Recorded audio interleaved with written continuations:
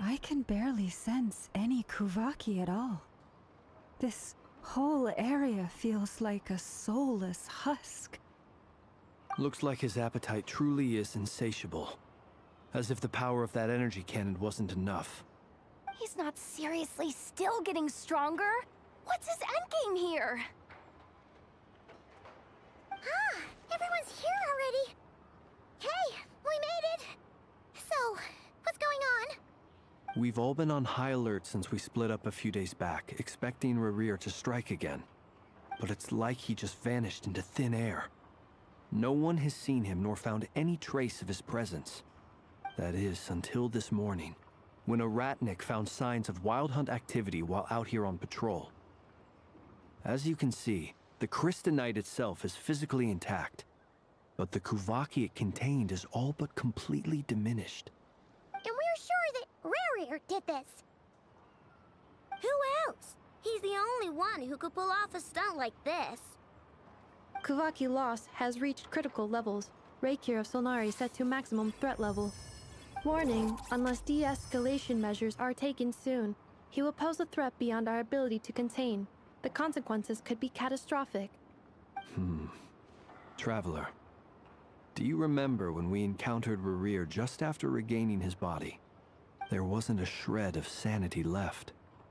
Nothing but madness and rage. Yeah, didn't he shout out a bunch of names? Then he started raving about how nothing in this world mattered to him. Oh, Paimon gets chills just thinking about it. Oh, but the thought that he's still out there, lurking somewhere in nod-krai, waiting for his chance to strike? Oh, even chillier. Last time we fought, we were already at a disadvantage. If he has such overwhelming strength, why would he suddenly go into hiding? Yeah, if I were him and I wanted more Kuvaki, I'd just take it by force. No point staying in the shadows. Unless something went wrong.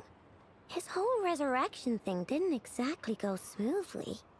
The other thing is, how does someone who's completely lost their mind still have the wherewithal to cover their tracks so perfectly? Beats me. According to certain medical studies, insanity does not always entail a complete loss of rationality. It may be that he is simply living in a world of his own. That actually sounds about right. He was ranting away to himself the whole time, like he had zero interest in talking to us.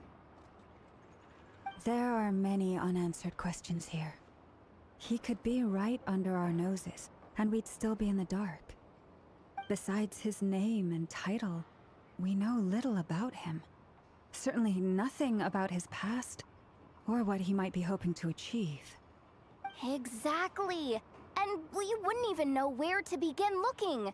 Even Boss hadn't heard of the Reikir of Solnari before all this.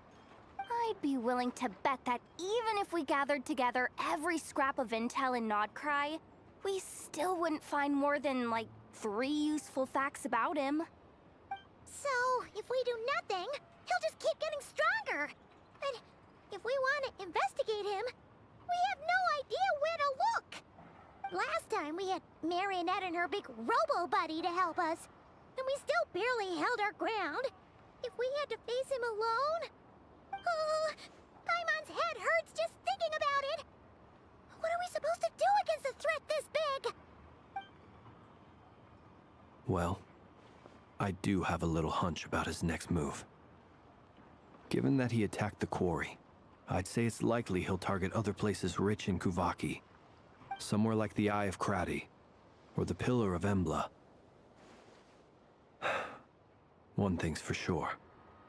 If we just sit back and let him keep absorbing Kuvaki, we really won't stand a chance against him.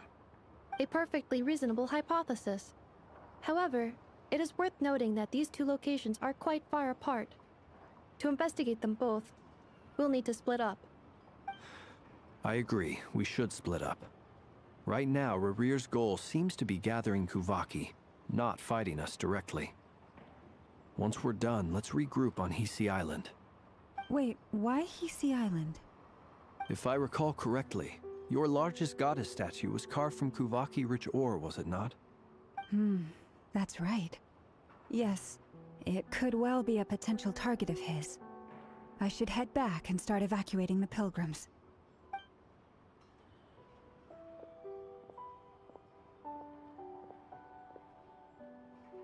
Splitting up's always gonna be risky. But I guess we don't have much choice, right? We're in a race against time here. And if we do run into Rear, what then? That's when you follow the third rule of treasure hunting. Run like the wind. Didn't you say the third rule was go with the flow? I don't know. Did I? Anyway, whatever. In this situation, go with the flow means go find backup. Agreed. If anyone finds so much as a trace of Rerir, do not pursue him. Get out of the area and alert the rest of us as soon as possible. We need to put safety first. All right, we'd better get moving. Come on, Anetha, let's go.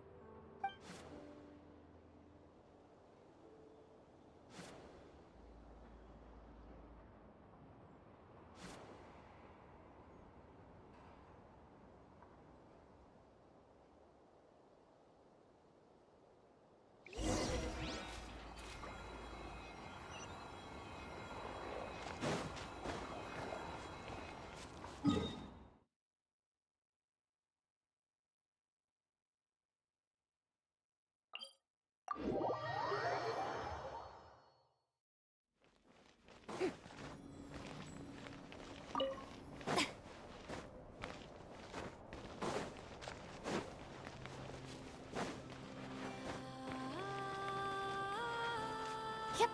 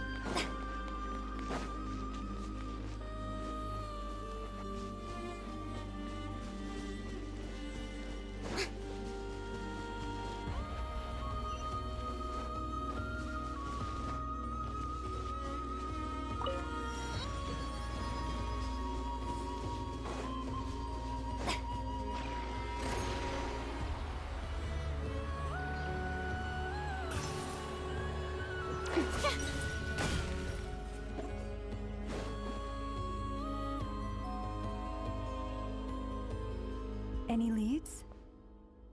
Nope. Diddly squat. No clues to where he might be hiding. It's like he's a ghost. It feels like we're sitting on a powder keg that could go off at any second. Ugh, I hate this feeling. I'd rather face him head on than be left hanging like this. So, you guys didn't find anything either? Not loving the word either. How about you, Flints? I questioned a few Ratniki and eventually narrowed my investigation down to one suspicious individual. But by the time I got to his place, he was already gone. Almost as if he knew someone was on to him. Either that, or he's just extremely cautious, and doesn't stay in one place for long. He's been biding his time for a while now.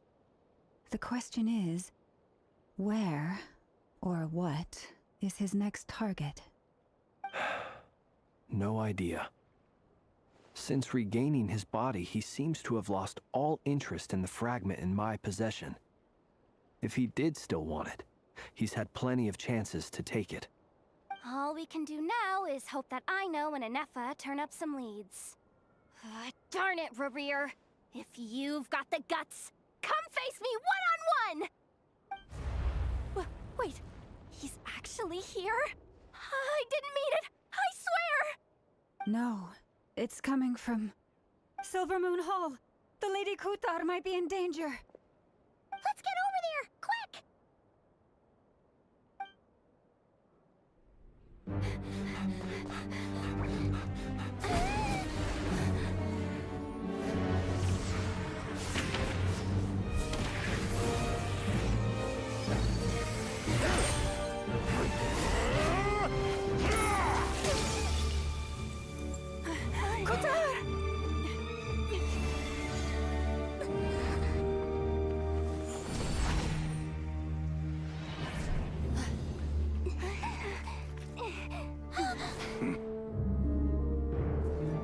Why is he attacking the damselette? What's going on? No time for questions. Stop him!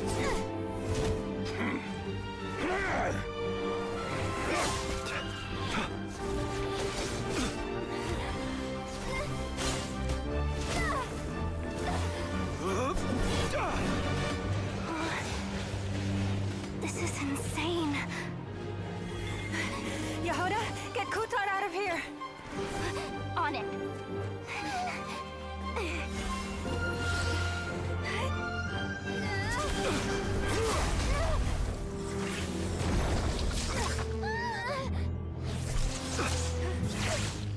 Look where your feeble light has gotten you.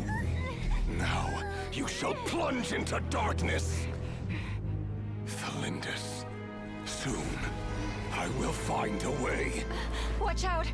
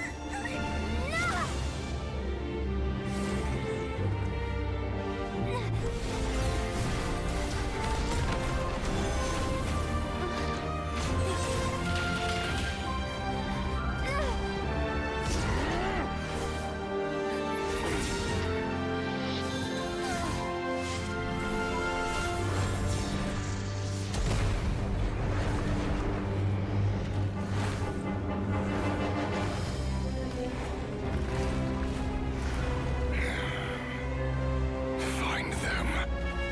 Even if it means turning this place to ashes.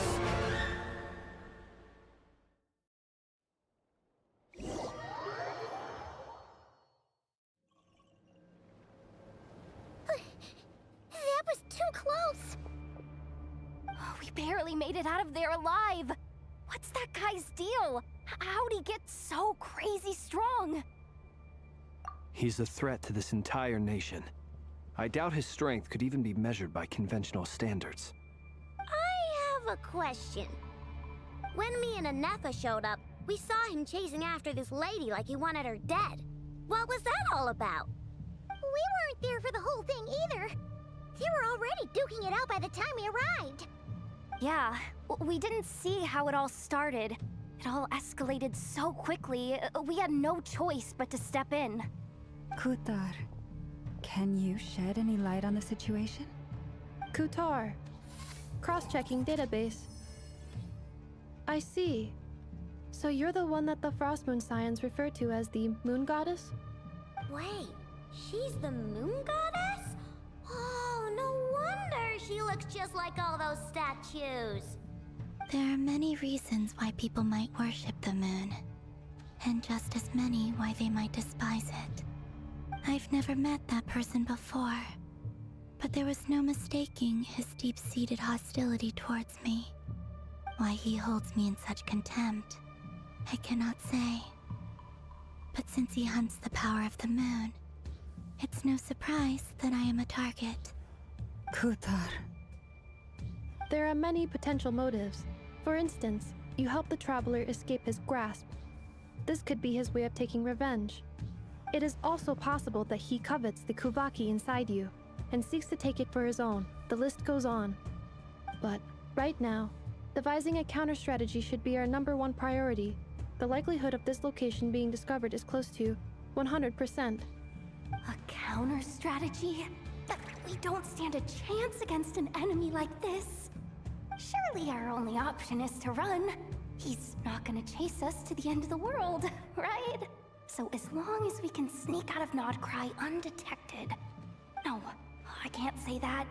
Come on, Yehoda. This is serious stuff. You can't suggest we all just chicken out. Running is our only option. Huh? You seem surprised. But what other choice do we have? We are facing an enemy we cannot possibly defeat in battle. Well, I mean, yeah, but still. It's not too late. I can distract him, so you have plenty of time to make your escape. Wait, what? You're gonna act as bait? Doesn't that make sense? I'm the one he's after. There's no need for you to risk your necks on my behalf. A coyote doesn't stop for bypassers while it's howling at the moon. What is it, Loma? The Frost Moon Scions have already grown accustomed to life without their goddess. My presence here is no longer essential, and this is not my home, so you needn't ask me to stay. We can't just roll over and let him get away with this. That's not our style. Yeah. We can't just call it quits after everything we've been through together. Besides, she'd pretty much saved my life back there. If I just ditched her now, I'd never forgive myself. We can't overlook that you have saved our lives multiple times now. To talk of returning the favor would be a little crass for my liking. But suffice to say that we are friends, and friends look out for one another. Riri's true objective remains unclear. Even if we were to sacrifice Miss Kutar, there's no guarantee he would stop. But Kutar, I know why you left the Frost Moon Scions so long ago. It was because people started treating prayer as a form of trade. They would make self-centered wishes, force you to accept meaningless offerings in return, and then expect you to perform miracles for them, as if that were their entitlement. If it were me, I might have walked away too. But I believe that time can change everything, and that sometimes it takes losing something precious to appreciate its true worth. After much reflection, I've realized that this was never about whether the Frost Moon Scions need you. Any relationship based on need is purely transactional. What I truly hope is that you'll choose to stay, not out of obligation, but as part of our family. You were born here, and now you've returned. Who knows? Perhaps it was the moonlight that guided you home. thank you, Lauma. But my power is on the wane. I'm afraid I will be of little use to you now.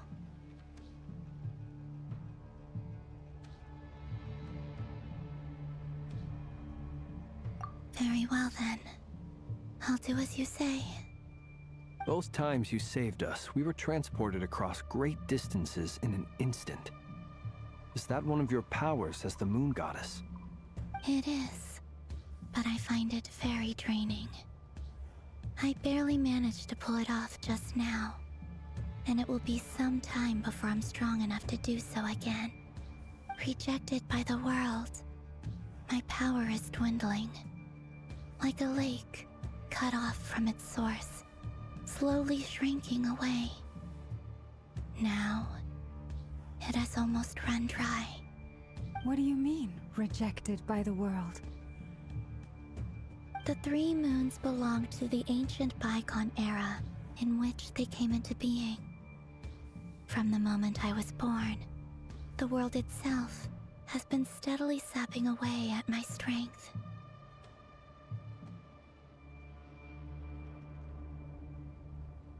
The three moons are not one and the same.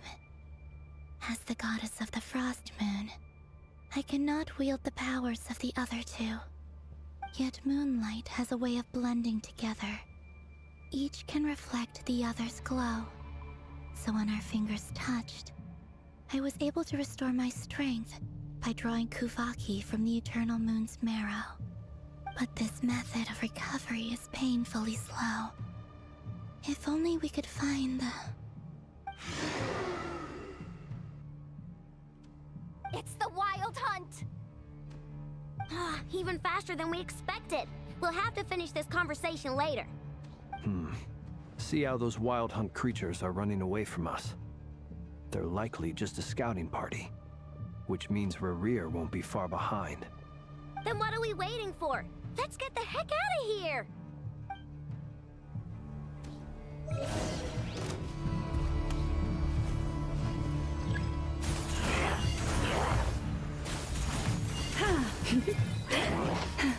By the Frost Moon of old. Yeah. Close your eyes. The long sleep beckons. They just keep coming! This is driving me nuts! Rerir's closing in on us. We need to pick up the pace. There's too many of them! And this time, we can't fall back on ourselves to escape.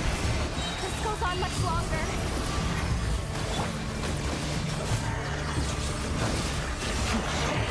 Close your eyes.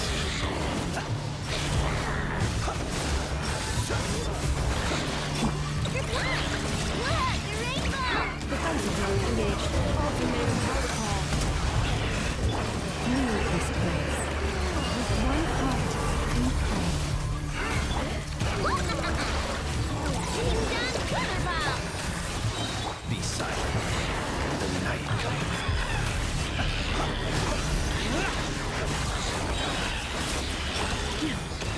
By the Frost Moon of old. Cleanup sequence initiated. Annihilation mode. You on this! Rush attack! Vengeance assault. With one heart and pray. Close your eyes. With the dark.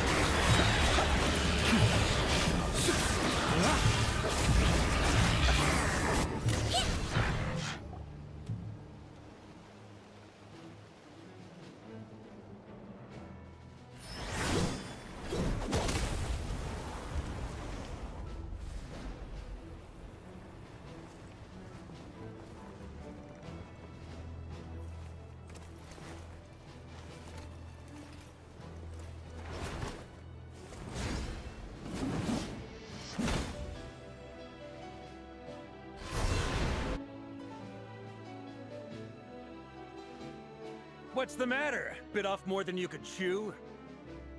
Who are you? Uncle Varka! You're back from Amsvartnir? Whoa! You're Varka? Grand Master of the Knights of Favonius? We could save the intros for later. Right now, let's get you all out of this hellhole. Follow me. I know somewhere you'll be safe. Oh, is that where I think it is? That's the one. Come on, move! There's no time to waste.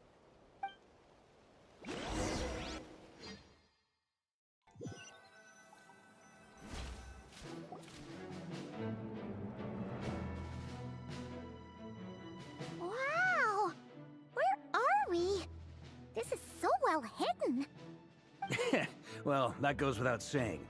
This is the Knights of Favonius' meeting place in Nod-krai, and a contact hub for the Northern Intelligence Network.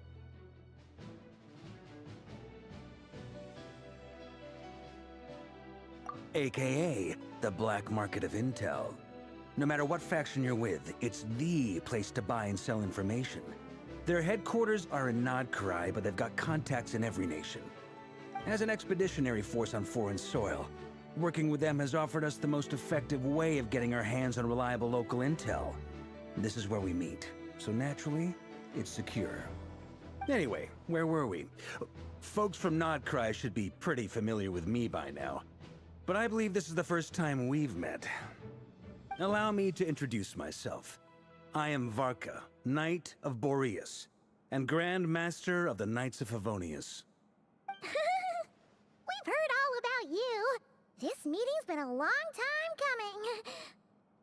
You look way younger than Paimon expected, but you definitely have that Grand Master vibe. Well, I'm no spring chicken. Just not showing my age yet. Definitely feeling some of that back pain today, though. Rushed back from Amsfartnir without a wink of sleep, only to get right into another fight with that freshly revived maniac. Another? You mean you fought him before? Yep. He wasn't nearly as strong back then, but he was still a formidable foe. I brought some of the knights along to give him a little surprise, but he saw us coming from a mile off. My squad took heavy injuries, and I barely made it out alive myself. We knew it might have been our last chance, so we staked everything on it. But still, it wasn't enough to stop him. I tried tracking him down afterwards, but he didn't leave a trace. Even in his unhinged mental state, he's as cautious as any trained operative. So, I decided to come find you. And as luck would have it, turned up to find you being ambushed by the Wild Hunt. The rest, you already know. Is that why he's been frantically absorbing Kuvaki these past few days? Because he sees you as a threat? Maybe I'm part of the equation, but even if I weren't, I'm sure he'd still be gathering power. He's clearly working up towards something. Note to self, Uncle Varka's strength rating officially upgraded. Guess it's my turn to ask questions now. So, what exactly has been happening in nod-krai? Why is the Wild Hunt returned in humanoid form? And why is it after you? That's a long story, but I'll try to make it quick.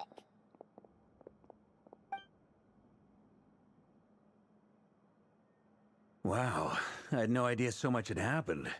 Sounds like you guys have really been through it. So, the Kutar is actually a Fatui Harbinger. And all this Wild Hunt activity in nod-krai is the work of the Raker of Solnari, one of the 5 sinners. That's a lot to take in. Need some time to wrap my head around it all. I'm truly sorry, Mr. Varka. You stood with us against the Wild Hunt, and did everything you could to stop it from escalating into a full-blown catastrophe. And then, the one time you're away, it all comes to a head and all your hard work gets undone. You've got nothing to apologize for, Miss Moonchanter. You can plan 100 steps ahead and still slip up. That's just life. No one knows what tomorrow holds. You can't predict which way the wind will blow next. And, to be perfectly honest, I can't say I'm surprised. For all the times we've defeated the Wild Hunt in the past, we've never been able to completely wipe it out. Turns out, we were just delaying the inevitable. But now that a new variable has come into play, fate may well take a different course. A new variable? You mean us? Who else? And in a strange way, I think his resurgence might not be an entirely bad thing. The Wild Hunt is like an unrelenting force of nature, but Rerir is an individual with an agenda. He's gotta have a weak spot somewhere. That said, while I was explaining everything just now, some of the points that Mr. Flint's added caught my attention. You mean about our mystery ally? That's right. From what you've said, not only did they lead you straight to some key files, they also shielded Hisi Island from a lethal Kuvaki blast. I don't know who or what could pull something like that off. Heck, even Miss Columbina doesn't have a clue. I hadn't heard the story about those files. Would you mind repeating their titles for me? Wild Hunt Phenomena Log, a nod-krai and Ratnik's Field Journal, and Kuvaki Survey Log. Oh. No. Still doesn't ring a bell. Another dead end. Guess all we can do now is hope that our mystery ally keeps showing up when we most need them. Still, it's safest to assume they won't be intervening again. From here on out, we'll have to resolve this crisis by ourselves. Your intel also explains something else I've been wondering about. The reason I led my team to Amsfarnir was because we'd had reports about a possible source of the Wild Hunt showing up there. But once we looked into it, it turned out to be a red herring. I don't know who was behind it, but clearly, it served its purpose. I doubt it's by chance that he happened to make his comeback while my attention was diverted. And from everything you told me, it sounds like his scheming began well before his return. So maybe luring me away was all a part of his plan. But is it even possible that he orchestrated all of this by himself? The Moon Maiden and the Raker of Solnari. Nod-krai of all places. The way everything is unfolding, it can't be a coincidence. So, what do we do now? Got any ideas? Right now, we've got at least 3 things to consider. Let's go through them one by one. First, we need to figure out how to take down Rerir. If we can't beat him in a straight-up fight, the rest won't even matter. To my knowledge, the bulk of nod-krai's fighting force is already gathered here. But even with everyone united, we're still no match for Rerir in his current state, let alone with his power still growing. What if there was a way to tap into a new power of our own? How so? Have you thought of something, Columbina? 3 moons once watched over this world. The Eternal Moon was the largest. The Frost Moon was the brightest. And the Iridescent Moon was the most mysterious. They say that back then, the 3 moon goddesses wielded immense power. Enough to shape the workings of the world itself. I now bear the Frost Moon's power, and the Eternal Moon's marrow resides within the Traveler. Hold on. Are you suggesting? The iridescent moon.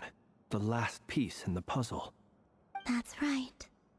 If we can find the Iridescent Moon's marrow, I will be able to regain my strength much more quickly. The 3 moons are said to stir the tides and illuminate all things. Perhaps they hold further secrets beyond our understanding.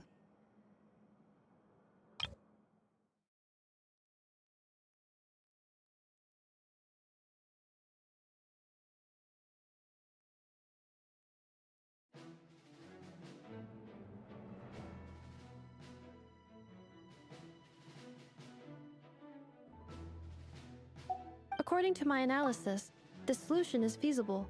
However, it is subject to one major condition. How do we locate the Iridescent Moon's marrow? I know a way, but we will need to visit the Fatui's Experimental Design Bureau. The Experimental Design Bureau? Are you saying we need to involve Marionette? Yes, I must speak with Sandrone. It's a long way from here to the Experimental Design Bureau. There's a high chance you'll be spotted. You shouldn't go alone. Then that's settled. Next up, our second priority. Somehow, we need to figure out Rerir's end goal. As you saw for yourselves, when he was still in his Wild Hunt form, everything he did was for the sake of recovering his body and resurrecting himself. His first act since then, after laying low for a while, was to try and assassinate this young lady. People's obsessions often reveal their greatest vulnerabilities. There must be a reason why he despises the moon so deeply. Perhaps it sheds some light on his title, the Raker of Solnari. The Wild Hunt has plagued nod-krai for centuries now. If we want to stop it for good, we have to get to the root cause of what's driving it. It's true. We still know very little about him. If Kuthar hadn't given us that lead, we wouldn't even know his name. But where would we even start? I doubt even the Intel Queen of nod-krai has a clue, and she has info coming out of her ears. Oh? That's a rather hasty conclusion for someone who's so painstakingly meticulous when it comes to dealing with machines. She heard me.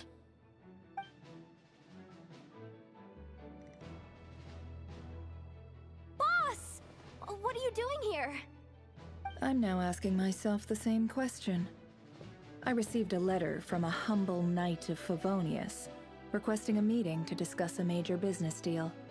But it looks like this humble knight had something else in mind. Details, details. Miss Neffer, the important thing is that you've arrived at the perfect time. Since his failed ambush, I've been racking my brains trying to come up with a plan to fight Rarier. Given the severity of the situation, I think it's fair to say that our only chance lies in uniting as one. And I'm talking all the factions in nod-krai. We can't do this without the Curatorium, but I knew it'd be a tough job to win you over. So, I took the liberty of reaching out for a little chat. Wait a sec. How did you even hear about this place, Neffer?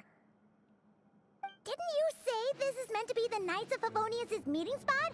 And a contact hub for the Northern Intelligence Network? And isn't it supposed to be super hidden? You really think he could have gotten settled in nod-krai without my help? Besides, I'm the one running this gig. Of course I know where the meeting place is. Allow me to introduce the current head of the Northern Intelligence Network. If it's intel you're after, she's your woman. Pretty much seen and heard it all. Please spare me the flattery.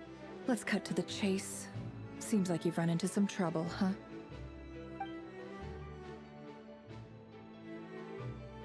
Well, this certainly qualifies as an unforeseen crisis.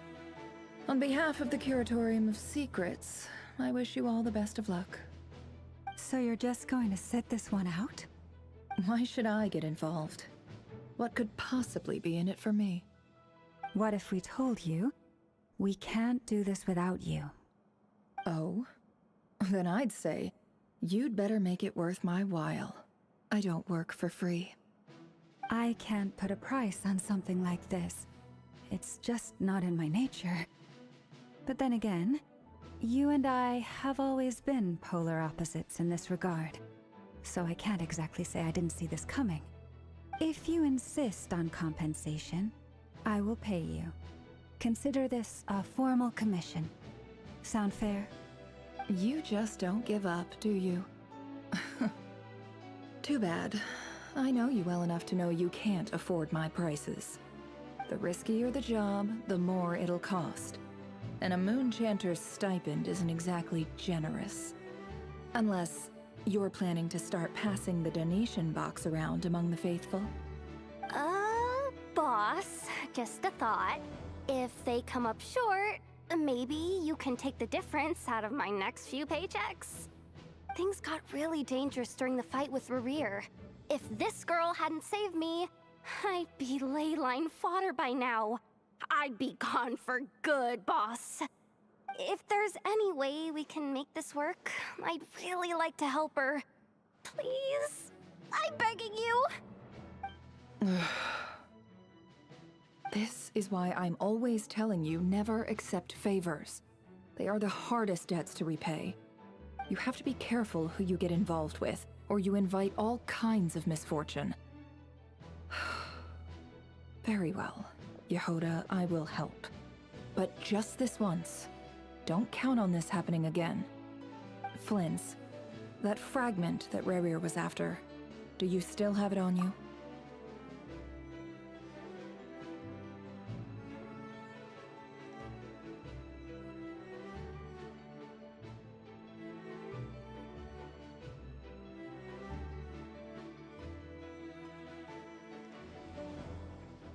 Of course. Let me borrow it. I need it to follow up on some leads. Wait, you actually have some leads? Shh. This is top secret information. I get it. We all have things we'd rather keep to ourselves. Plus, I know we can count on you, so we'll leave the intel gathering in your hands. And that brings me to the third and final item. We need to find a way to distract him. We need time to make our move, so someone will have to stall him. I'm in for this part, no matter what. Anyone coming with? Count me in too. it, you two! Quit playing heroes! I'm way ahead of you here. Nefa did a scan of the Moon Goddess's Kuvaki signature, and we're gonna use it to make some decoys over at the Krumkake craft shop. Anyone who's in, follow me. Once they're ready, we'll deploy the decoys across nod-krai. So as long as the rest of you keep moving, he won't catch on to your scent and won't be able to track you down. I like it. Genius idea. No biggie. All right then, we'll split into 3 teams. Once your team has finished their mission, return here and wait for the others. Dismissed!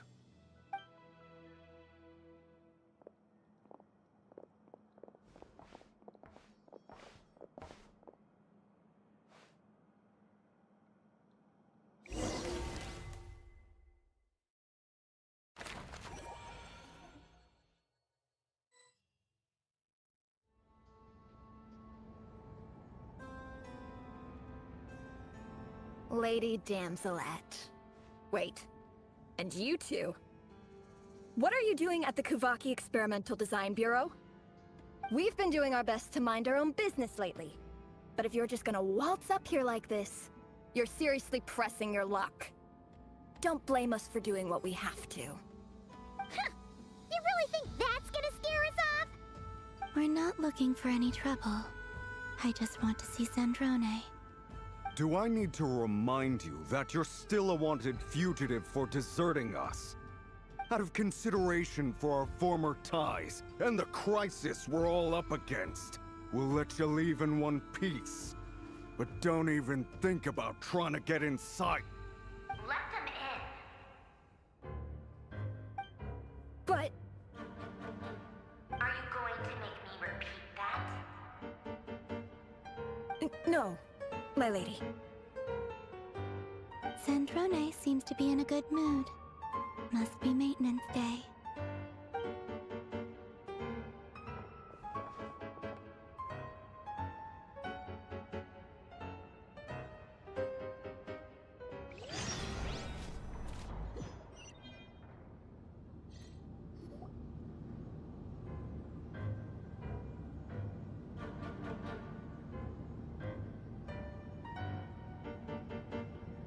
So tell me, to what do I owe the honor this time? Actually, before you answer that, just so we're clear, we're not colleagues anymore, Columbina. I don't owe you anything. I promise it's nothing big. It seems like you've gotten the wrong idea here. The only reason I let you in was because I was bored. It seemed like a way to kill some time and satisfy my own curiosity. Whatever miscalculations I may or may not have made in the past, I haven't lost the plot enough to even consider sticking my neck out for your sakes. I'd like to speak with Arlecchino. What? Huh? You mean the knave? I'd like to speak with Arlecchino. Is she in nod-krai? No, she's not. Once the work on this facility was completed, she went back with the rooster and Regrator. The only ones in nod-krai are me and... What is it you need to speak to her about anyway? Rerir is hunting me. If I'm going to face him, I must first retrieve the lost moon.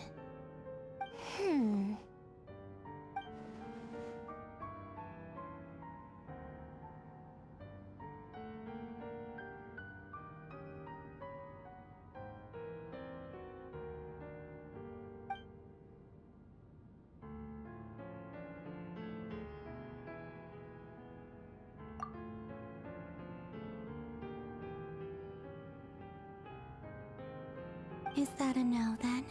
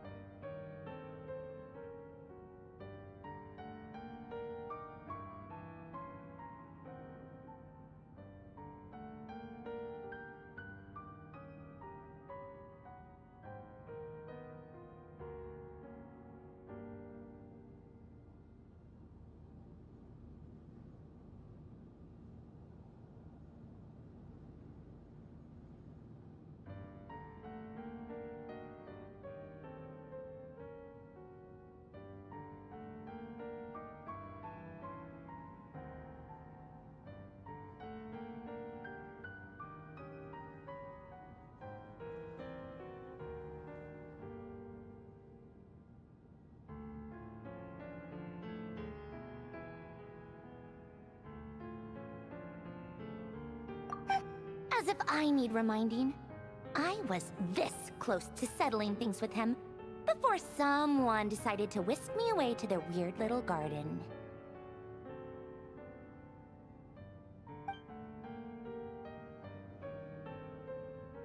Have you held any tea parties lately? Tea parties? Yeah, obviously. You don't seriously think we'd pack it all in just because you aren't here.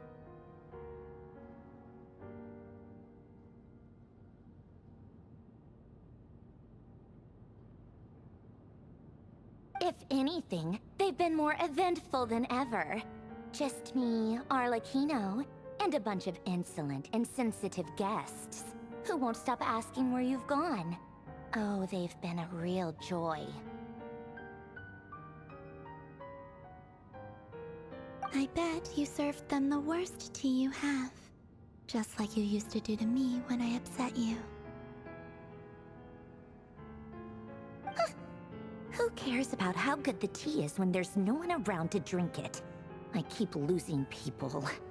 First Rosaline, now you. I'm running out of people who can make me laugh.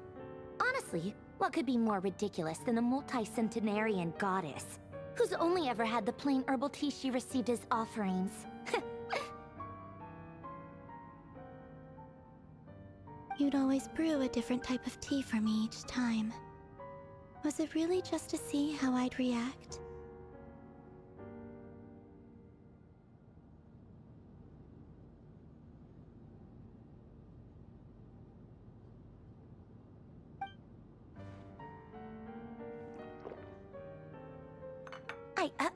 Well, duh. Why else? Watching you squirm was practically my only form of entertainment.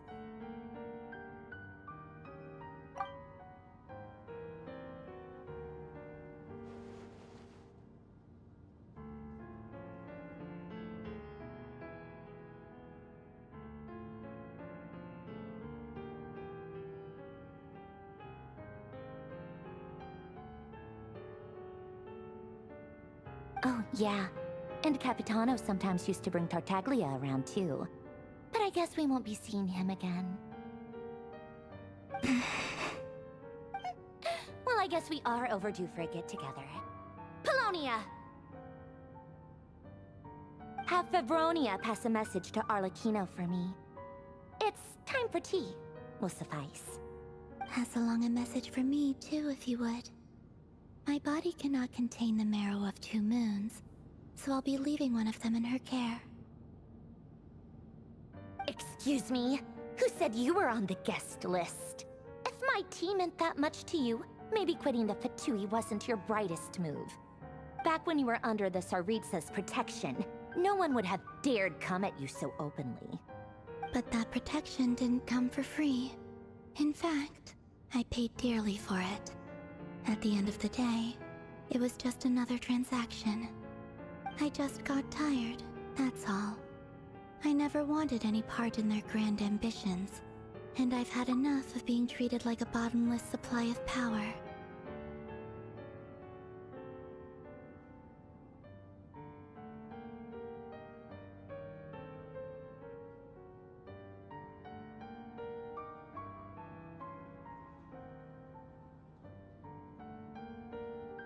It brings back memories from the old days, when I was still worshipped as the moon goddess.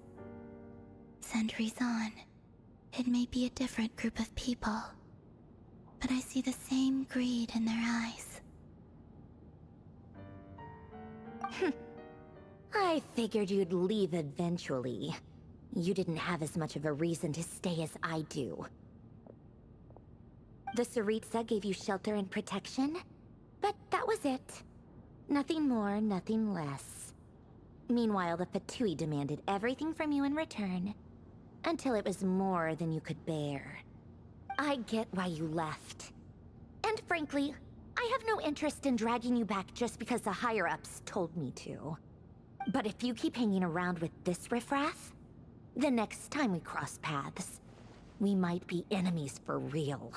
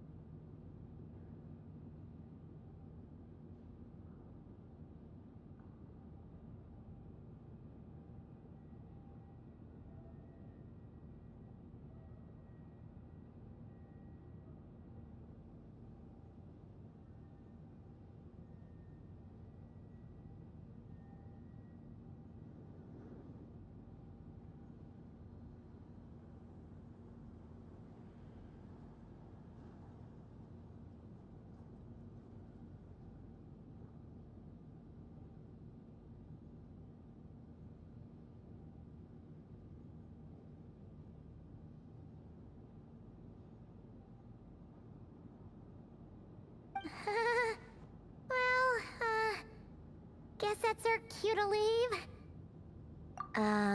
That might be your plan. But it sounds like someone else wants you to stay a little longer.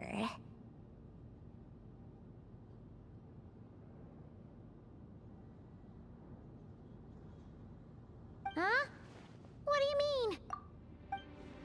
mean? Listen.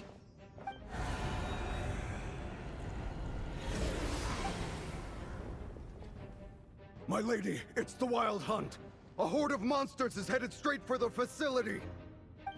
Another uninvited guest trying to crash my tea party. Clear the area! I'll handle this. Wait, what?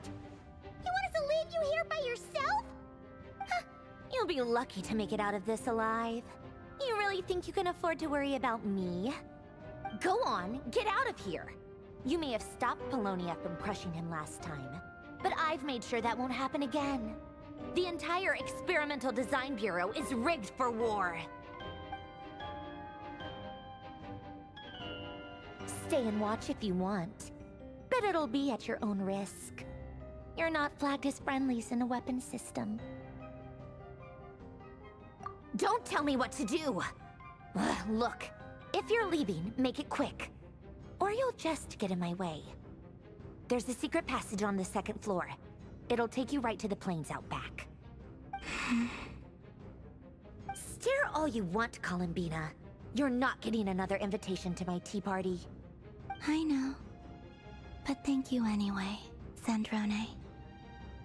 This is exactly why you shouldn't hang around with those people. All their melodrama and sentimental nonsense is rubbing off on you.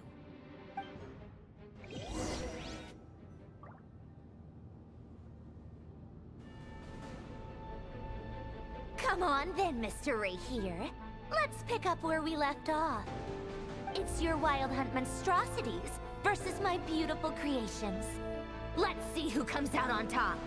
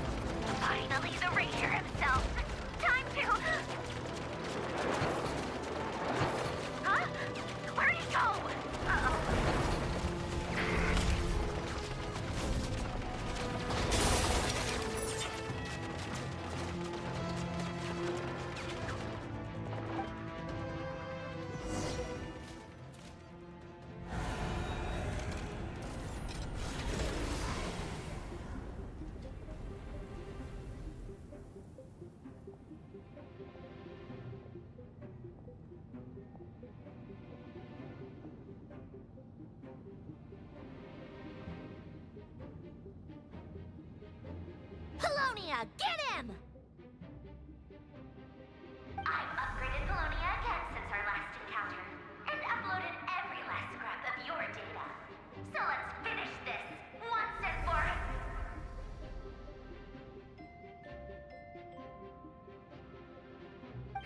She's not here. Where did she go? Hey, over here, you big... Curse it, Moon. Go. Keep searching. She cannot have gotten far.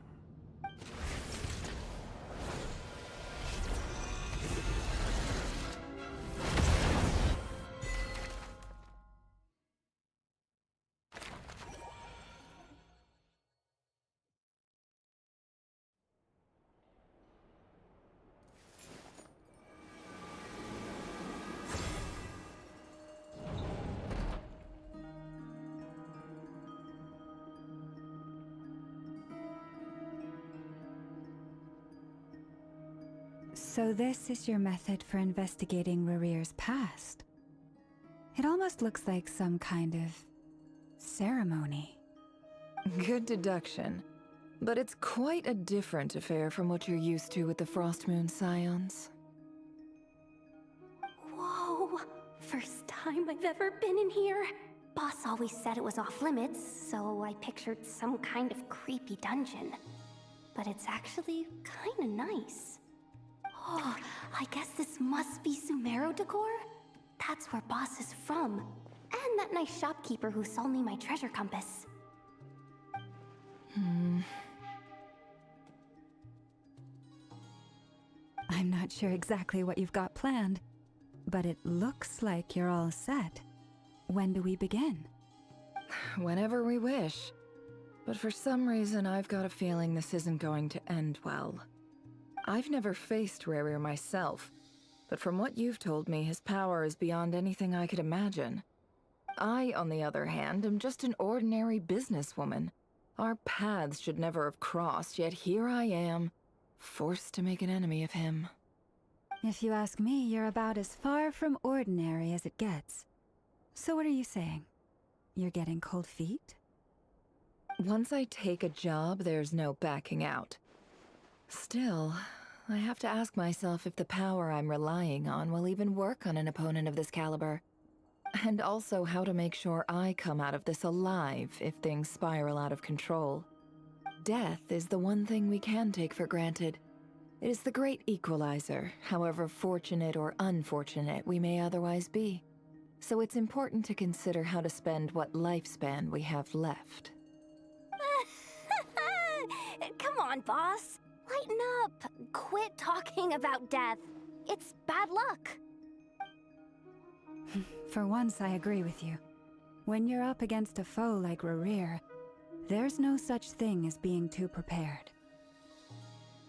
Is there anything I can do to help? That won't be necessary. I've already made up my mind. Time to cash in a precious favor I've been saving for a rainy day. Yehoda, I need you to find someone for me. The sooner the better. Eh? Find who? That shady merchant who sold you an overpriced treasure compass the other day. Come on, boss. You're pulling my leg again. In what way is she shady? She showed up when I was completely lost and sold me a neat little gadget that was exactly what I needed. Trust me, she's a good person. Anyway, I know who you're talking about. Don't go anywhere. I'll be right back.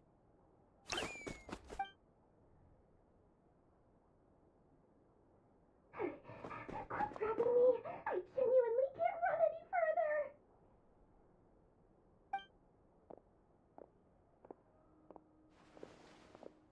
Hey, aren't you? What is it? What's the big rush? You dragged me out of a dream where I was literally swimming in Mora. I'm charging double my usual attendance fee. See, look how easygoing she is. After that rude awakening, she could have completely snapped at us. But instead, she kept it together and just asked for an extra fee. Dori Sangama Bay? I never would have pictured you two doing business together. If you want to make it big in nod-krai, it's all about connections. Lady Nefer just so happens to have a lot of intel that interests me. And she also did me a big favor in the past. It was back when I first arrived in nod-krai. My trusty assistant, the genie in my lamp, had an adverse reaction to the Kuvaki and fainted. And wouldn't you know it, that's when I suddenly find myself in a life-or-death situation.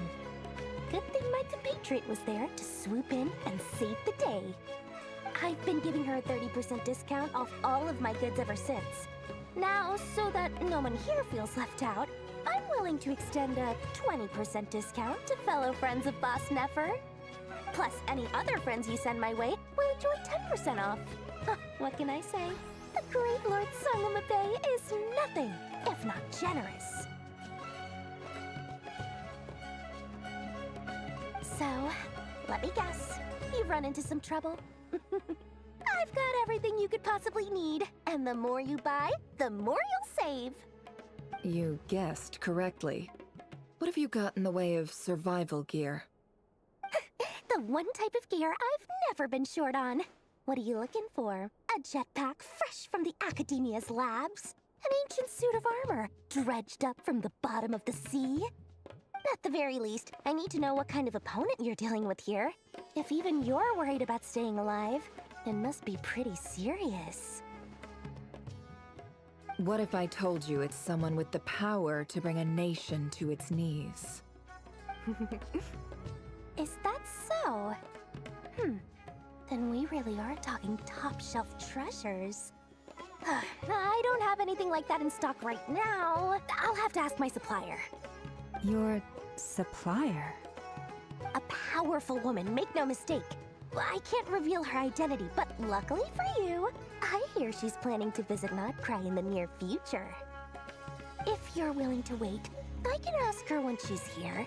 Can't say exactly how long that'll be, though. Then, let me put it another way.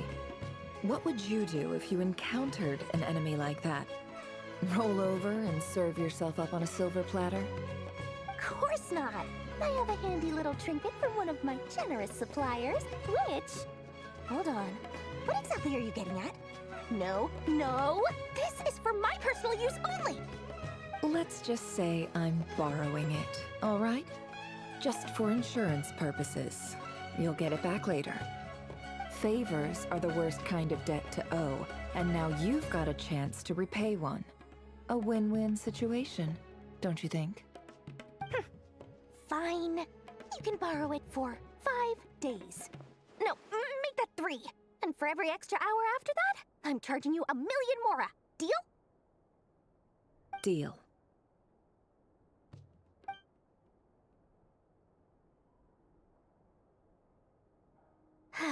What a way to start the day. Now, was there anything else you wanted? Or can I go back to bed now?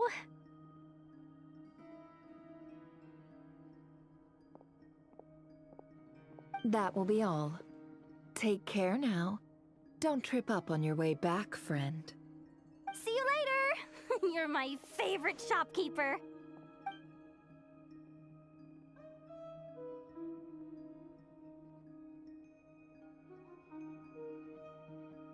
Excellent. Everything is well and truly ready. The ceremony can now begin. After initiating the ceremony, your minds will follow me wherever I go. You will see many strange things in your mind's eye. So remember, don't be frightened, and don't make a sound. Now then, let us peer into the Raker of Solnari's past.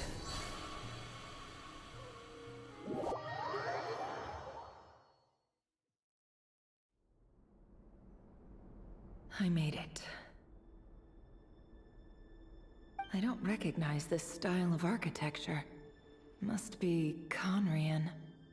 Simple furnishings, table and chairs. It's a more ordinary house than I might have expected. Looks like the fearsome Raker of Solnari came from surprisingly humble beginnings. Unless this passed for luxury in Conria. Unlikely. It was said to be a very prosperous nation in its heyday. Anyway, I'll keep exploring.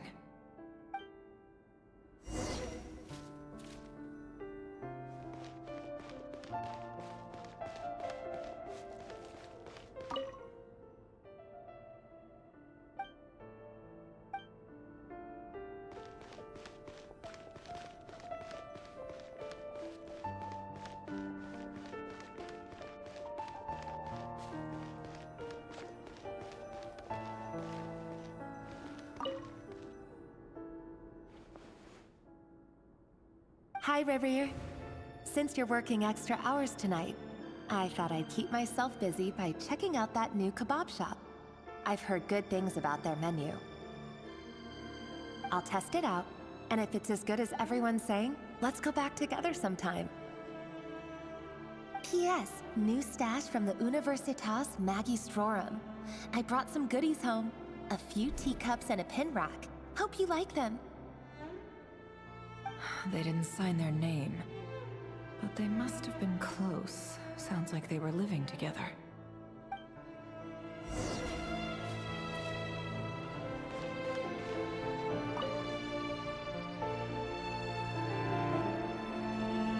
I went over to Joseph's for drinks today.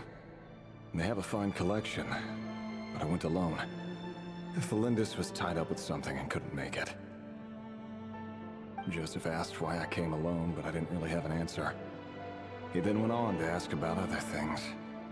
If you ask me, someone who asks that many personal questions is too nosy for their own good. But if he invites me again, chances are I'd still go. Thelindis. That's the same name Rerir mentioned. Crane imports keep falling. If things don't pick up, we'll soon be back to meat and mushrooms only. Honestly, I'm not a huge fan of that new type of mushroom everyone's been into lately. Didn't it start out as a lab-grown variety? I heard it's even mildly corrosive. Seriously, why would you even eat something like that? I don't care if it's an impressive feat of alchemy. That just isn't the kind of thing I like to eat. Grain has to be imported, and they're eating a diet of mostly meat and mushrooms. Could it be because Conria is underground, so it doesn't get much sunlight? That would explain why they use so much stone in their buildings. They even use alchemically modified strains for food. Seems like the people of Conria don't have many options when it comes to dining. I've just about saved up enough now. Time to buy it and keep it somewhere safe. Making a big purchase. I wonder what it is.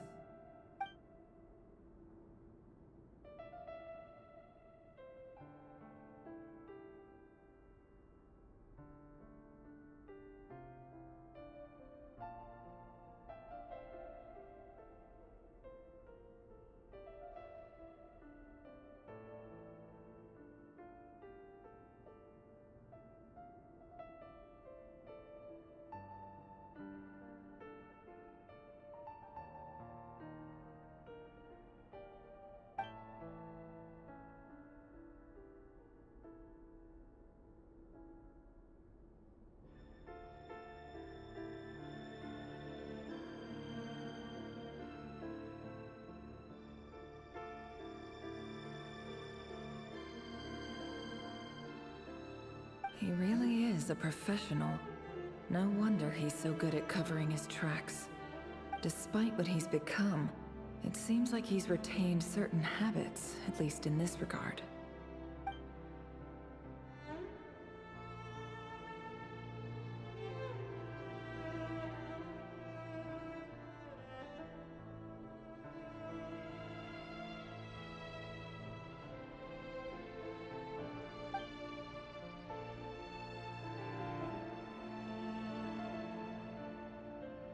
Did Rary rip it out himself?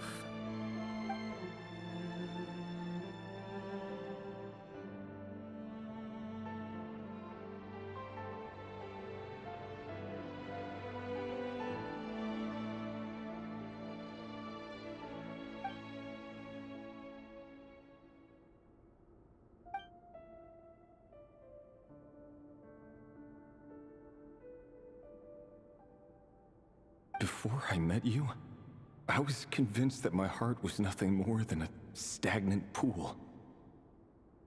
The burial place of a fallen moon. A withered, windless grove where the waters rested forever unrippled.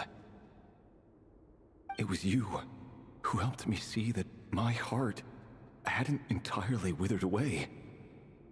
That it could still beat to the rhythm of love.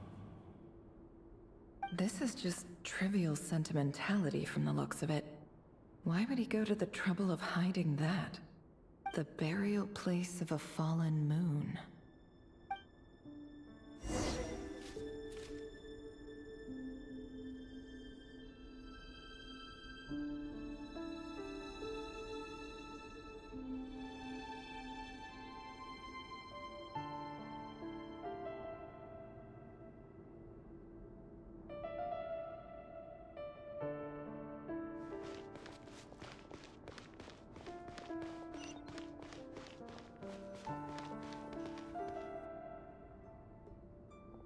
Reverie, over here. Dane! Oh, and, Vedaflin here? What a surprise to see you here, sir. Hello there, Rerir. You need not address me so formally outside of court. He doesn't get that much free time, so I invited him over for a drink. Even the court prophet deserves a break every now and then, right? Well, I'm flattered. So, what are we discussing today? Hey, don't look at me. As far as I see it, we don't need an excuse to have a few drinks. Come on, don't give us that. Didn't you say you were about to pop the big question? How's that coming along? Who'd have thought the great Twilight Sword was an even greater gossip? I just didn't expect you to be the first one to settle down and get married, that's all. Yeah. If you told me that a few years ago, I wouldn't have believed you either. So, are you planning to come clean about your job then? I'm guessing you still haven't told her. Sure, I'll have to tell her at some point. But I'll need to pick the right time and place. To be honest, I have no idea how she'll take it. Come on, stop being such a pessimist. For all you know, she could be thrilled. I bet she'll be much more impressed by your actual job than the one she thinks you're doing now. A member of the King's Guard. Quite the cover story. Does the king himself even know? Of course he does. Anyway, enough about me. How have you been? Me? Same old, same old. Nothing much to... Huh? What's up, Fed? It's nothing. Vedaflin, Dainslift's elder brother. Renowned throughout the court of Conria as the Visionary, and said to possess a wisdom far beyond the reach of any ordinary man. And yet, despite the gulf between us, he seems to have something to say about me. Does he even know me? Does he see me as a friend of his brother, or just another of the Vinster King's blades?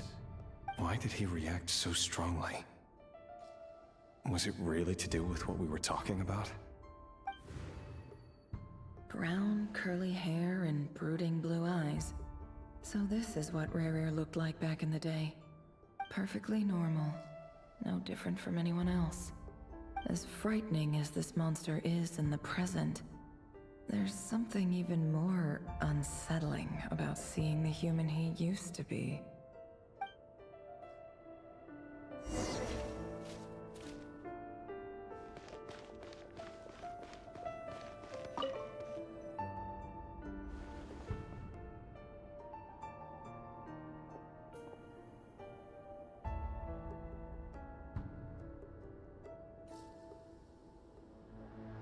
Felindis? You're back early? Our equipment's being serviced today, so I got off earlier than usual. How's your day been? Aw, why the long face? Is something the matter? Has your boss been giving you a hard time again? Went for a drink with Dane and the others after work. Isn't that a good thing?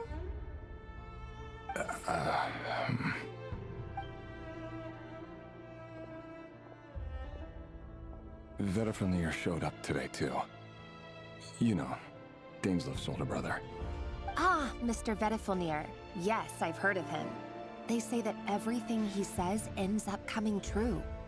He overheard Daneslif mention that I'd recently proposed, and seemed to have an issue with it. But when I asked what it was, he kept it to himself. So, you're worried? You can be such a child sometimes, Rebrier. We're nobodies. Why would the Visionary be concerned about us? I'm sure someone in his position has much bigger fish to fry. Maybe you're right. You worry too much, Rebrier. We've been together for ages now, and everything's been going so well, has it not? You've even proposed to me. So, you do remember. Tell me then. What's your answer? Like I said, I need some time to decide. You can't just rush into things like this. We may be nobodies in the grand scheme of things, but if we want things to work out, we've still got to plan ahead. All right. Take your time. Just don't keep me waiting forever. Nobodies. Sounds about right. In the eyes of people like Vedifalnir and Daneslif, what do we matter? Can someone whose gaze is so fixed on a far-flung future even see the present clearly? Besides, the dynasty's fate rests with the king and his inner circle. Whatever I do, it won't make much difference. Meanwhile, every idea they come up with and every decision they make, it affects everything.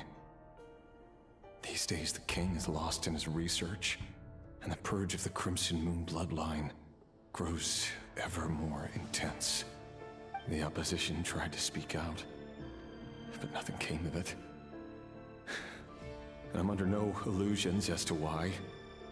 Because we eliminated them and got rid of their bodies.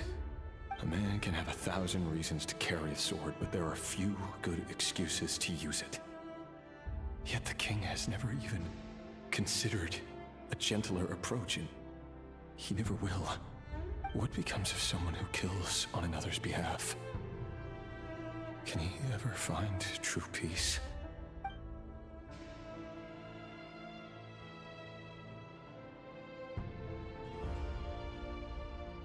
Thelendis?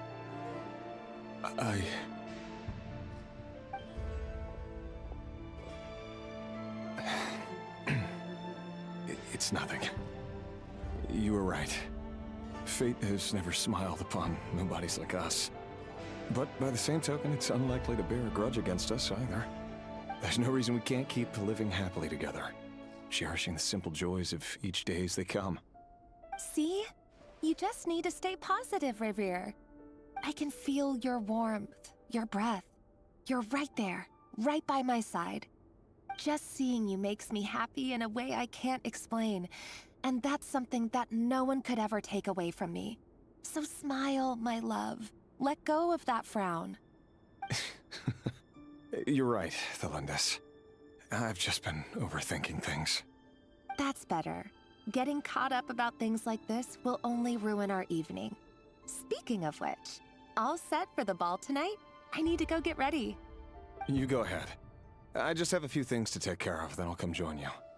Even busier than the big shots, huh?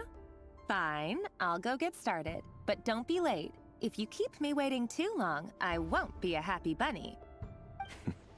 Relax. I'll be there. Seriously, though, you drive a hard bargain. You're really gonna leave my proposal hanging and still expect me to take you to the ball? Well, that goes without saying. I already told everyone I'd be coming with a dance partner. Besides, they're two completely different things. Let's take it one thing at a time, all right? All right. White outfit it is. It seems like Rerir was deliberately hiding his ties to the intelligence services by giving the impression that he was just an ordinary member of the Finster King's Guard. He clearly doesn't want his would-be fiancée to know about his other life. Then again, that's hardly surprising. People in the intelligence trade rarely do. Who'd have thought we were in the same line of work? Let's dig a little deeper.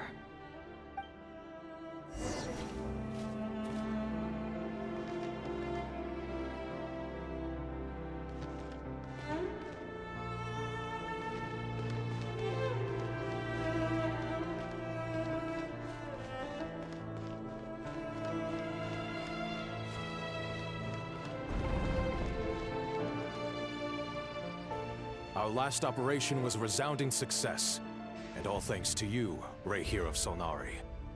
In total, we apprehended 32 dregs of the Crimson Moon, and 67 accomplices. After all these years since the dynasty's fall, so many of them still linger on. Indeed, it cannot be denied. Yet it was destiny that the Crimson Moon should be overcome by the eclipse, and that His Majesty, the all-seeing Vinster King, now guides our nation on the path to prosperity.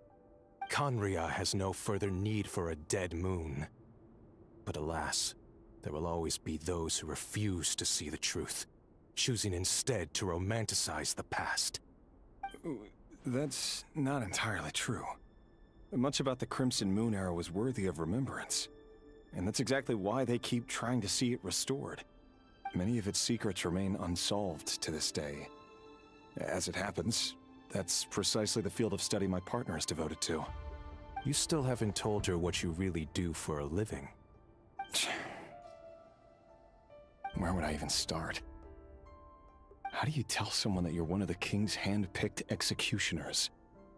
That your hands are steeped in blood? You didn't choose this life, any more than I did. Orphans like us don't get a say. But I'll sure as heck be the one to pay for it. Speaking of which, we need to be more rigorous in the way we identify direct descendants of the Crimson Moon. Someone, it seems, has strong opinions about my future plans. Most likely my marriage in particular. I have a feeling that we may soon become targets of the Crimson Moon's retribution. Your concerns are not unfounded. They've taken out many of our colleagues these past few years, and for that very reason. These are no helpless lambs we're leading to the slaughter. They're wolves in sheep's clothing. Take care, Rahier of Solnari. I look forward to toasting you at your wedding. Thanks, Thorkel. You look after yourself, too.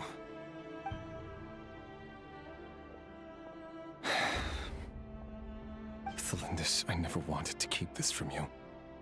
You're the last person I would ever want to lie to. But that's exactly why I can't tell you everything. There are things you shouldn't know. Things you cannot know. The Moonlit Dynasties are a thing of the past. Yet even now, with the sun shining high in the sky, there are those who would call forth a dead moon's ghost. Could that be why Vedalfnir held back? Or was it because of some court secret he's not at liberty to share? I have to get a clear answer from him. No matter what happens, I will protect Thelindis. Rarir seems to be very concerned by Vedalfnir's reaction. Vedalfnir and Dainsleif, the Visionary and Twilight Sword. So that's what they were really like. I've investigated this whole area now. There doesn't seem to be any other memories here. Should I try somewhere else? Wait a second. What's this black smoke?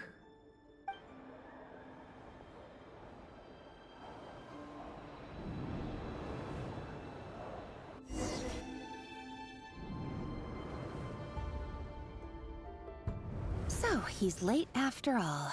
Just you wait, Rarir. You're in for it. Big time. Are you waiting for someone, ma'am? Could I tempt you into buying some flowers? Oh, sure. Pick me out a pretty bunch if you would. Thank you. But I'm afraid none of them are as pretty as you. For someone so young, you sure have a way with words, don't you? I'm only telling the truth. Look me in the eyes. You'll see I'm not lying. You're May we have a word in private? Who are you? And what do you want? It doesn't matter who I am. Too many of our kind have fallen lately, so I decided to take the risk of reaching out. Not long ago, the Ray here of Solnari led an assault on one of our strongholds. We suffered many casualties, and many who came to our aid lost their lives as well. Sorry, I don't know why you're telling me this. And I don't want to get involved. Wait, hear me out. This time we finally got a clear look at his face and learned his true identity.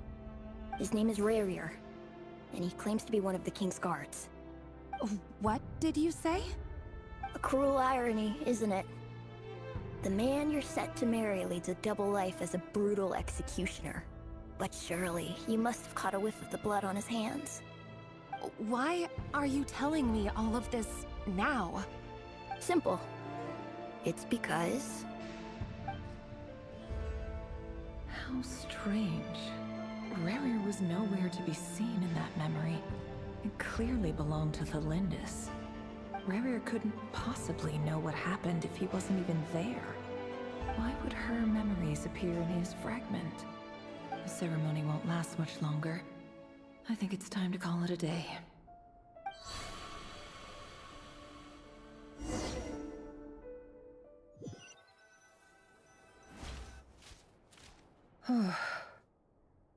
So that was your doing? Did you just pull us inside Rarier's fragment to spy directly on his memories? Any more questions, and I'll have to start charging. I had no idea you could do that, boss! Seriously, that was amazing! We're not worthy. We're not worthy! I gotta admit, though, I'm itching to see what happens next. Feels like we barely scratched the surface. I'm just as curious as you are, but the ceremony only allows for limited time inside. That's all we can see for now. Luckily, we managed to learn quite a lot. So far, so good. I just hope the others are doing okay too. Especially the group with the Traveler. Their mission is a risky one. Let's hope it's all going smoothly. If you're worried about them, go see how they're doing. If I know Boss, she's gonna need some time to write up all the details and make sure it's all coherent. I'll stay behind to lend a hand, but feel free to head back and meet up with the others.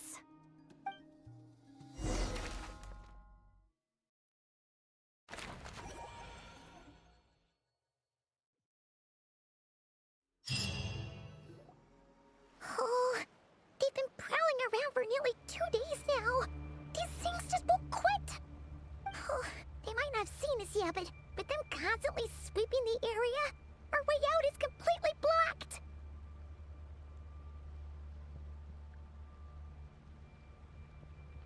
Oh, that's never gonna work. One little slip up and it's game over. If they spot us, they'll run straight back to Rarier. And once he knows we're here, it won't be long before he's breathing down our necks again. Oh, guess you're right. All right, time to zip it.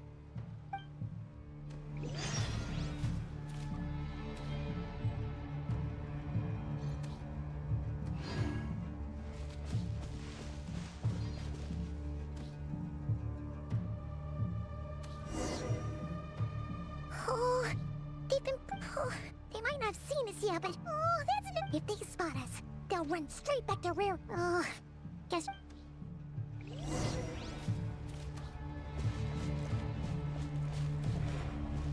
Quick, hide! We almost got spotted.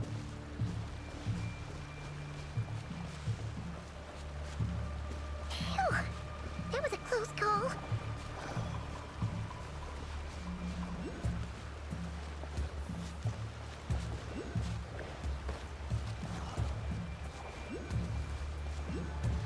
Watch out! He's coming this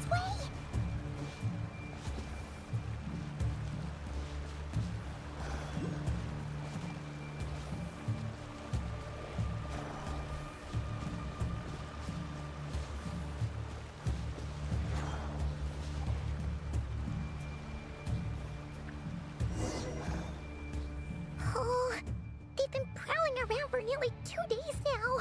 These things just won't quit.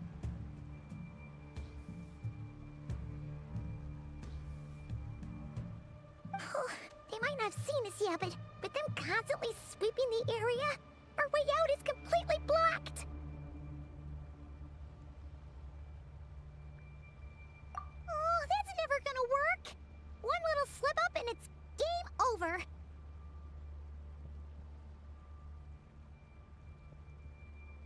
If they spot us, they'll run.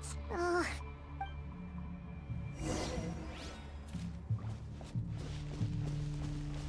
Quick, hide! We almost got spotted! Phew! That was a close call.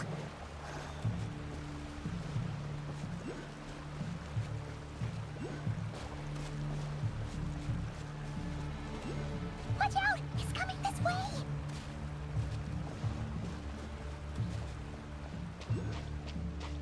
Keep going. We're nearly there. This is the final hurdle.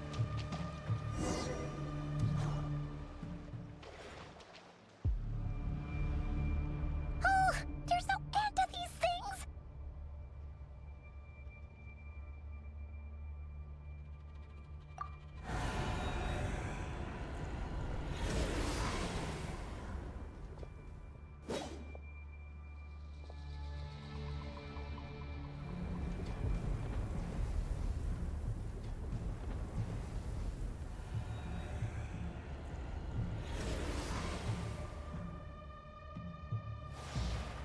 Fire.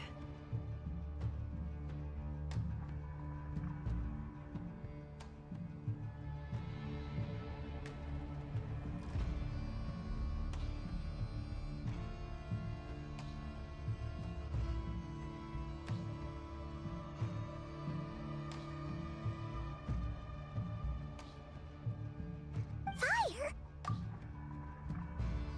Wait, what's that smell? Oh no! There's a fire!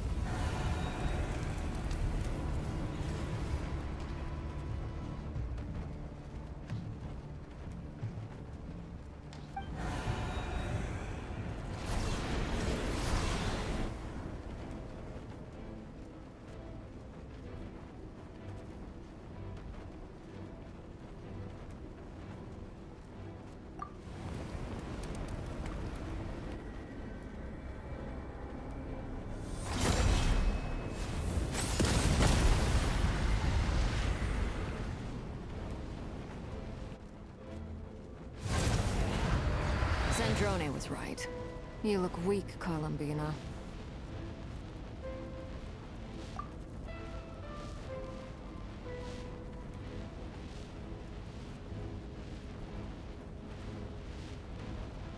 The old you would never have let such lowly creatures bar your way. Word has it that you did something for the Tsaritsa, and that's why you've lost most of your power. Freedom comes at a heavy price, doesn't it? It's Arlecchino! You came! Hello again, Columbina. And greetings, guests of the House of the Hearth. It's been a while, Arlecchino.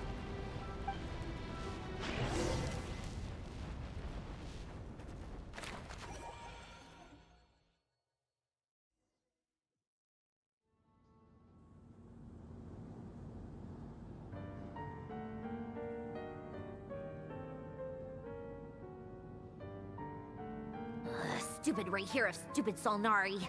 Ugh, whatever. I've got all the data I need. Next time we meet, you're finished.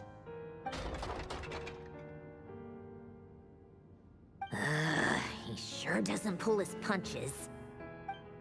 Excuse me, do you need a hand? You can do me a favor by staying out of my way. Can't you see I'm busy? Wait a minute. I recognize that voice. Hello, Miss Zandrone. Father sent us over to help. How considerate of her. Hey, Fremine, get over here and help me fix this.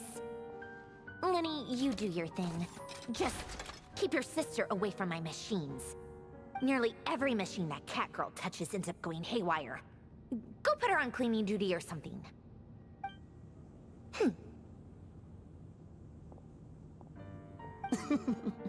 Then let's start downstairs. Fremine, we'll leave this place to you. You've got it. Wait a second. Pretty sure there's still some tea in the cupboard. If you want some, you'll have to make it yourselves.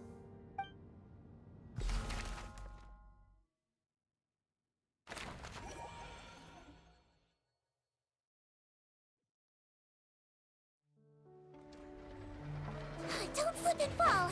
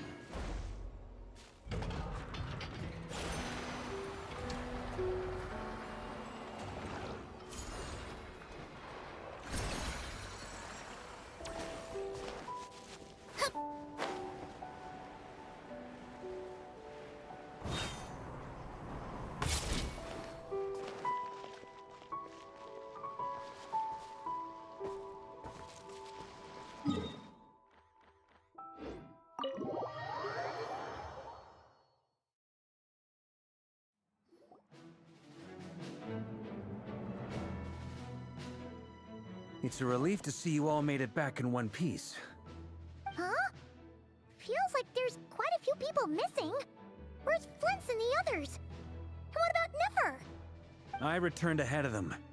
Flint is helping Aino and Anefa to set up the decoys and buy us some time. As for Miss Nefer... Boss is still wrapping things up on her end. She sent us back to fill you all in on the top secret intel we've been gathering. I see. Then let's get right into it. But first, who do we have here? You brought someone else in to help? Greetings. I was invited here to help as a longtime Tea Party companion of Columbina's. You may call me Arlecchino. Surely it can't be. Those eyes. Oh, where have I seen them before? Wait, of course. In those memories we just saw. The only Arlecchino I know is the fourth of the Fatui Harbingers. So either you share a pretty uncommon name, or you're more than just a Tea Party buddy. You're well informed, Grandmaster. A man from Mondstadt living all the way out here in Nod-krai, and yet the people and affairs of Snezhnaya seem to hold a special place in your heart. Oh, the feeling's mutual. Sounds like you know all about who I am, too. A Fatui Harbinger. The atmosphere in here just got really tense. Guess we can't just start trusting Fatui Harbingers, even at a time like this. I must admit, though, I'm a little curious. Seeing as the Moon Goddess no longer belongs to the Fatui, what makes you so willing to put your neck on the line here? Nor does nod-krai belong to Mondstadt, Mr. Varka. Yet still, you're fighting for it all the same. Things don't always have to have a tangible payoff. Sometimes, stopping things from spiraling out of control is a higher priority than chasing the spoils of victory. Of course, I can't say there's nothing in it for me at all. But that's between Columbina and myself.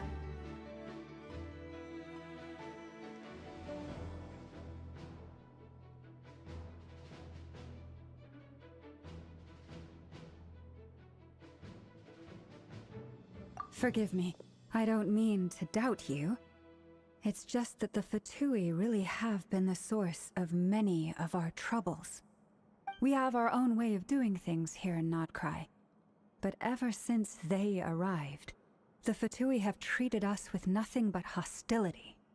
I know there's been a lot of bad blood between us in the past. I've done my utmost to avoid friction whenever I could. But sometimes fundamental conflicts of interest simply can't be settled amicably. That's why I'm here solely in a personal capacity. This has nothing to do with the Fatui.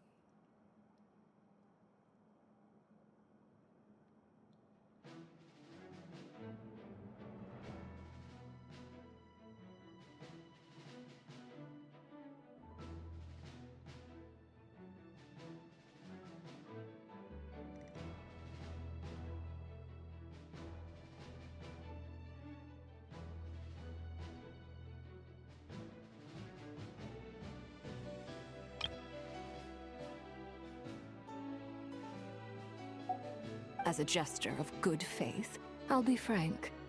I can help Columbina track down the iridescent moon's marrow, which will help her restore more of her power. Anyway, what else is on the agenda? Let's begin. She says she'll be frank, then completely skips over the details. Looks like she doesn't want to give away too many secrets after all. But she clearly wants to change the subject. It'd be awkward if I tried to bring it up again now. I guess we'll just have to go along with it. She's the fourth of the Fatui Harbingers after all. One look and you can tell she's not someone you'd want to mess with.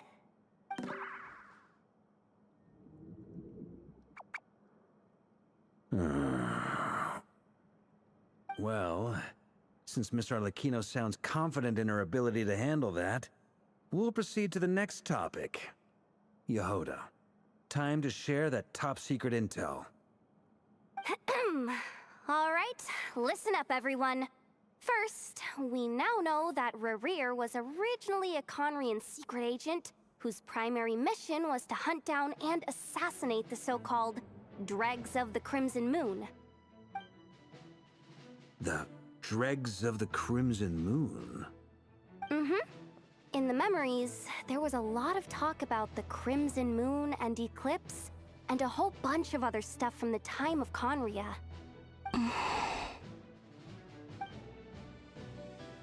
To my knowledge, those were the names of two different Conrian dynasties.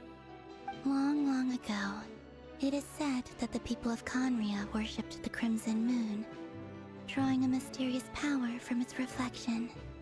But one day, a coup saw the Crimson Moon eclipsed, hence the name of the new dynasty that replaced it, and how it became the new emblem of Conria. Still, long after the Crimson Moon dynasty had fallen, the last ruler of the Eclipse dynasty, the Vinster King, still coveted the secrets it left behind.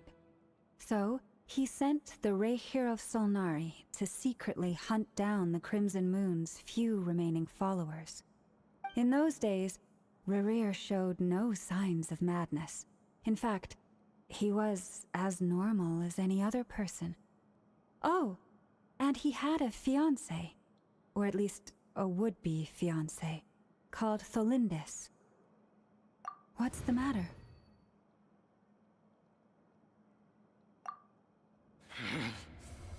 Verfnir, Rheindaughter, Flinders.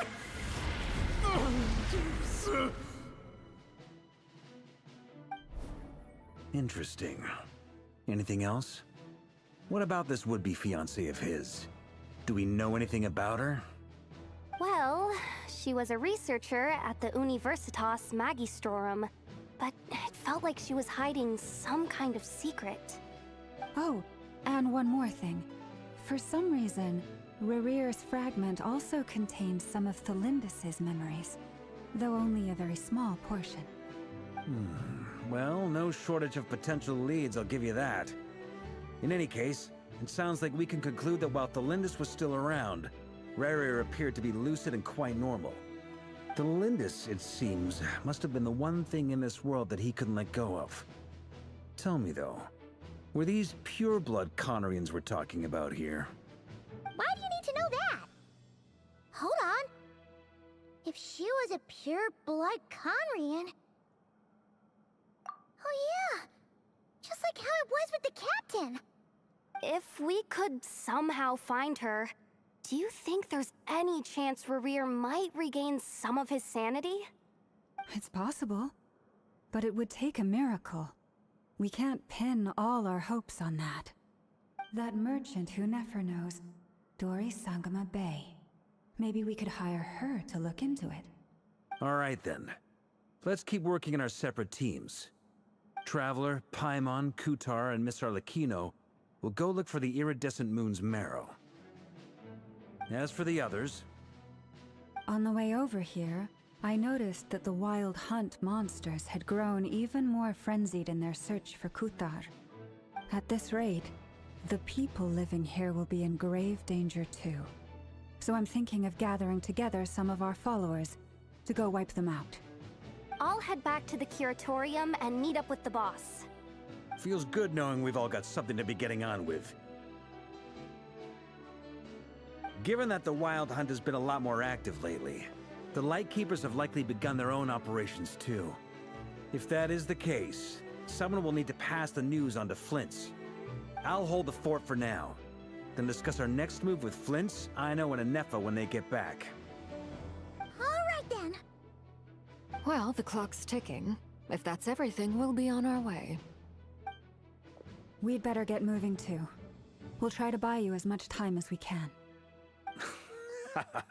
Relax. Just do your thing. I decided to call in some backup since things are getting so hairy. Our reinforcements should be here any minute now. Stay safe, everyone. Dismissed.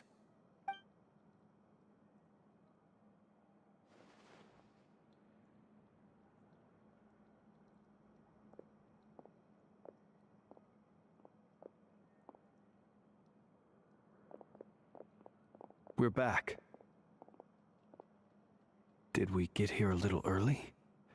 Or a little late? A tad late. The others have already set off. To summarize, our resident moon goddess has found us a new ally, and Boss Nefer has uncovered some promising info. Everything going smoothly on your end? Not great. I don't know how long we can stall them for. The decoys are getting taken out way faster than we imagined. I'm gonna make some more later, but I need a timeout first. I'm so tired right now. Oh, right! Inefa, could you fill in Uncle Varka on what we just discussed with Flint's? Sure. Uncle Varka, you previously told us about how when you went to investigate a source of the Wild Hunt in Amsvartnir, you discovered that it was just a diversion. But according to Flint's intel, several outbreaks of the Wild Hunt had already occurred in nod-krai in the period leading up to that. That was before Rerir had regained his body, when he was far from regaining his full strength. In other words, in theory at least, he still lacked the means to act in two places at once. Flint's, with everything that's been happening, the Lightkeepers across nod-krai are rallying to fight back against the Wild Hunt. They're gonna need your help. I know, I'm sure you're capable of coming up with something far more effective than decoys. But for now, you should stay here and get some rest. Anefa and I will head back over to Amsvartnir to see if there's anything I missed. I told you Uncle Varka would say that, didn't I? A deal's a deal. Not a word about my snack intake for the next week. Database updated. Reliability of Aino's predictions increased. What does that mean? They were betting on how you'd respond after hearing their intel. It's the obvious choice, isn't it? That's hardly worth betting on. We already decided that Anefa should go investigate the situation over at Amsvartnir on her own. You might as well stay here and keep watch. Someone needs to hang back and oversee our strategy meetings. And besides, you still haven't fully recovered from ambushing Rerir. So I've ended up with the easiest assignment. Well, I appreciate it, everyone. See you when you get back.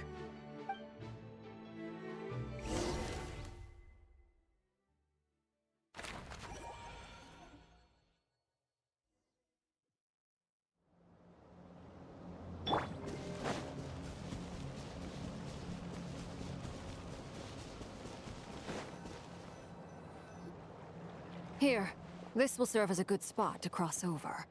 Arlecchino, hold up a second. Since you brought us all this way, would you mind telling us what you've got planned? We still haven't got the slightest idea what's going on here.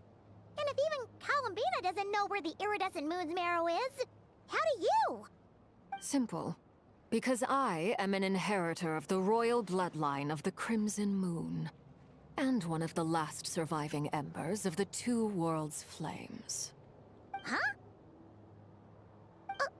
Are you serious? Isn't you're a descendant of that Crimson Moon dynasty we were just talking about? The one from ancient Conria? Your surprise is understandable. I was also taken aback when I first learned of it. But the more I thought about it, the more I realized the signs had been there all along. When I was young, I discovered I could wield a very special kind of fire.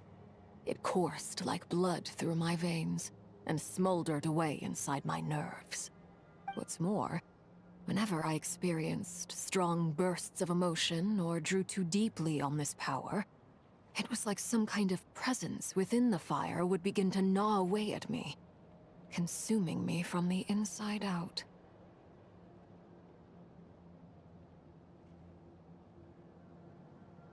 Exactly.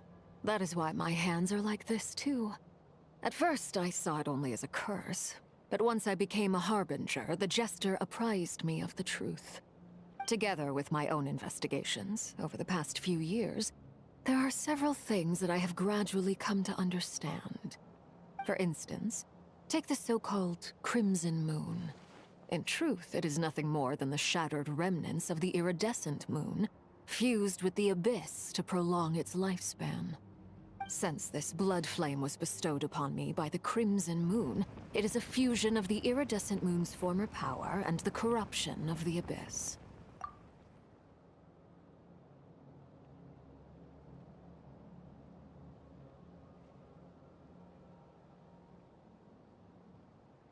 You all understand the nature of the abyss well enough.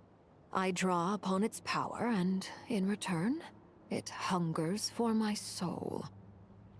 This strange blackness is the mark of corruption it has left behind.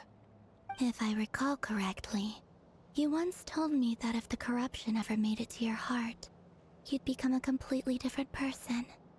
Yes, and that's the reason I'm always careful not to push my power too far. It's essentially a never-ending tug-of-war. Whew. Sounds intense. Anyway, the rest of my story can wait. Is there anything else about the Crimson Moon or the Iridescent Moon that you're unclear about? Paimon has a question. So, the Crimson Moon that the Carians used to worship was actually the Iridescent Moon, right? Which was one of the three Moon Sisters. Does that mean that the Carians were to the Crimson Moon as the Frost Moon Scions are to the Frost Moon? So much of that history has been lost. We have no way of knowing exactly what they were like. But I would suspect that the Conrians weren't as devout in their moon worship as it might appear. The iridescent moon's remains simply served as their link to the Abyss. Later on, perhaps someone discovered a way to make direct contact with the Abyss. Or maybe there was some kind of ideological divide. Either way, a dissenting faction staged a coup and drove out the royal heirs of the Crimson Moon dynasty. Still, even with the dark sun looming high overhead, the Crimson Moon's glow never truly faded. If you want living proof, it's standing right before you. The first time we met, I sensed something familiar in your presence. When I looked at you, I felt I could see that mysterious red moon in the corner of my eye. In your flames, I saw its broken image, surrounded by a strange black aura. Well, I appreciate that you kept it to yourself. Much about the Crimson Moon is still a mystery, and I'd prefer not to end up as the object of an insane research project. Anyway, time is against us here, so if there's any other questions, they'll have to wait. I just want to make sure I've got one thing straight. In her letter, Sandrone mentioned that since you are unable to contain the iridescent moon's marrow yourself, you intend to leave it in my custody, correct? That's right. For now. It's the only way I can pay you back for your help. The iridescent moon is already part of who you are. So with its marrow in your possession, you'll be even more powerful than before. Deal. Then let's get started. Get what started? What does this place have to do with the Crimson Moon? When I first became a Harbinger, the Jester gave me a book called Harry, also known as Leobranto Innamorato. You should be able to buy a copy next time you're in Fontaine. It's a love story set in the Crimson Moon era, but setting aside the tangled romances of its characters, it also records a few interesting details.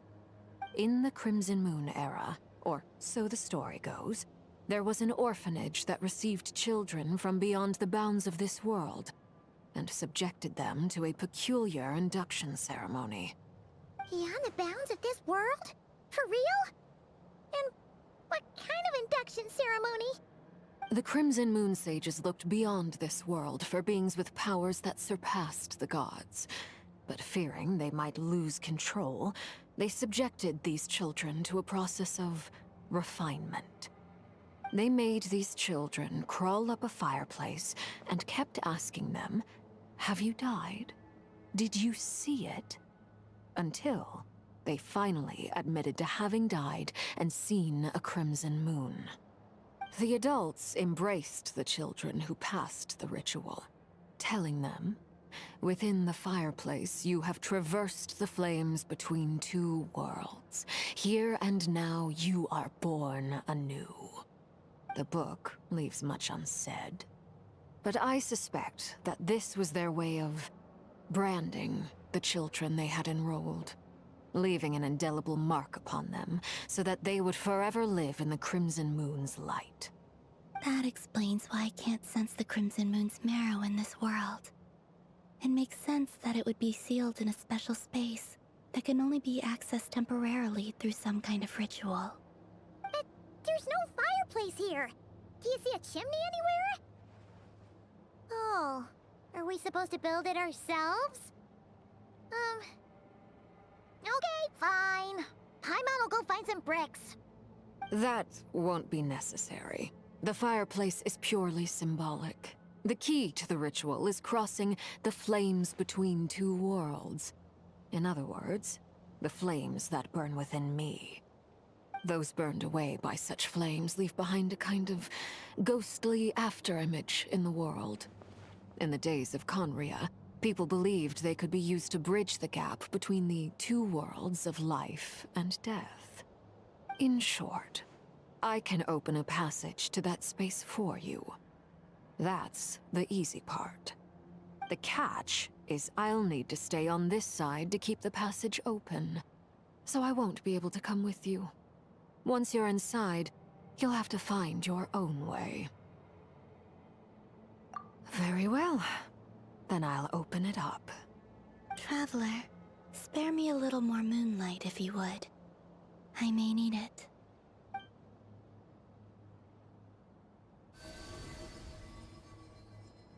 Thank you. I feel like I've recovered some of my strength now. It should be enough to move us across short distances and confront whatever dangers might await.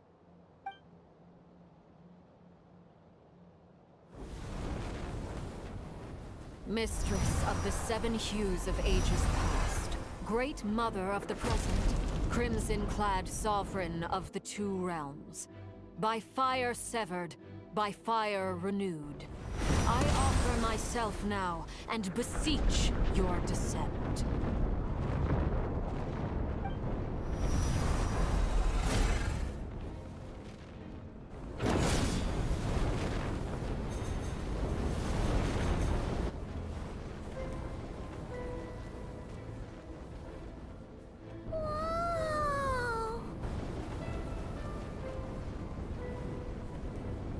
One word of advice. As you're crossing over, no matter what voices you hear, do not answer. Got it! I sense a sinister gloom inside, but also the familiar light of the moon.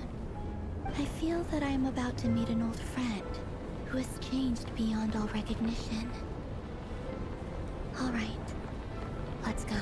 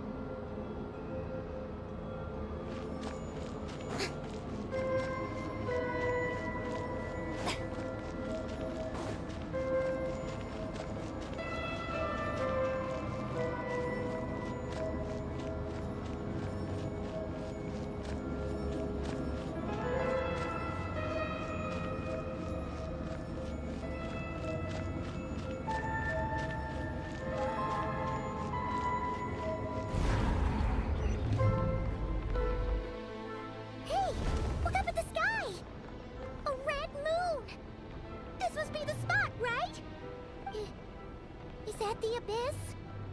It's practically filled the entire place. What now? What a tragic sight. Fragments of your broken body, seized by the abyss, and hung up aloft like mummified remains. Iridescent moon, was this truly what you wished for?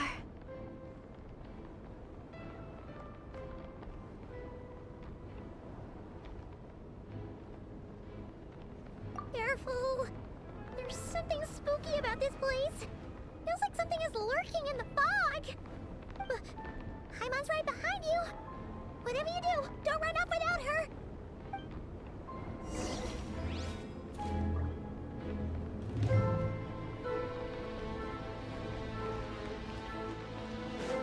By the way, Almina, didn't you tell us that the iridescent moon had shattered into pieces?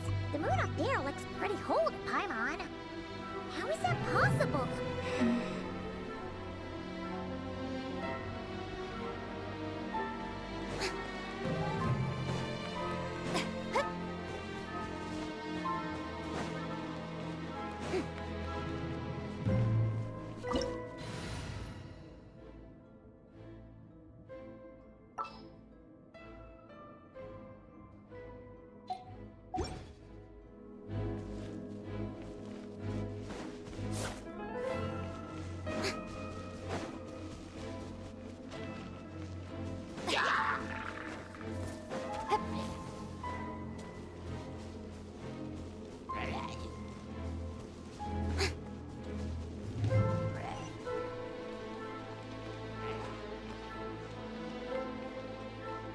Just like I thought.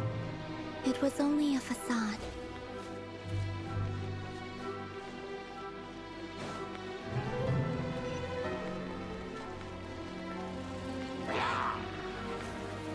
Shower me with... Right now, emerge, right here.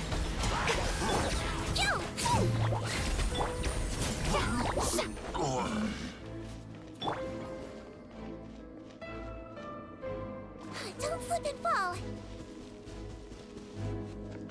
Wibbly wobbly!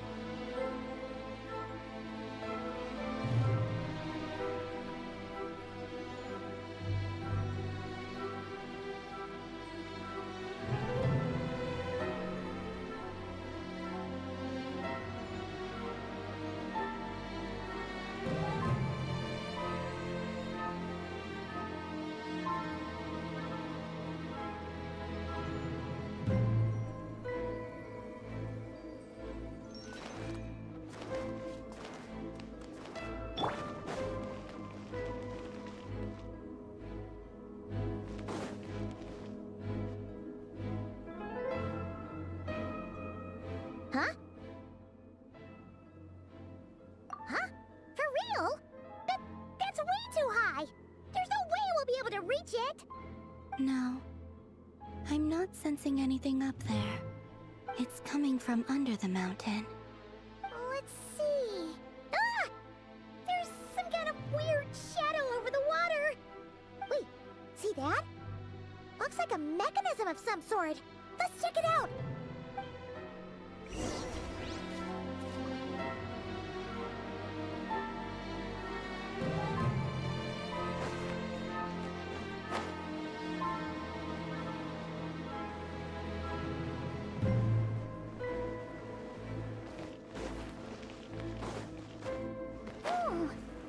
Looks like a device from the time of Karia.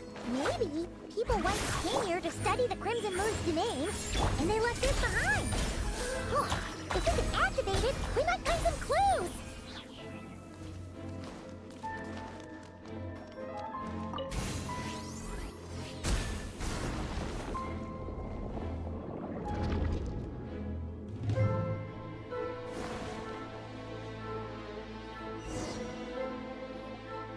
Hey, look at that! Now that the mechanism's running, the shadow in the water looks different. Do you think these mechanisms might be the key to unlocking the secret? Let's try to find more of them! Thalindis, we'll leave the rest of the research in your hands. We'll be heading back now. I hope this isn't ruining date night. Ugh. Mind your own business. Just leave me some snacks on the table. Thalindis? Is that Rerear's girlfriend? How come we're hearing her voice here? Oh yeah! So, do you think she was studying this strange space all along? The Abyss has made this space extremely unstable. Maybe that's why some of the things she said and did were preserved here. Like echoes. Or after images. Whenever I see this view, it takes me back to a poem from my childhood.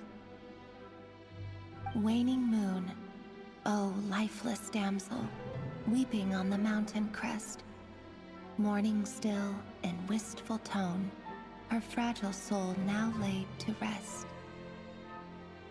For me, of all people, to be here investigating the mysteries of the Crimson Moon space. Is it a coincidence? Or something more?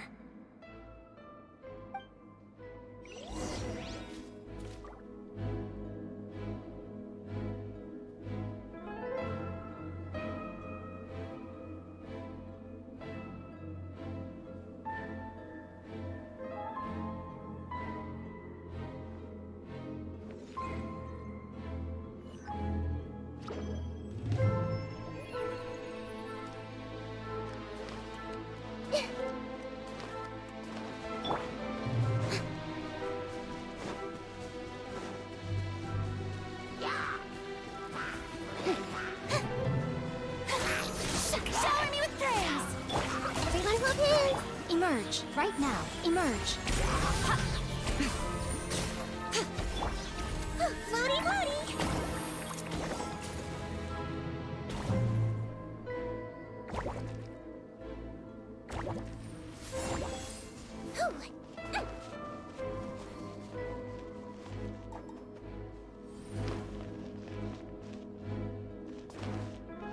Don't slip!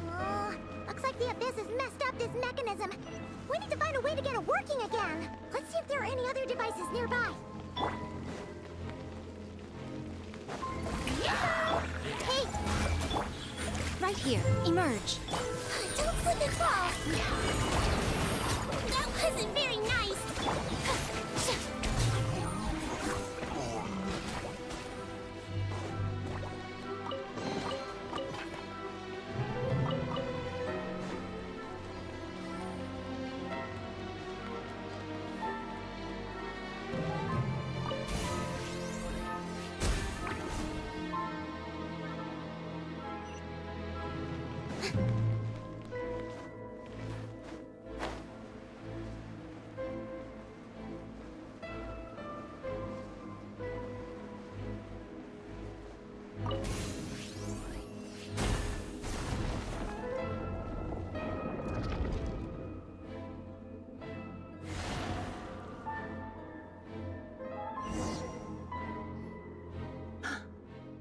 see.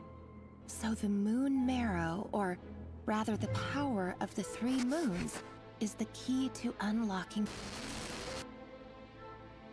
If it really does exist, then maybe this madness can finally be put to an end.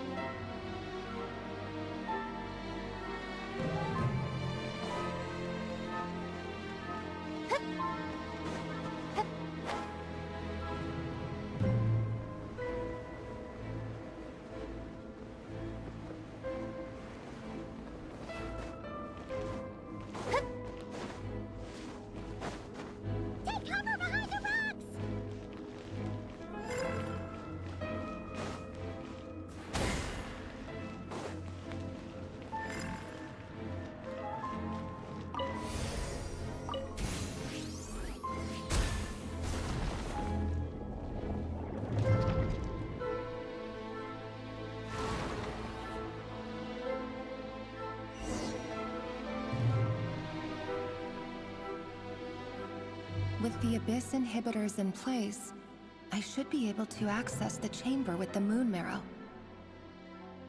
Oh, Rerir, with every step you take, you're drifting further from what you truly desire. But you're not the root of the problem. Ever since that outsider set foot in Conria, the Vinster King has sunken deeper into madness. If only I could get my hands on that outsider.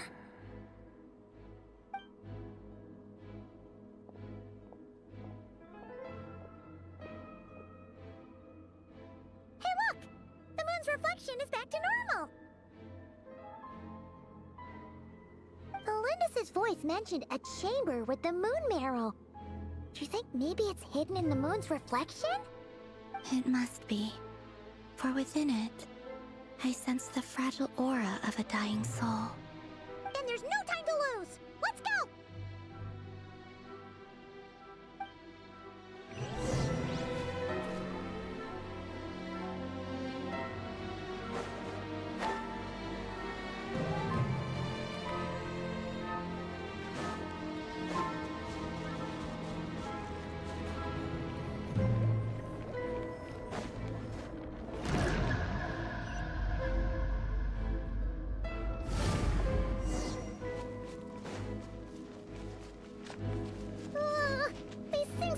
Creepy. Looks like we'll have to destroy them if we want to get to the iridescent moon's marrow.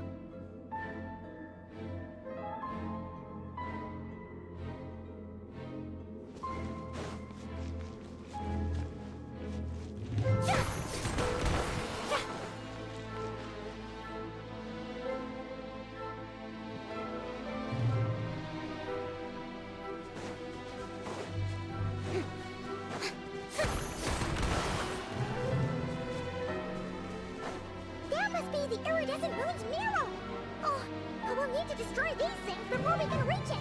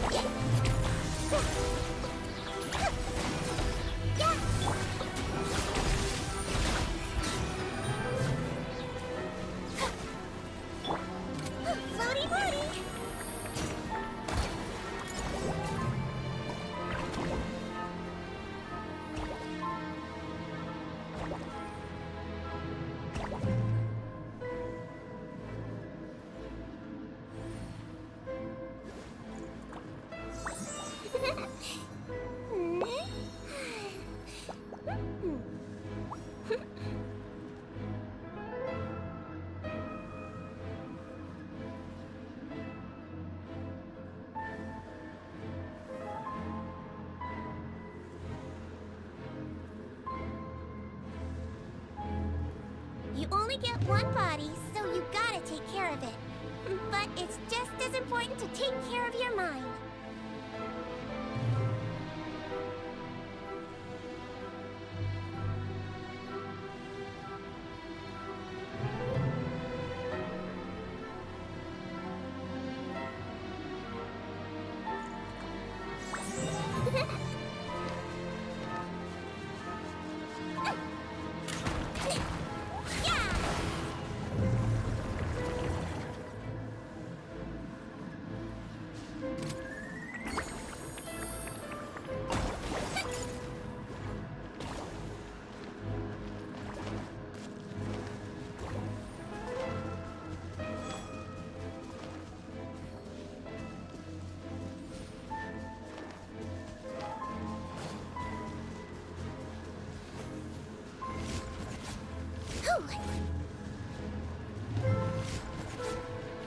Don't slip and fall! Emerge. Right here. Hang in there!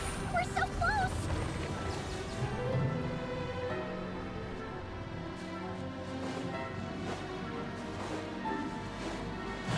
Emerge. Right here.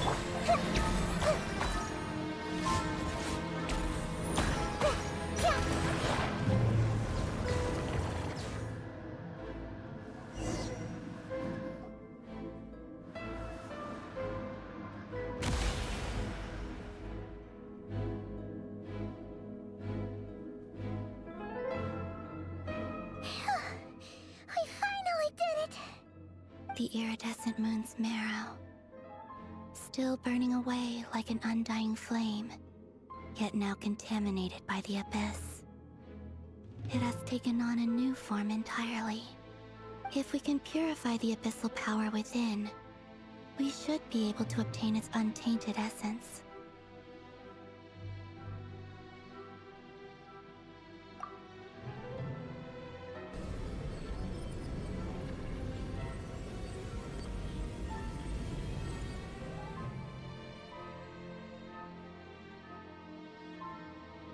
It's so cold.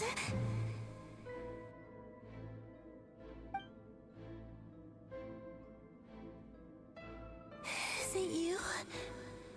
Are you here? Huh? Are you talking to us? At long last, I can see you once more. Our fates have crossed, and I am finally free. I'm sorry, I lied to you. Even knowing what was to come, I still couldn't let go of the fear in my heart as death drew near. The moment the moon shattered, my body began to split apart piece by piece. Like I was being cut into pieces by 1,000 blunt blades. My thoughts scattered as the cold crept in. But I could not bear to fade away like that. Tell me, what was it that brought you to us all that time ago? If only I had possessed your courage, then I might have been spared this torment more painful than death. You look so puzzled. That's how I felt too. When I first saw you. But trust me when I say that everything happens for a reason. Farewell, Hypo.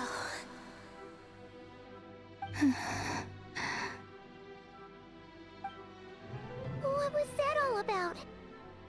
Was that the goddess of the iridescent moon? Oh, it sounded like she was speaking to a long-lost friend. But none of us have ever met her before, right?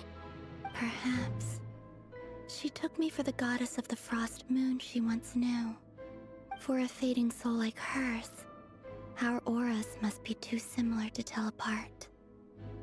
But anyway, we've got the iridescent moon's marrow now. That should help you regain your strength, right? Alright, time to leave this place and meet back up with Arlecchino. Let's go!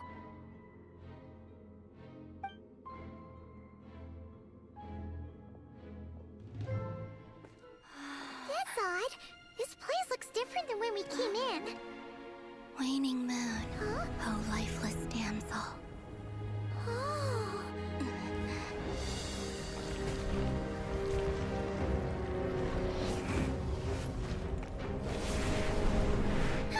Hurry! The place is collapsing! It wants to trap us here. Who's it? The Abyss?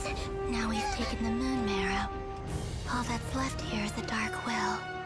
It will show us no mercy.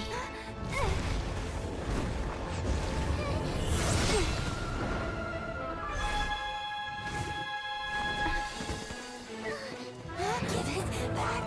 The crimson moons! My marrow! My heart!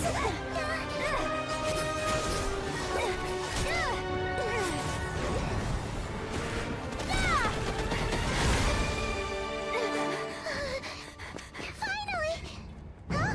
Oh no! The exit's blocked! They're back! Now what do we do? This is where you fall. Witness my rise. What are you waiting for?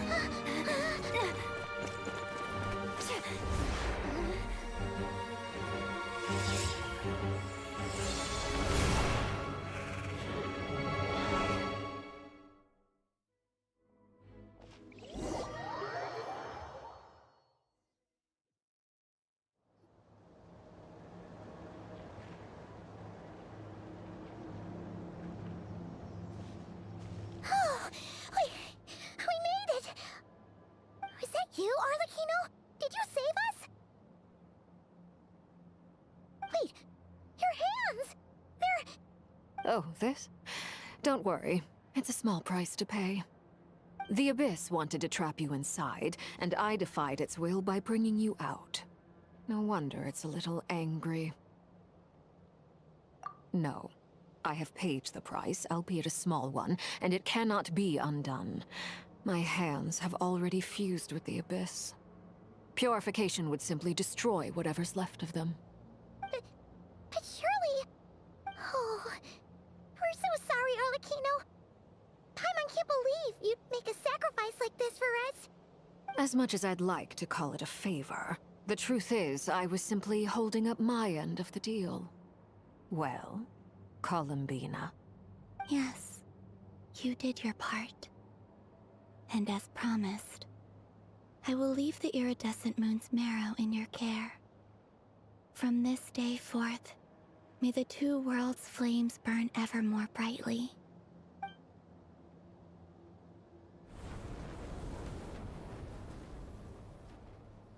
I'll take that as a blessing. Now, Columbina, give me your hand. Accept this moonlight I offer in return.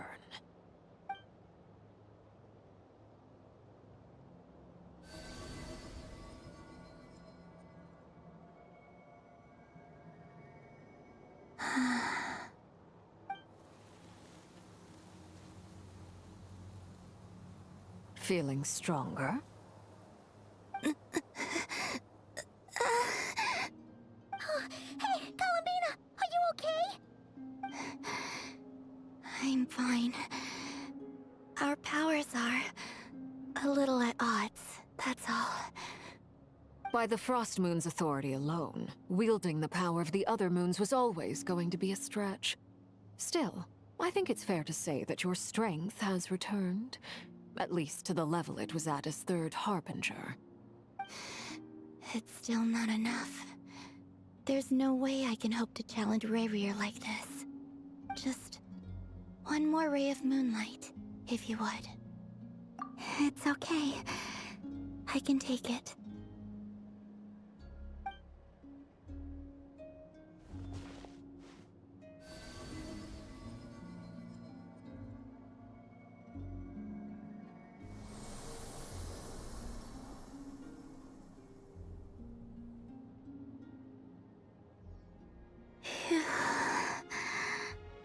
How about now?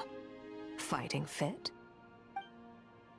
At the very least, I won't have to stay hidden like before. I want to see him gone from nod-krai. The Rahier of Solnari and his wild hunt must be sent back where they belong.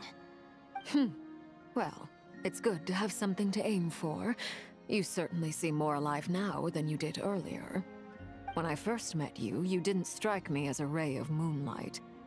More like a wisp of fog drifting in from who knows where, ready to scatter at the first sign of a breeze. But now, you're full of vitality. Just like the frost moon, once the brightest of them all. May you keep shining, Columbina. This is who you are. Thank you. Look after yourself too, Arlecchino. I know you have plans of your own, and that's why you're always seeking to grow stronger. But whatever you're after, don't let the Abyss take a hold of you. I do not wish to see you go down the same path as Revier. I appreciate the concern, Columbina. Although perhaps it's time you took a new name. A new name? Kutar, the Moon Maiden, Columbina. They're nothing more than code names. They describe who she is and the roles she's played, but they're not her real name. We often use code names in the House of the Hearth, too. But it's knowing your real name that keeps you grounded. Up till now, you've been living a wandering life, so you've probably never really cared. All I'll say is this. Once you've defeated Revier, give it some thought. All right, that's it from me. I'll get you back safely first, then go meet up with Sandrone. You're the best!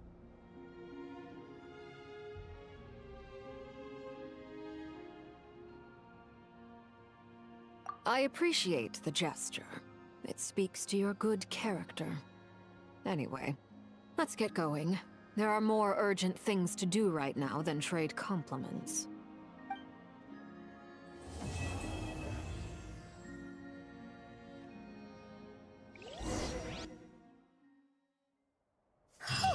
It was a close call, but we got the iridescent moon's marrow and restored Columbina's strength.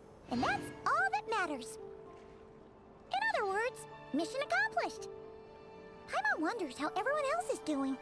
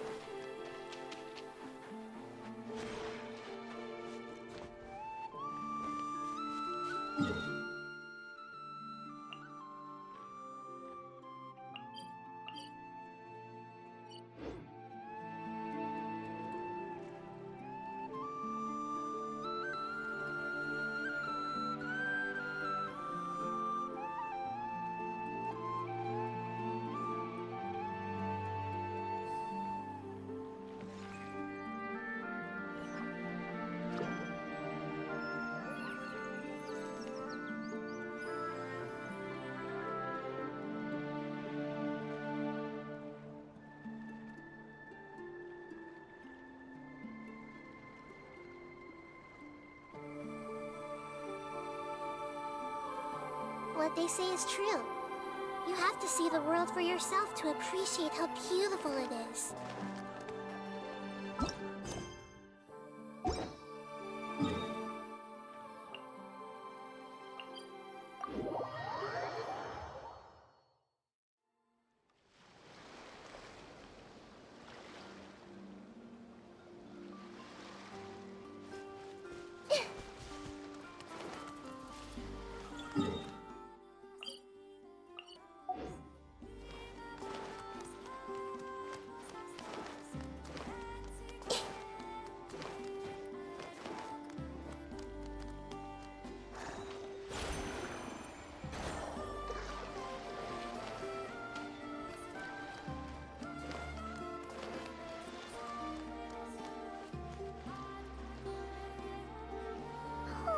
Do you think the others are making good progress? Hope it's all going smoothly. Huh! Hey, look! They made it back as well! Vince! Llama! How did it all go? All is well, thank you. Nefer and Yehoda had to stay at the curatorium to wrap things up, so they won't be joining us for now. I ran into Miss Inefa and Miss Aino on the way back.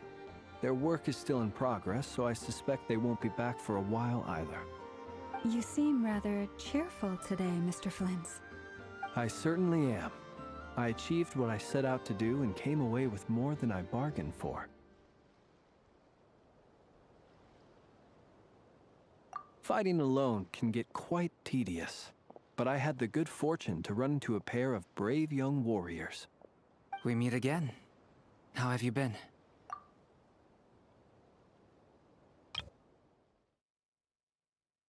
Albedo!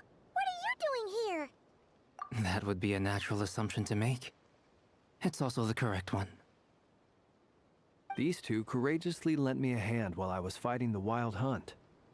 When they told me they were Servarka's colleagues, it all made sense. And given how people of outstanding talent tend to cross paths, it's no wonder you're already acquainted.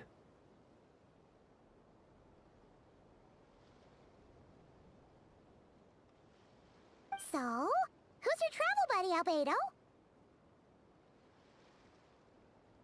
Why don't you come and introduce yourself?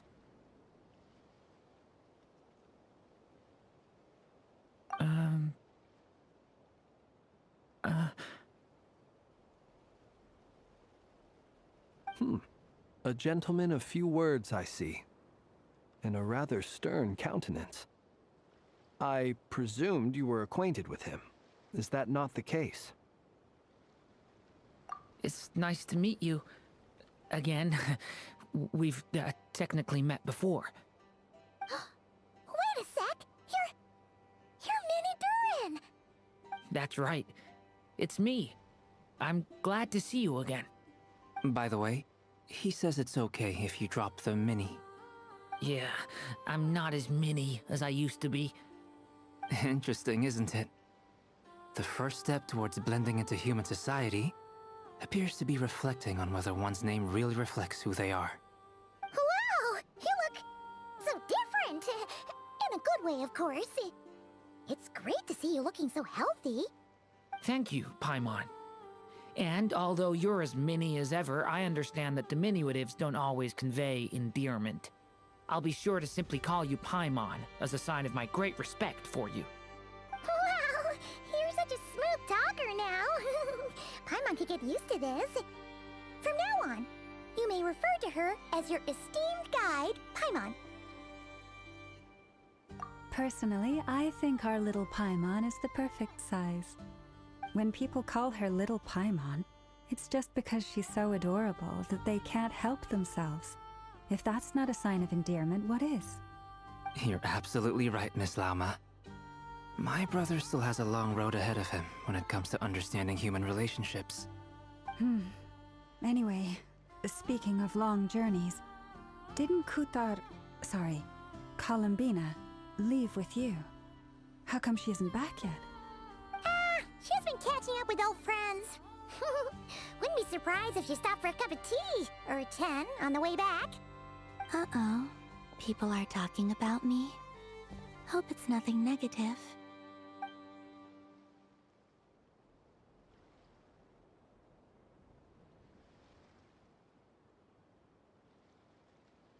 Judging from your expressions, I'm guessing it all went well? It's getting crowded here. I'll go grab some chairs. No need. This is a job for an alchemist. I'll whip some up momentarily. Thank you for your hospitality, ladies and gentlemen, but I was merely escorting my friends back. I'll be meeting Sandrone shortly, as we still have some things to discuss. It's been a pleasure, everyone. But this is where I'll say goodbye. We really appreciate your help. Oh, come on. Spare the formalities. I'm just glad I could help out some true friends. I understand. Well, bye for now, Harlequino.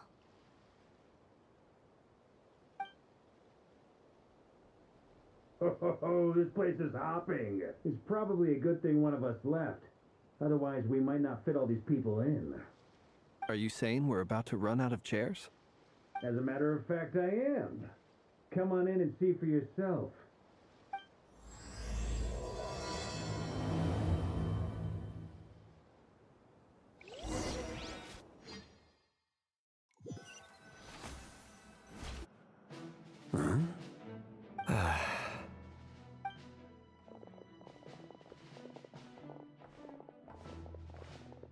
I overheard your little chit-chat outside, by the way.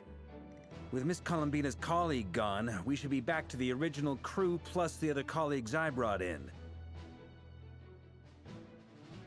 Though, it looks like we have another new face. Someone else managed to rope in a colleague too? Frankly, you and Paimon are the only people I know here. This here is Deansliff, colleague of Tibet's greatest guide, Paimon, and greatest adventurer, the Traveler. Well, not exactly colleagues, more sort of friends. When someone else jumps in to do the announcing, you know you're speaking to someone important. Let's hear what he has to say. Note to self. Once Paimon knows your name, the rest of the world will soon follow. When he comes looking for us, it's usually something important. Paimon's guessing you've heard about the Wild Hunt, then. From the looks of it, you're about to hold a meeting. If I were to say that the Wild Hunt is our mutual enemy, would that earn me a seat at the table? As the saying goes, the enemy of my enemy is my friend. Mr. Dainsliff, there's a seat with your name on it. Though, I can't promise the same for everyone else. Hey, Albedo, think you can rustle up a couple more chairs? After all this time apart, Grandmaster Varka's first order is to rustle up a couple more chairs. I've missed this. Is he being sarcastic? Hey, he's your brother. Why are you asking us? I've still got a lot to learn about the nuances of human conversation. Trying to decipher Albedo's way of speaking has been like jumping in at the deep end. Oh, good point. Paimon gets you now. Don't sweat it. There are people who go their whole lives without getting the hang of it. You're ahead of the game already. I wonder what's taking Nefer so long. Perhaps you should go and check in with her. If anyone can hurry her along, it's you. I just got back from the curatorium. Besides, aren't you curious to see what's taking her so long? Miss Nefer doesn't strike me as the type to share secrets. And since gathering intel is her specialty, I'm guessing she'd prefer to keep her methods confidential. Under such circumstances, would it not be tactless for me to impose? Oh, but it's fine for me to impose. What can I say? You have an unrivaled ability to garner people's affection, Miss Moonchanter. Besides, you have far more in common with her than I do. All right then. Impressive. She barely fought back at all. I admire your powers of persuasion, my friend. As I'm sure Miss Lauma will realize soon enough, the trick in life is to always pitch in with other people's responsibilities so that you can be selective with your own. Another trick is to simply hide in the background. Spoken like a true sage. Anyway, looks like we've got some time to kill before the meeting. Let's take a little breather, folks.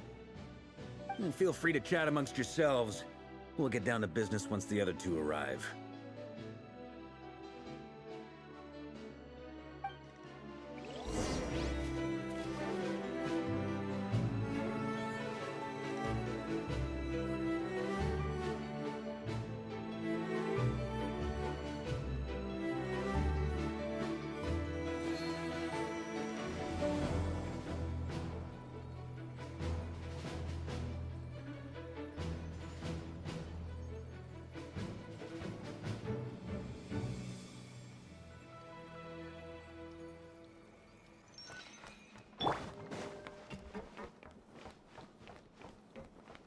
Is there something you'd like to say to me? Yeah! For starters, why'd you just show up here without even giving us a heads up? If you think back to our previous interactions, you may recall that that's hardly out of character for me. You do have a point there. Oh yeah, you'll need to find somewhere to stay the night too, right? Want to tag along with us? You never know. We might get a group discount. Sure, let's do that. Great! Paimon will handle it.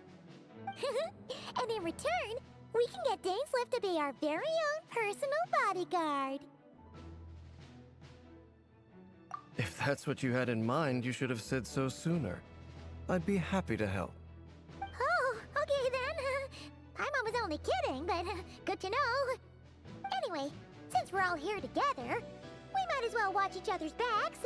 That's just what friends do, right? Indeed. Thank you.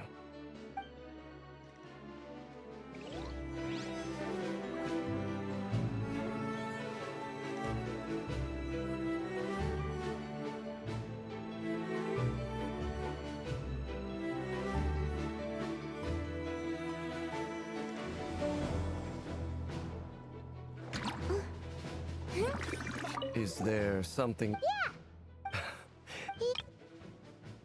There. Oh yeah! Sure. Great! And in return... If that's what you had in mind... Oh, okay then. Anyway, since... Indeed.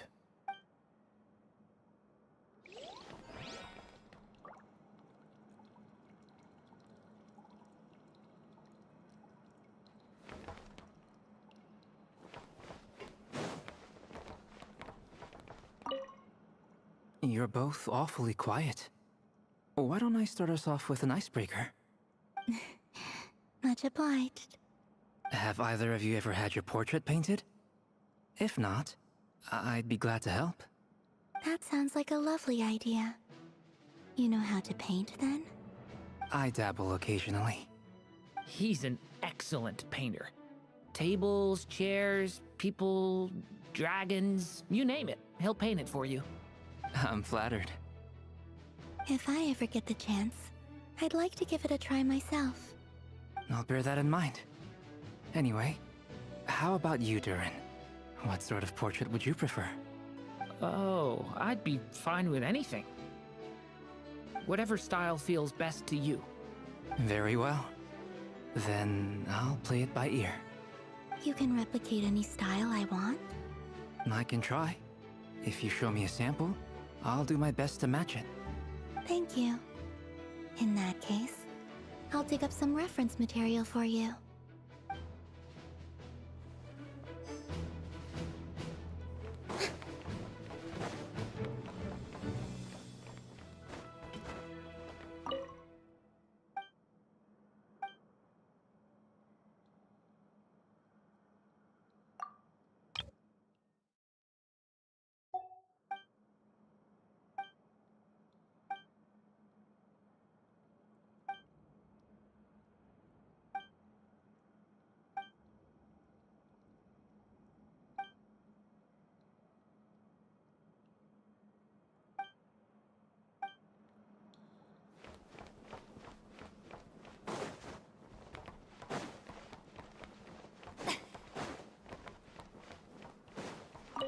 Truth be told, I can't remember the last time I was in a meeting with so many people. You're not alone there, my friend. The Lightkeepers also struggle to bring everyone together for a serious discussion. I don't doubt that. I've only ever met two Ratniki, one being you, and the other being that young guy, Itlua. Itlua is a good apple. I'll give him that. He's kind, honest, and regularly delivers supplies to my lighthouse. A true Ratnik to the core. In that sense, he puts me to shame. So you're what? A fake Ratnik? That's what it sounds like you're saying. But I get the feeling that's not quite what you meant.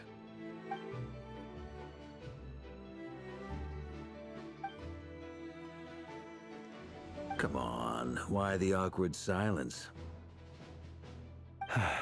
Sorry. I'm not even gonna bother trying to hide it. You've known all along, haven't you, my friend?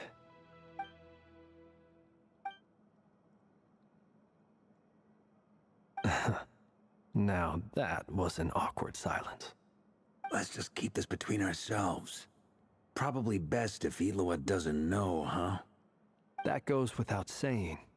Gotta be careful what you share with youngsters, after all. Anyone else in the know? Let me guess. The Traveler and Paimon? It's dangerous being too sharp for one's own good, you know. Then, in the name of the Animo Archon Barbados himself, I swear, your secret's safe with me.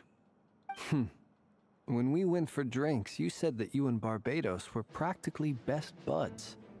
In the light of that claim, do you really expect me to take your oath seriously? Of course. Just as long as you don't go spreading around the fact that I'm close with Barbados, all right? Fair enough, then.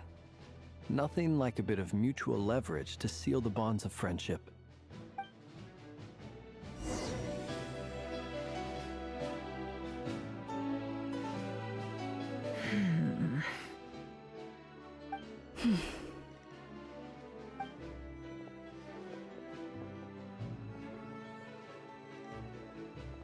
Ah, Miss Nefer. You made it after all. But what about Yehoda? I'm here to give you an update on how things are going on our end. Once this is over, I'll be heading straight back to continue my work. I left Yehoda back at the Curatorium to watch over things while I'm gone. Huh. So much for just this once.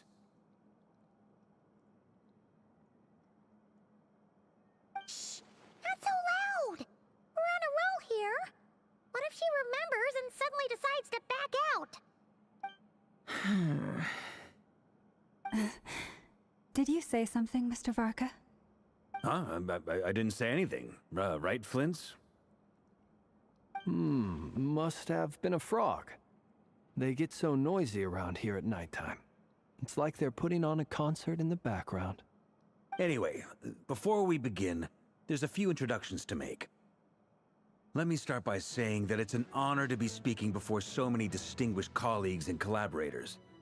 First up, we have Miss Lauma. As Moon Chanter, she's the leader of the Frost Moon Scions, a local religious community in Nod-krai. Then there's Miss Nefer, boss of the Curatorium of Secrets, an intel gatherer extraordinaire. Nefer is leading the investigation into Rerir's background, assisted by Yehoda and Lauma. From the little I've heard, they're making some great progress. Over here, we have Mr. Flint's, a ratnik and guardian of the abandoned lighthouse. In our last operation, he courageously distracted the Wild Hunt to buy time for the rest of us. For those of you who've never met, this is Mr. Albedo, a renowned alchemist and captain of the Knights of Favonius investigation team. By his side is a new face for us all, myself included, Mr. Durin, who has come to lend his aid. Next up, we have the Moon Maiden and former Fatui Harbinger, Miss Columbina. Then we have the Traveler, who's earned more titles than I could possibly hope to list out, so I'll spare you the rundown. And Paimon, the ultimate travel companion and quite possibly the best guide in all of Tevat. Wow! That's a lot of people! Great turnout!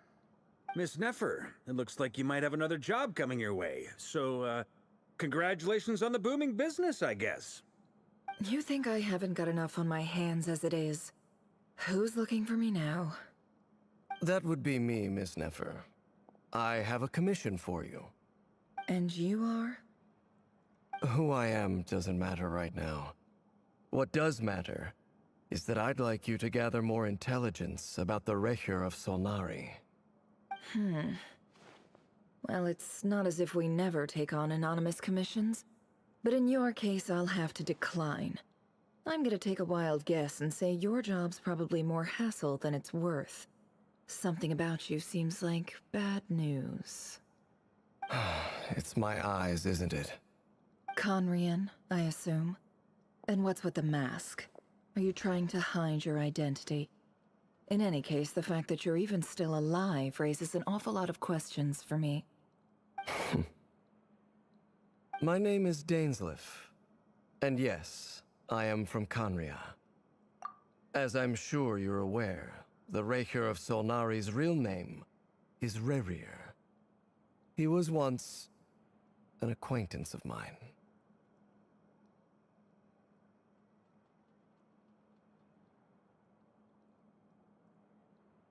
Really? Then you must have been quite an influential figure yourself. You flatter me, but none of that matters anymore. My point was simply to clarify why I have asked Miss Nefer to investigate Rerir's background. So you're both from Conria, and it sounds like you used to be friends? What am I missing here? Surely you already know how he became one of the Five Sinners. I'll tell you everything I know. The history of Conria, the names and identities of the Five Sinners. I remember it all like it was yesterday. I have never spoken openly of this before, but the truth was exactly as people say. The Five Sinners were each driven by their own desires, and it was by playing upon these that the Abyss tempted them to their fall, tearing Conria apart in the process. The visionary, Vedifenir, who wished to foretell the future. The wise, Haroptatir, who sought limitless knowledge. Gold, Rhindaughter, who desired to create life.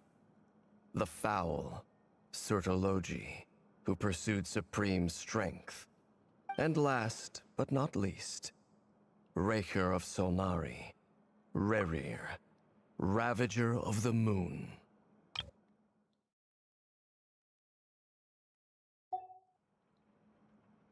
Of the five, Rerir is the only one who remains a mystery to me. He never harbored grand ambitions. So what changed in the space of a single night? How did he come to fall like the others? In other words, you're saying that his change came as a shock to you, and you have no idea what actually happened? That's right. You mentioned how the Abyss tempted them, which led to their fall. But what did that look like in practice? And what other context can you give me about the events of that time? The more detail you can give me, the better. Strangely, now that it comes to it, I hardly know where to begin. The fateful night took place during the era of the Eclipse Dynasty. One day, my elder brother, the visionary, Vedifenir, was summoned to the palace by the Vinster King, only for the king to gouge out his eyes and cast him into the dungeons. When I came to hear of this, my fury knew no bounds. I gathered together every ally I thought I had, and together, we set a night to storm the palace and free Ved. Centuries on, the memories of that night still haunt me, like a never-ending nightmare. We broke through the palace gates, just like we had planned, each striking towards our separate targets. But then, I was betrayed. Even Vedifenir, the very person I had come to rescue, abandoned me and partook of the Abyss's power. So, it's personal after all. Then tell me, Mr. Dainsleif, what price are you willing to pay? You, of all people, must know that nothing comes for free. I cannot say what price would be worthy of such a commission. But know this. Rerir was not always a madman. Believe it or not, there was a time when he was just an ordinary man, working for the Conrian Intelligence Service. Uncovering the truth of Rerir's past is the only way to unravel this mystery. But before you decide if you will accept my commission, I will tell you more about him. Enough, I hope, to help you plan your next move. Sounds pretty good to me. Feels like we just flagged down a random passerby, only to discover he's actually a master strategist who has a score to settle with our enemy. Can I borrow your halo? It could be useful in the lighthouse. Hey, enough with the wisecracks! Besides, isn't that lamp of yours bright enough already? Relax. It was meant to be a compliment. If that was a little over the top for your liking, I'll make sure to tone it down next time. I'll give your proposal some serious thought, Mr. Dainsleif. Let's speak in private once the meeting is over. Before that, There's a few things I'd like to share.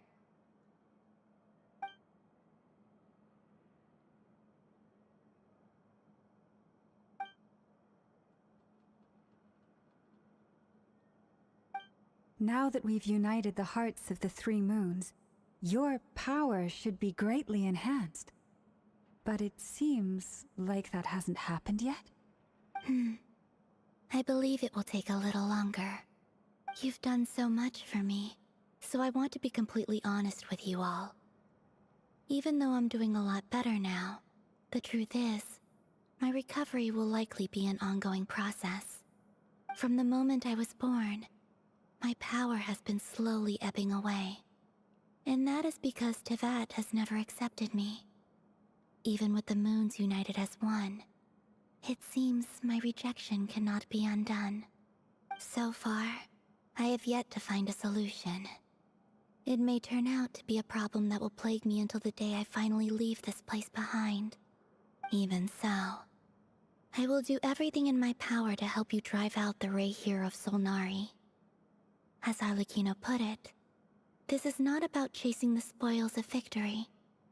It's just a gesture of heartfelt gratitude. Kutar.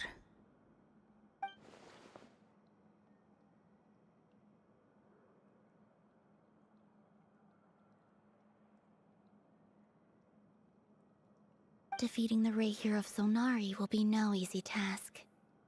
While my strength slowly recovers, we'll also need to gather more intel. Naturally. We should take all the help we can get if we hope to defeat him. We've considered several viable plans now, but our choice hinges on the answers to a few key questions. Is it even possible to kill Rerir? What experiences shaped the person or monster he became? And what's he really after? Given Albedo's expertise in alchemy, I think we should leave him to try and answer the first of these questions. Understood. As for the other two, I'm afraid we'll have to count on you again, Miss Nefer. Believe me when I say it's not my wish to burden you. But right now, relying on your skills is our only option. So you're placing all your hopes on me, huh? We can't thank you enough for agreeing to help us. Honestly, I can hardly believe how lucky we are. You sure have a talent for changing your tune, Miss Moonchanter. Timid like Yehoda one moment, then flinches insincere flattery the next. Ladies, please. I must object to your portrayal of me. That's all. Feel free to keep bickering. Just pretend I'm not here. I almost don't want to leave this room. I'm curious to see how this plays out. I have faith in you, Miss Nefer. Something tells me you'll stand by us until the very end. Oh? And what makes you so sure of that? What if I suddenly decide that my compensation is insufficient? This isn't about the money. I can sense that you've got a deep-seated distaste for Rerir. And knowing you, that alone is motive enough. Look at them getting along so well. Like two peas in a pod. And I'm the one they accuse of insincere flattery. There is no justice. Miss Lauma, you have to understand something. Unlike you, I don't actually enjoy having everyone's hopes on my shoulders. Is that right? Well, maybe the fact that I'm willing to put my hopes in other people says more about me than you. But the fact is, I also trust you. And that's because I know that you're someone we can count on. Anyway, we've got our plan, so let's get moving. Mr. Dainsleif, let's talk. And Traveler, once we're finished, if you've nothing else planned, I'd like you to come with me. This whole experience is teaching me a lot. For instance, I now know that when other issues come up in the future, I'll have far more luck getting Lauma to convince Miss Nefer than trying to do it myself. Hate to say it, friend, but that's one of the funniest things I've heard in a while. Why? You think I've got it wrong? Quite the opposite. But what makes it so hilarious is how long it's taken you to realize.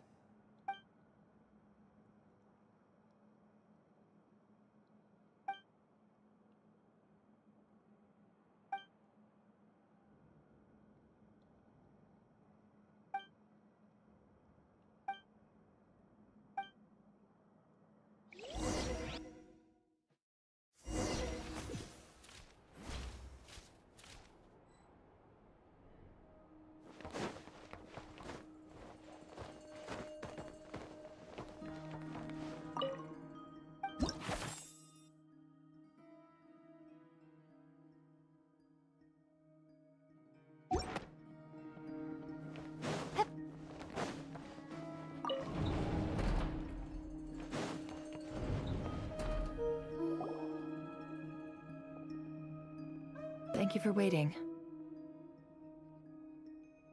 It's okay. We actually used the time to help Dainsliff get a room at the hotel. That's very considerate of you. Now, I trust you share my curiosity about Rerir's past, and you seem fairly familiar with Mr. Dainsliff already. We spoke at some length after the meeting. He was the one who suggested I should invite you to join this operation. He feels confident that these secrets will be safe with you. Dane has a lot of faith in us, that's for sure. Likewise.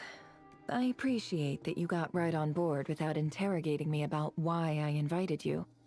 It shows that you trust me to explain everything in due course. That's because we know what you're capable of. We appreciate you too, Nefer. You might have been forced to help in the beginning, but this time, it was your choice. That's one way to put it. Another is this, that once a decision's been made, it's set in stone. After that, my only goal is to see it through. Alright, so here's how it is. I'm going to access Rerir's thoughts again using my confidential method. Now, I'm sure you've seen things like this before on your travels, so you're surely well aware of how dangerous it can be. The reason I've gathered you all here is to ensure my safety during the proceedings. I plan for us to enter the fragment of his consciousness together, and once inside, I will focus on searching for information.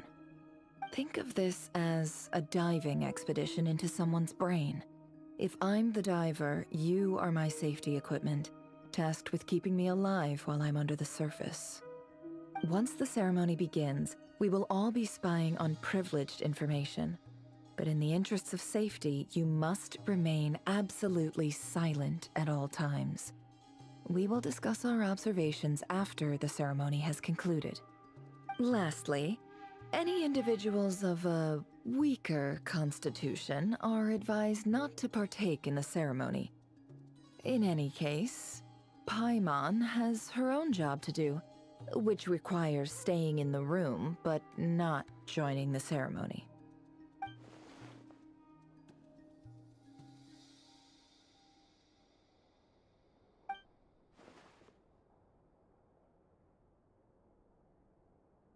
Well, good luck, everyone! Sounds like all Paimon can do is cross her fingers and root for you guys. There's a little more to it than that. I was being serious when I said you have a job to do. While the rest of us are inside Rerir's mind, it's imperative that we have a team member on the outside. In the event that something goes wrong, you will be our first responder.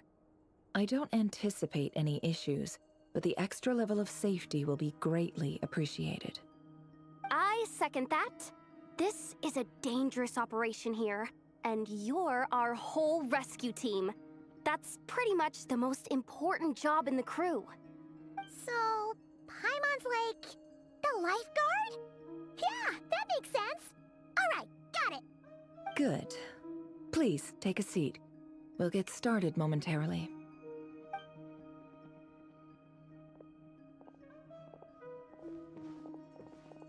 So, did Mr. Dainsliff tell you anything else? He told me that he believes Rerir kept some big secrets in his life. He's not sure that they were the cause of his eventual downfall, but he's asked me to uncover what those secrets were all the same. But surely you're not planning to go through with this, no matter the cost. If you think that, you'd be overestimating me. I'm a businesswoman, not a mercenary. But I do have my own professional reasons for taking this job. You think I'd turn down the opportunity to get a first-hand glimpse into Conrian history? No chance. Well, as long as you don't let morbid curiosity get in the way of safety concerns, we're good. We'll do whatever we can to help you. You're such a killjoy.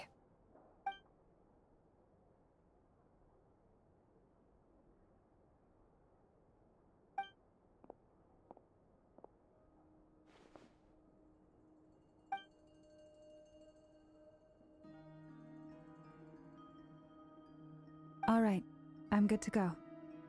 All set over here, too. Promise, Paimon, you'll be extra careful.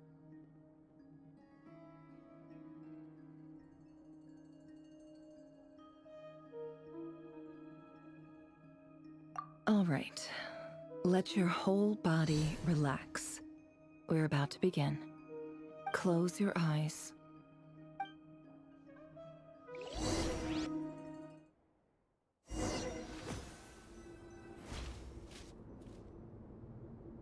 Phew. Could this be his office? Pretty standard setup. Bookshelves, paperwork, files. According to Dainsliff, Rarier used to be an intelligence operative. Chances are there's plenty of top-secret intel stashed away in this room. Is this where you keep your secrets, Rarier? Can't say I'm not looking forward to this.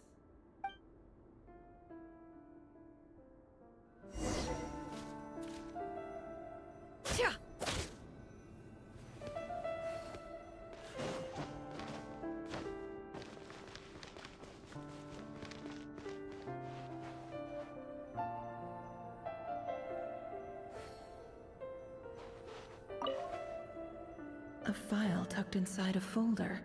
The title reads, Dear Breakfast Shop Owner. It's a list of names. But at this stage, I have no idea who any of them even are.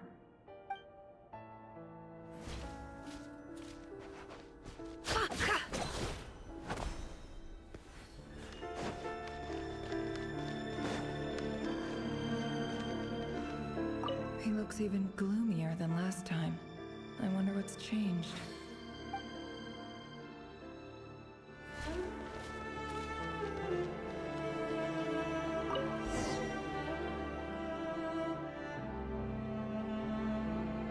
Today's files are in. Time to wade through them, just like usual.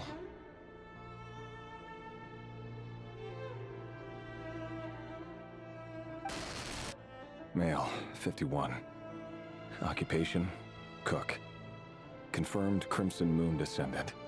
Has maintained frequent contact with other descendants over the past year. Poses a threat to the dynasty. Neutralized.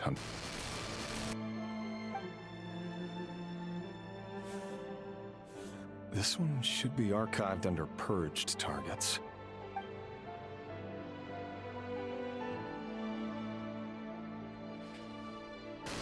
Female, 23. Occupation, office clerk. Confirmed Crimson Moon descendant. Has maintained frequent contact with other descendants over the past year. Poses a threat to the dynasty.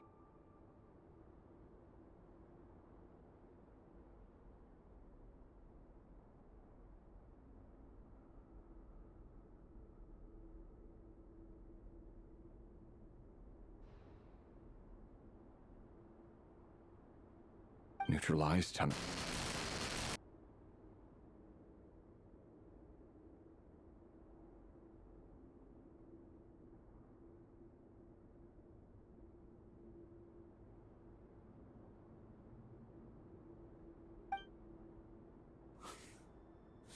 Another one for purged targets.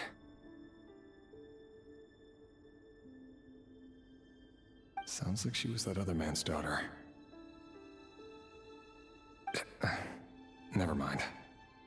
What's it got to do with me?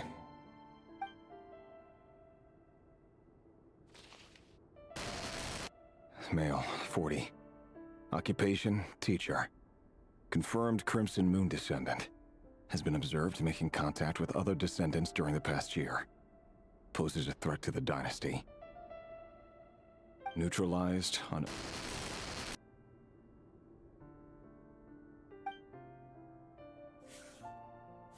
Just another nobody for the archive. Come to think of it, I remember surveilling this man. A case like his never would have been considered a priority in the past. Huh. He barely even interacted with other Crimson Moon descendants.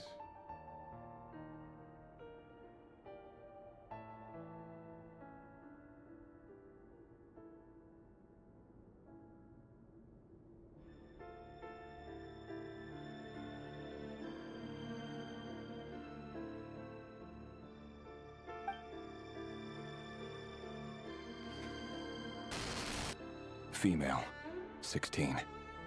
Occupation, none. Orphan and confirmed Crimson Moon descendant. Has been observed making contact with other descendants during the past year. Poses a threat to the dynasty. Neutralized on... Filed. I have no recollection of this girl. None whatsoever. She doesn't seem to be anyone important, but then again, how many of them really are?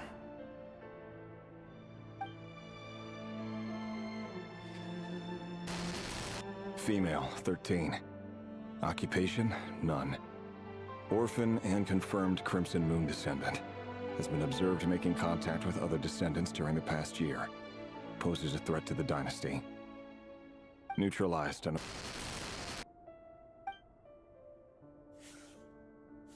Filed.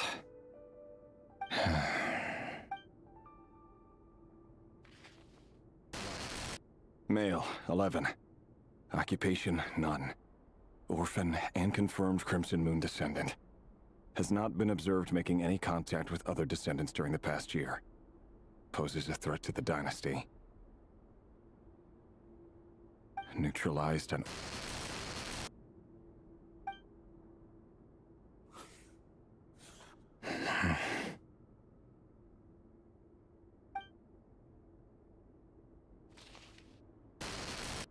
Male. 6. Occupation, none. Orphan and confirmed Crimson Moon descendant. Poses a threat to the dynasty.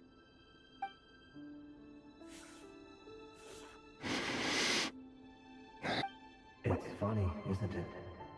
Your job is becoming both harder and easier at the same time, depending on how you look at it. Sooner or later, the Crimson Moon descendants will be completely wiped out.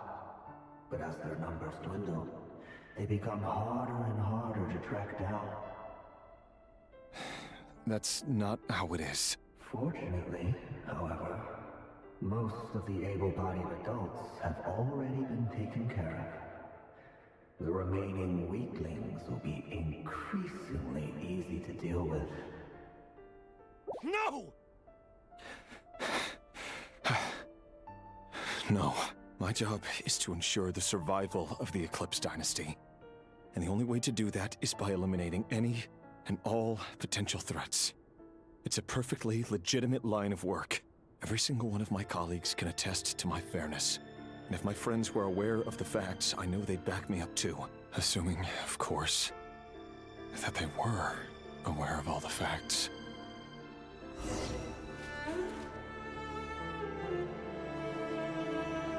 He looks even gloomier.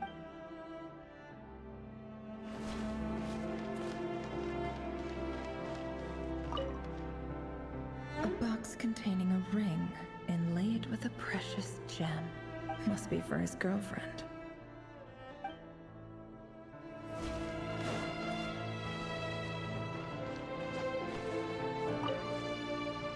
Wonder what kind of encryption technique this is. Seems like it has to be inserted into that camouflage device nearby. Aha! It's an audio recording. Please, hear me out. I can't shake this feeling that someone's been spying on our house. No, I'm not being paranoid. It's true. I saw someone dressed in all black. It was a couple of days back, but that was on another street, not near my house. I swear, I know what I saw! There's a note in the margin. Surveillance of the Runfather residence has concluded. We apprehended the target and filed the mission report last night. Could the voice in the recording belong to one of Rerir's targets?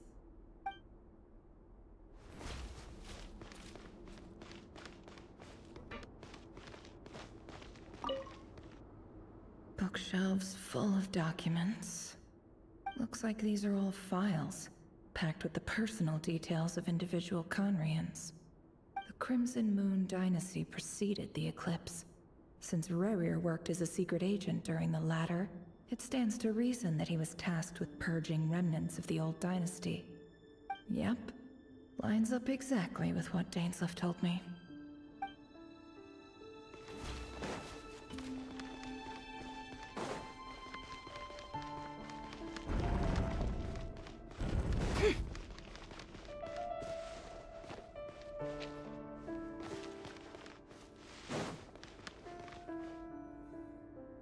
Mr. Vedifalnir, it's been quite some time since we last met.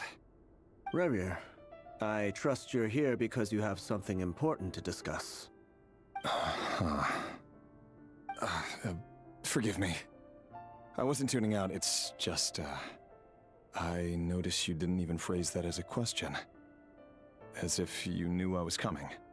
Tell me, does someone in your position ever feel the need to ask questions at all? It is indeed within my power to foresee certain things. Things like your arrival. I was just thinking. It won't be long before I'll be inviting both you and Dane to my wedding.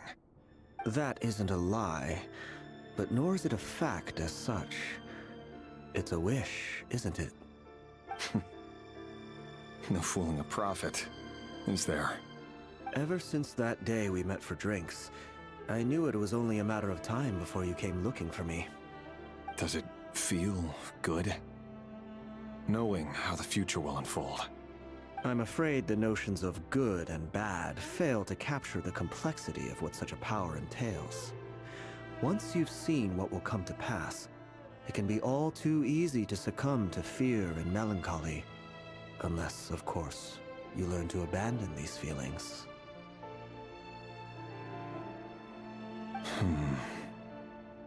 You fear my silence, and long to hear the words I left unspoken that day.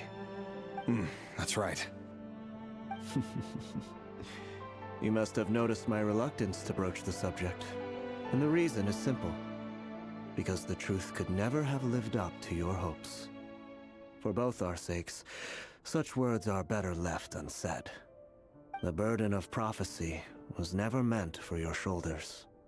So who exactly do you deem worthy to hear your prophecies? None but our exalted king? Or rather, our king as he once was. You're closer to his majesty than I am. You must know better than anyone how much he's changed. You say that as though it is to my benefit. Yet precisely because of that, I dare not speak rashly. A king can turn out to be the most virtuous of rulers, or a tyrant more terrible than the most vicious of dragons. You are so wise and far-sighted, yet still you would have me live in fear of the unknown? You make a fair point. Especially given my silence alone was all it took to send you spiraling downwards. Very well then. Let me offer you some advice. And I say this not as a prophet or a visionary, but simply as the brother of your friend. For many reasons, there is very little chance of your marriage ending in happiness. If happiness is what you seek, you should find another fiancé.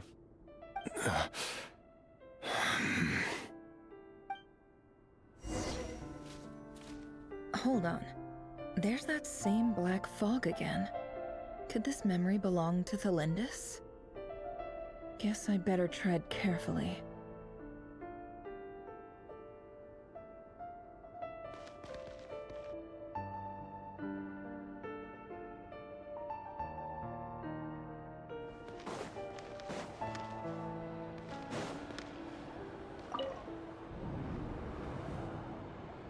Wait.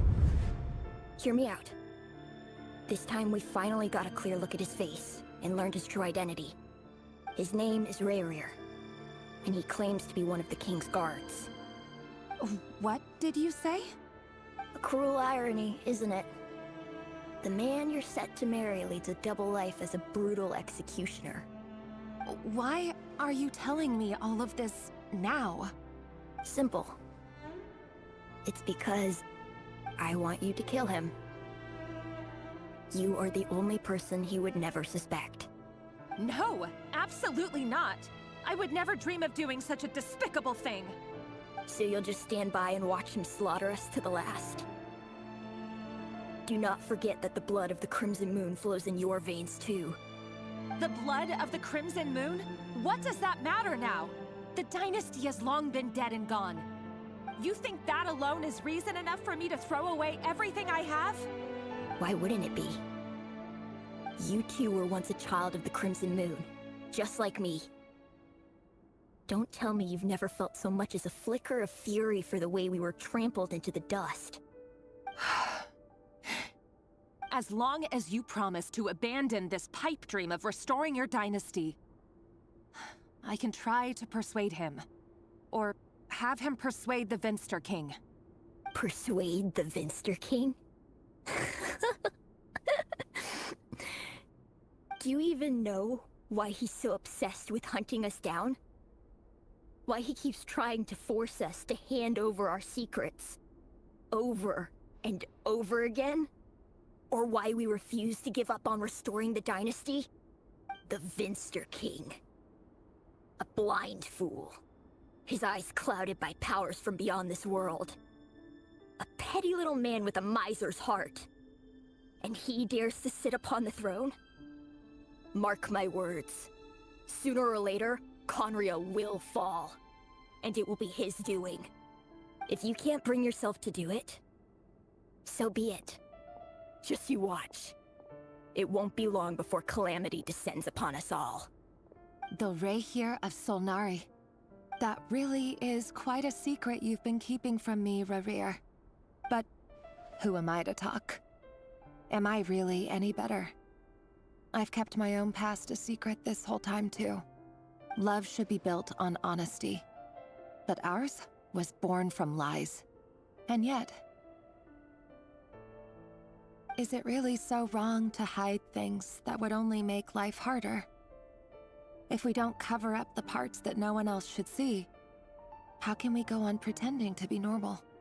Vedifulnir must have known all this. And that's why he made his prophecy. In the end, nothing stays hidden forever.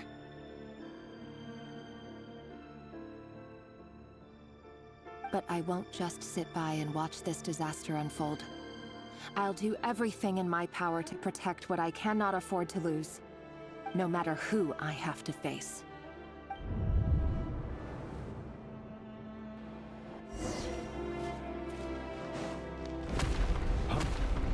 Was that Rayhir who just walked past the window? Doesn't it give you the chills that he still takes the same road to work every day? As if nothing ever happened. Those people at the deli. Enough already. They're clearly pretty taken by their own disguises, so just smile and play along. Pull the rug from under beasts like that, and you'll risk having your throat torn out. Deli. Oh. They're talking about those people from the opposition. Right. I'd almost forgotten they used to run a deli. People of no consequence always vanish so easily. And no one even remembers them.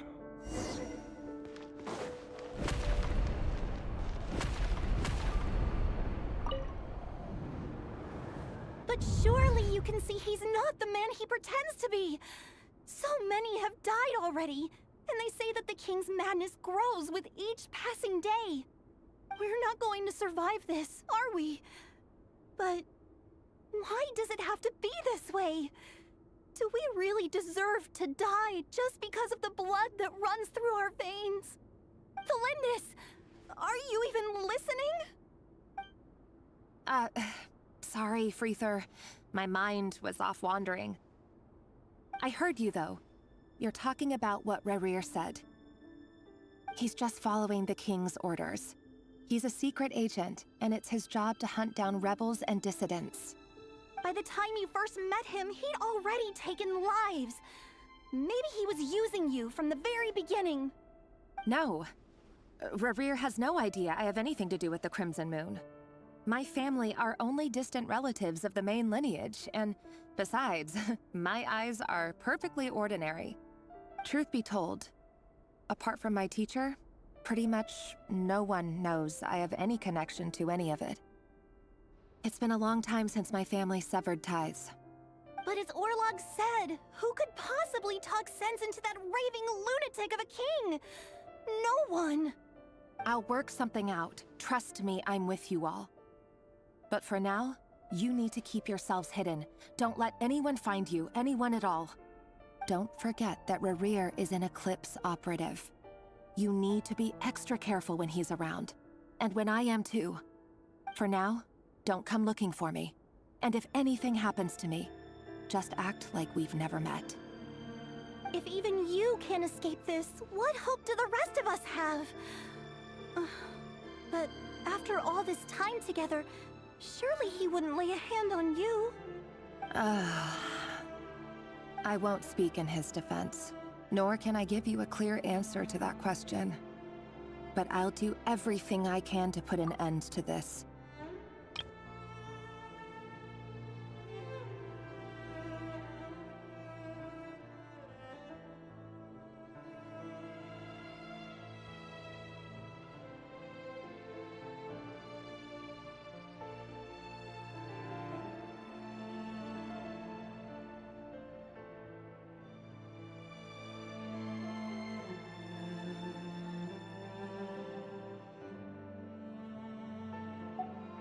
Here, hold on to this.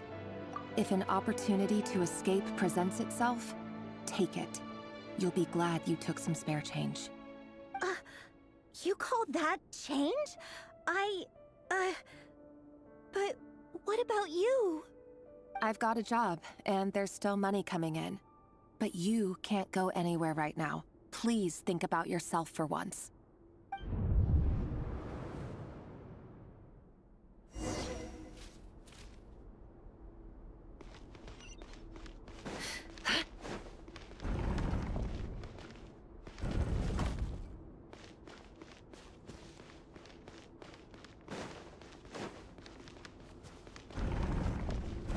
Another day, another round of assassination training.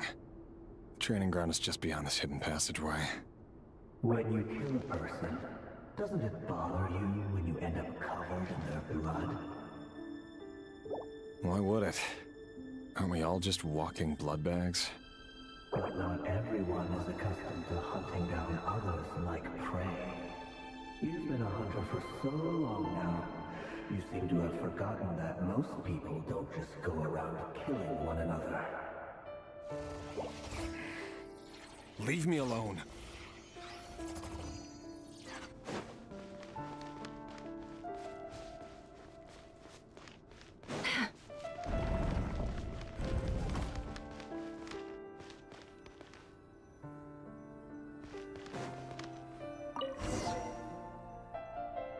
Make sure you have a firm grip on the handle, then choose your angle well.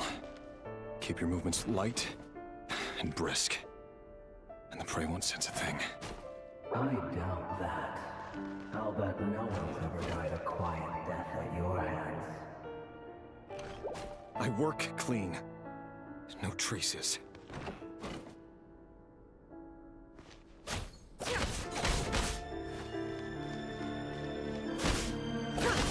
That doesn't make it open and above board. The king just happens to do that now. What if somebody doesn't? That won't happen. He's changed. Ever since he found the spell of that power, he was easy. He only had to take out a handful of abilities. Now,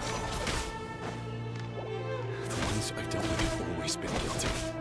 And I've carried out my work flawlessly.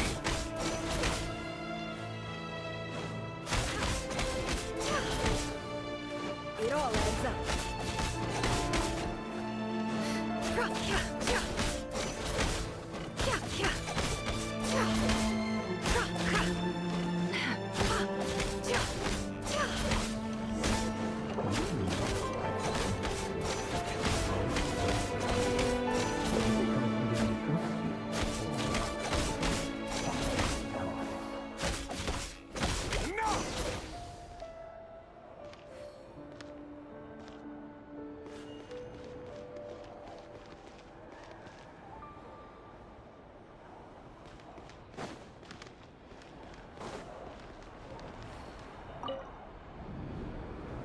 Delindis, do you still remember Orlog? Orlog. The boy who was pretending to sell flowers. You spoke for quite a while, didn't you? Yes, we did. What about him? He was arrested 2 days ago. Chances are he's already dead. He... I just don't get it! After everything he's done, why do you still stand by him? Or does it mean nothing to you that people keep dying? No, that's not... Just hear me out. I need to go now, Delindis. They're looking for us. You take care too. If you ever need a place to hide, come find us.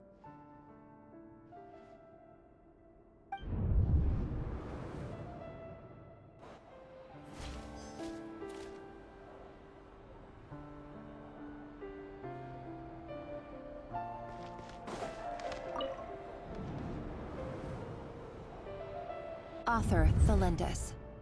Over the course of this week, the research object was subjected to interference for a total of 47 hours for experimental purposes.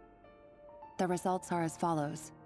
All subjects of observation that were sent inside have now... The situation within is proving more problematic than anticipated. No progress whatsoever. What now?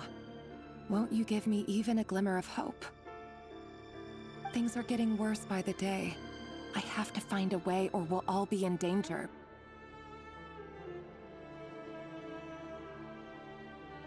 But I... If all this research comes to nothing, what then? Sooner or later, it'll be my neck on the line. But could he really bring himself to kill me? No. Surely he wouldn't have the heart.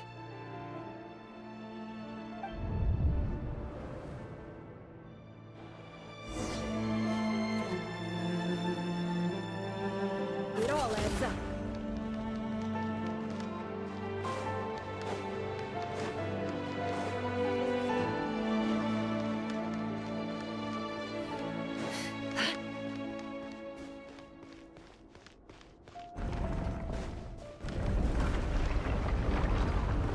Why won't you just let us go? We don't even know each other. All we want is to live ordinary, peaceful lives. You want... to live?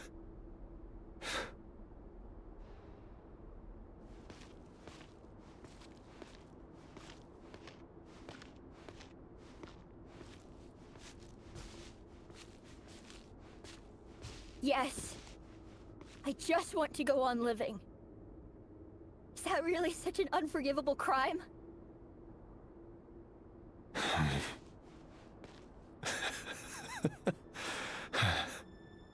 You want to go on living.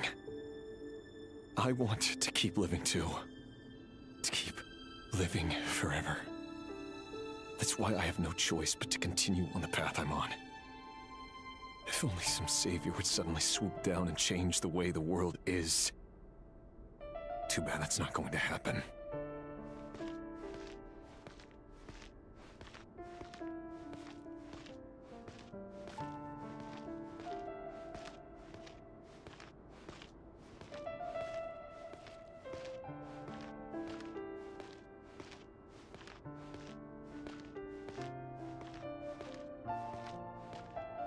Imagine that.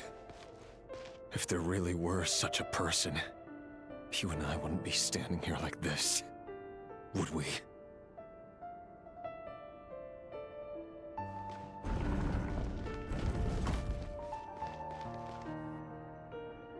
Today's files are in. Time to wade through them just like usual. No, I don't get tired of it. It's my job. And not only am I lucky to have it, I'm good at it too.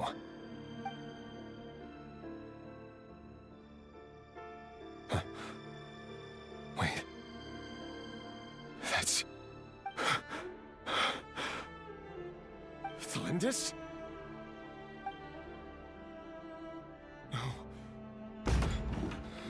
No. No! Why? But you bear no mark of the Crimson Moon. How could you possibly have anything to do with them? It cannot be!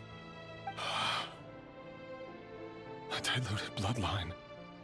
Carefully concealed. I see it now. You've been living in the shadows just like me. What a fool I've been. Numbing myself with talk of justice. Even imagining my friends would back me up. But in the end, Mansul. Finster King! How far are you going to take this?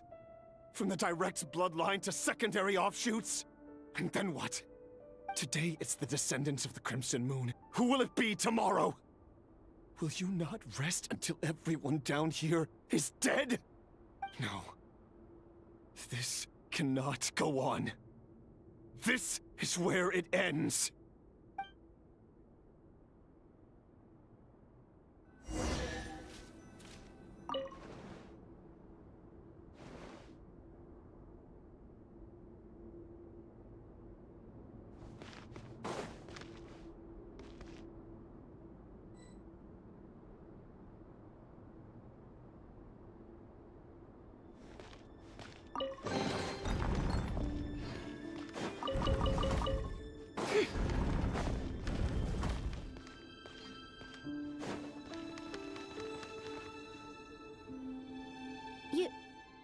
You're really letting me go?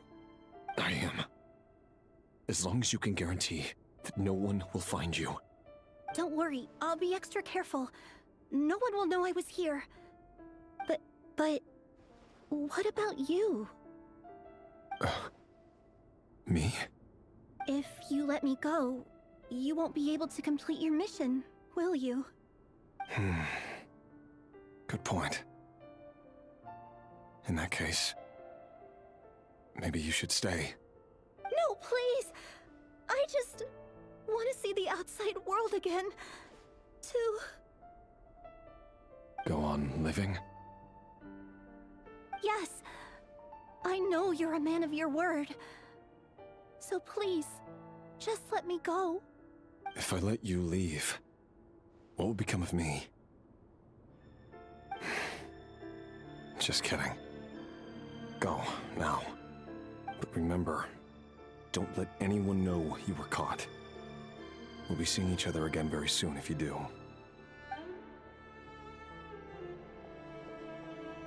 Even shadows in the dark must live by a code. But you can't save everyone. You've been whispering in my ear for days now, Vedifilnir. What are you trying to do? Break me down? I only say this because you long for an answer to your problems. Let her go, Rerir, or you risk losing everything. I will not abandon Thalindis. Then you'll need a little more vigilance and a lot more power. The world is changing, Rerir. Keep your eyes peeled for your moment of opportunity. That voice used to be so unclear. But now I know exactly whose it is. It's Vedifilnir. He won't tell me how to actually resolve any of this, but he keeps trying to manipulate me like a puppet. What's his game here? Tell me then. What will this moment of opportunity look like? And... no answer. He's like a ghost. Always disturbing me when I'm on edge, but never answering when I need him most. So, the Eclipse Dynasty was purging, well, massacring the descendants of the Crimson Moon. And it seems like it was all connected to the Vinster King's research. The King's obsession with abyssal power left the future of Conria hanging in the balance. No wonder every aspect of Rarir's life was so unstable. And it looks like this Thelindis, Rarir's would-be fiancé, herself belonged to a sub-branch of the Crimson Moon Dynasty's descendants. It almost defies belief that a couple like them could hide the truth from each other for so long. If the Vinster King hadn't intervened in such a drastic way, they might have gone on deceiving each other for the rest of their lives. And why does Vedderfanir, Daneslif's older brother, keep talking in Rarir's head? This guy kept more secrets than I ever imagined. The human mind is like a vast desert of shifting sands. When you follow the flow of someone's memories, you only ever see the parts they're willing to let surface. Time for something a bit more creative. We've been inside Rarir's mind this whole time, building up a picture of his psyche. There's already enough clues on the board to start reading between the lines and mapping out the rest. Now, we can finally begin to put the pieces together. Sure, it'll only be a reconstruction, part simulation, part reasoning, but it's usually pretty accurate. Once we've built up a cognitive profile, we just need to cross-check the logic behind his actions. And then we'll be able to take a sneak peek at whatever it is that Rarir has really been hiding.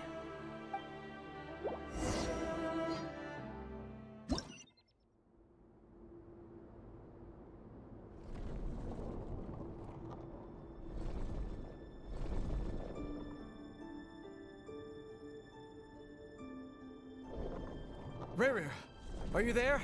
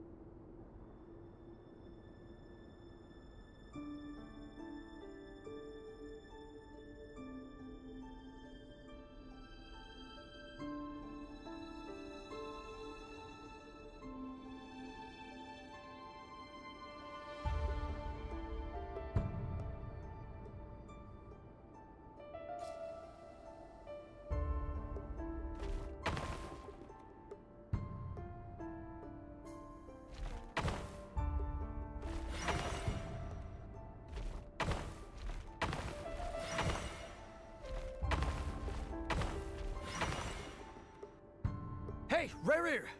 Come out, it's urgent! Dane? What's wrong? Quick, come with me. I'll explain everything once we've met up with the others. Okay.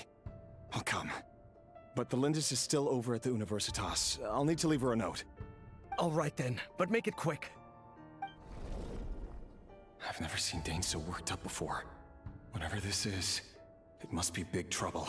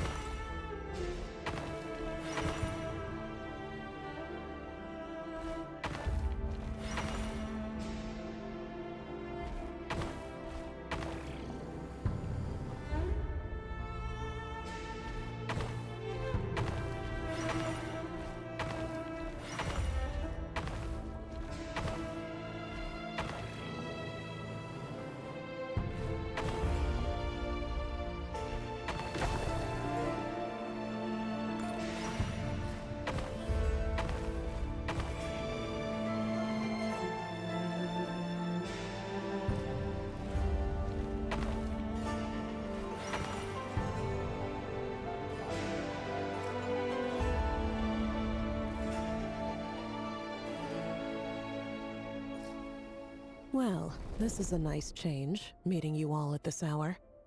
When men and women of ambition can speak face to face in broad daylight, I say that's a big step forward for our dear Conria. Don't be ridiculous. We do not fear the day. Why would we seek refuge in the night? You might ask your blade that same question. I'm told it prefers the cover of darkness. The word on the street is that Sertologi only strikes when he has an unfair advantage. But that is patently false. I see you're missing an arm and a leg. Surely only a fair fight could explain that. If this is your way of offering me replacement limbs, believe me, I'll take them. Oh, we can certainly discuss that. With bioalchemy, anything is possible. Assuming I have your full support in my research. Lunatic. Robtatir, what brings you here? Why, Dainsleif, of course. He invited me. Please, cast aside your apprehensions, Miss Rhindaughter. Whatever the rumors may say, I am but a humble servant of the king, and I can assure you he affords me no greater convenience than he does you. Well, the Universitas Magistrorum won't stop fawning over you. So at least some of the rumors must be true.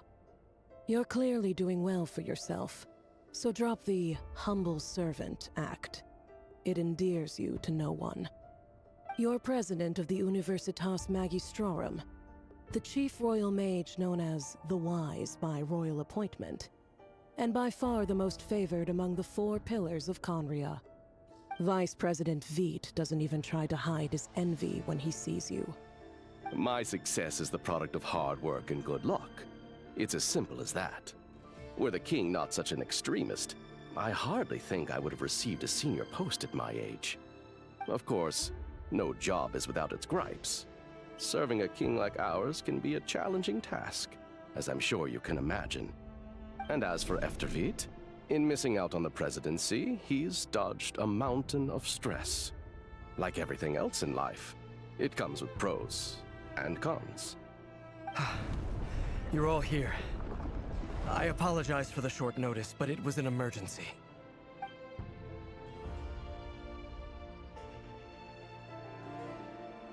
You must be Rerir. Mr. Sertologi. Yes, I handled your case file during your sentencing. Nothing personal, of course. I'm pleasantly surprised that you remember me. You're clearly a person of substance if you've been invited here. But Dainsleif, you'd better have a very good reason for convening this little gathering. It's my brother, Vedofenir. After he spoke at the court this morning, the king was so infuriated by his words that he had him blinded in both eyes and thrown in prison. Vedafulnir in prison? Strange. I thought the king trusted him and Heroptatir more than anyone else in the world.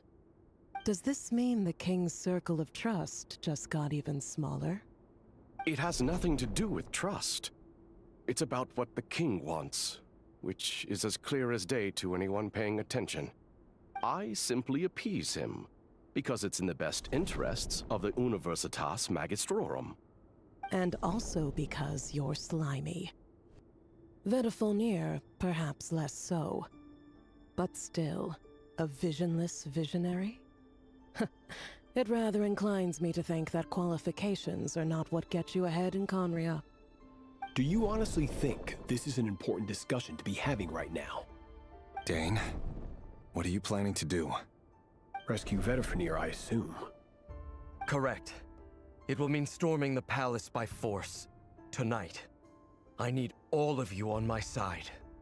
That's far too dangerous. And don't forget, Dainsleif, you're captain of the Royal Guard. You swore an oath to the throne. Hmm? You've been planning this for a while, haven't you? I have no desire to commit treason. But whatever critique the king may have of Vedafulnir, disfiguring your most loyal subject for putting the best interests of his court and nation first, this is not the conduct of a wise ruler. My blade will force the king to see the error of his ways. So, Vedafulnir's prophecy enraged the king. I'm sure it wasn't what he wanted to hear, but if he won't take counsel even from the visionary, that is deeply troubling news. The extent of His Majesty's madness is now all too clear. The question is, how does a man like me get out of this situation unscathed? You have noble ambitions, Dane. But I'm afraid they don't do much for a guy like me. I'm not interested in saving the world. All I want is a letter of pardon. A letter of pardon? For whom? Thelindis? The chances of the Vinster King issuing a pardon for anyone connected to the Crimson Moon seem vanishingly slim.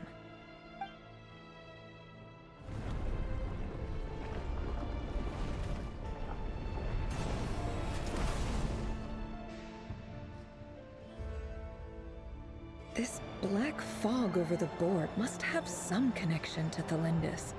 But why is it taking this form? Does it have something to do with Rarir's past? Another mystery I'll need to unravel.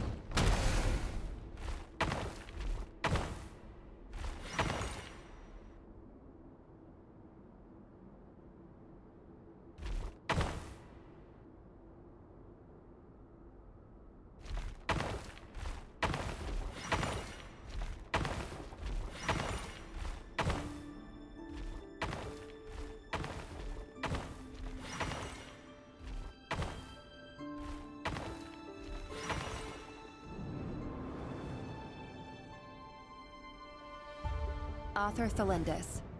Over the course of this week, the research object was subjected to interference for a total of 60 hours for experimental purposes. The results are as follows. Research dating back to the Crimson Moon Dynasty has established 2 points regarding moon marrow. Firstly, its origins have something to do with a god's power.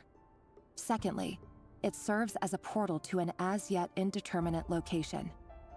Moon marrow can thus be defined as a spatial gateway. However, there are a number of hurdles to overcome before we can answer the question of where it leads to. To start with, opening the gateway requires a specific power source, which the relevant literature indicates. An enormous amount of power is then required to keep the gate open. Currently, the total power output of our instruments remains in the single digits. To make matters worse, I am now the only staff member remaining in the Moon Marrow lab. the Universitas Magistrorum recently decided to move most of its personnel into abyssal energy research, which has stymied all Crimson Moon-related projects. This is not a wise move.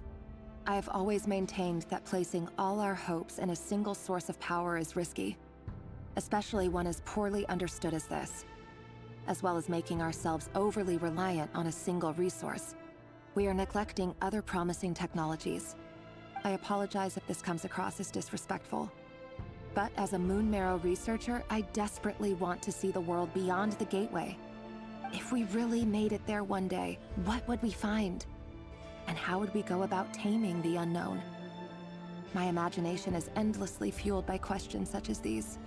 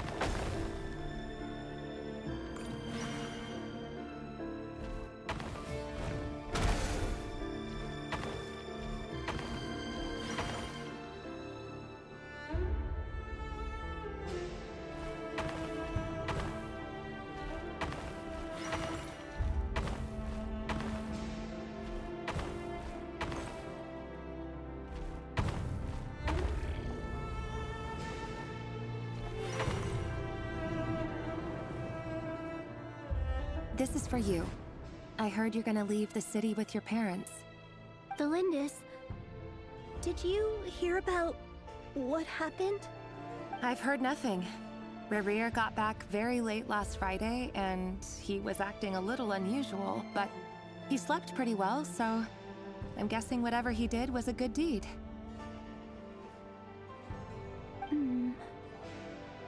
You never saw him, and I don't know what he did. And this conversation never happened. You understand? What if he finds out that you pried into his secrets? Don't be silly. I don't know what secrets he does or doesn't have.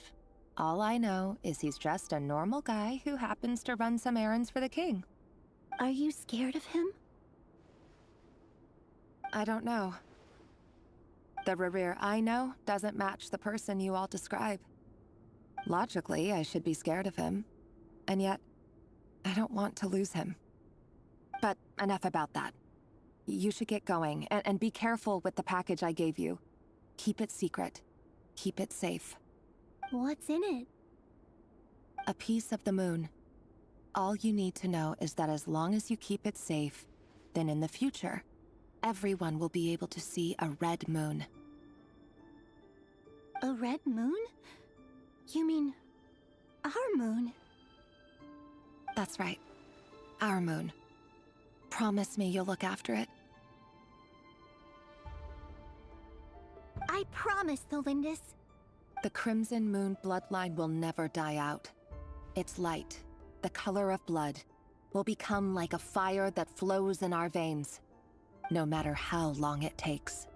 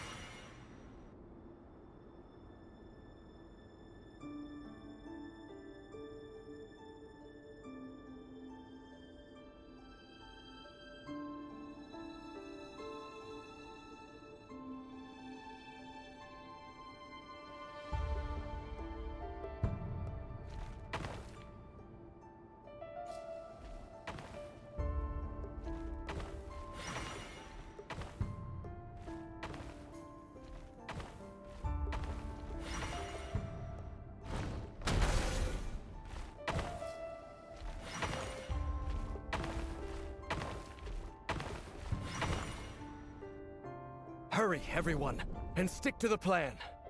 Sir Dainsleif, what are you? Is this treason? You know what happens to those who betray the throne. Please, don't do this! It is the king himself who has betrayed the throne. He has betrayed all of Conria. If you have any love left for justice in your heart, you should join me. It's showtime. Dane and his group will handle the troops in the palace. Then Hraptatir and Rheindotter will disarm the security measures.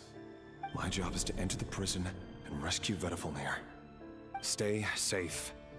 Wish me luck. Look after my brother. Draw your blade.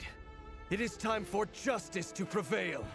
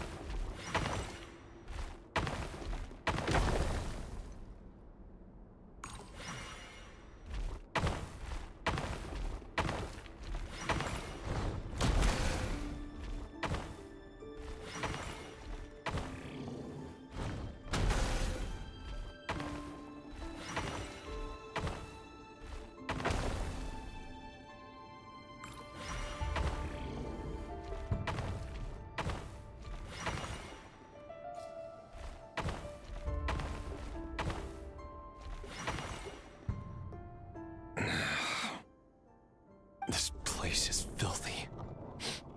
And the smell is abominable. Clearly, the king doesn't allow his prisoners a single shred of dignity. This is dire. Found you. Hello, Mr. Vedifalnir. Ah, it's you. Surprised? Oh, wait. I guess surprise isn't an emotion that prophets feel very often. I certainly felt some surprise in the moment when I was blinded. Surprise at the king's sheer ignorance. Surprise at just how unfairly this world responds to words of earnest remonstration. I'm curious. What did you prophesize this time? It wasn't a prophecy. It was a word of warning. Someone had to say it. The king has forsaken all reason in pursuit of his obsessions. I simply told him that if he continues on this path, Conria will surely fall. But he didn't listen. Worse still, he stabbed you in both eyes and locked you away. Dane asked for my help. The court is in complete chaos now, but I'm sure you predicted that. Everything is transpiring as I foresaw, yet I am powerless to change it. Fate is an immutable force. I can but lament as the inevitable unfolds. I do wonder whether giving a man the power to see the future is nothing more for him than slowly crush his spirit.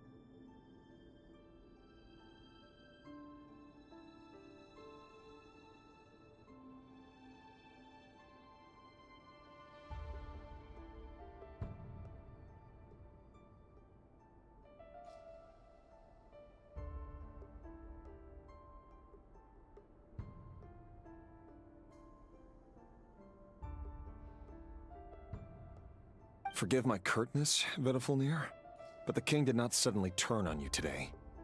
His suspicions have been brewing for a long time. You can't have wisdom beyond the reach of your fellow man without attracting his fear and suspicion. There are things the king does not want to see. So, he doesn't want you having visions of them either. He blinded you because he thought this would make the visions stop. He wasn't entirely wrong. I did indeed lose my power to see the future. Right up until... Until what? Just now. I believe I saw something new. Well, tonight could go a lot of different ways. 5 of us banded together to storm the palace, also we could rescue you. This will go down as the most tumultuous day in Conrian history. I sense hatred in you. But also hope. A desperate hope that with the tyrant deposed, that will be the end of the story. But this is not the end. It is the beginning of a new chapter, in a whole new story. There are many men of honor and courage in this world, Rerir. But you are not one of them. You're not here for justice, are you? You're here for yourself. Is that a dagger? Interesting. Why not the polearm? It was always your weapon of choice.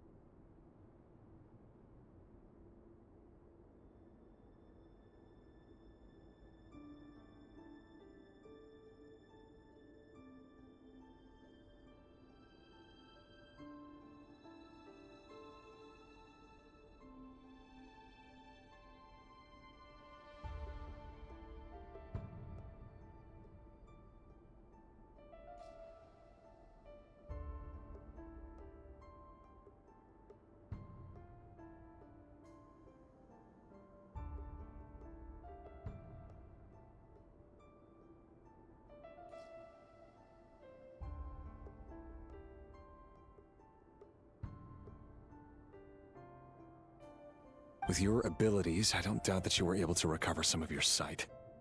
But I also doubt that you want to make an enemy of me right now. Of course not. We're on the same side, aren't we? We could be. But I need you to be honest with me, Vedafilnir. At this point, you're my only hope for the future. You mean your future? With your beloved, Thelindis? Yes. And I know there are bigger things at stake here. A dynasty, a nation, maybe the entire world. But forgive me, I care first and foremost about myself. I can't abandon the one I love to save myself. I just can't do it. But you see a broader picture of the future than I. You see the solutions to the biggest problems of our age. So tell me, what is my solution? What's the answer?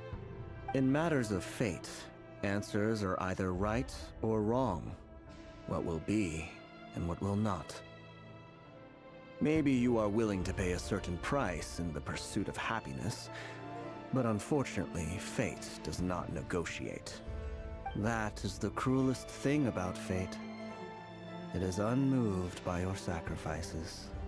That can't be true. I know it's your voice that I keep hearing in my head, urging me to see how the world is changing, to seek more power, so I can protect the things I love. You show me disaster, but you won't show me how to avoid it? Why? Why are you doing all this? My voice. In your head.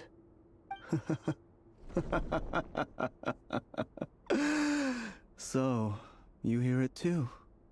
The voice that steals your mind, gains your trust, and drives you crazy. It turns out that we are not so different, you and I. Vedafilnir just broke into the strangest smile I've ever seen in my life, as if he'd discovered some monumental secret. But then he suddenly switched to looking extremely weary. Very well then. My advice to you is as follows. You must persevere. Whatever trials and tribulations you may face, be steadfast in the belief that they are your path to the future. For as long as you live, your story with Thelindis shall not come to an end. That is the only chance you have of fighting back against fate. It is up to you whether you believe my words. Regardless, that is all I will say on the matter. I have no right to intervene any further. I will hold you to your word.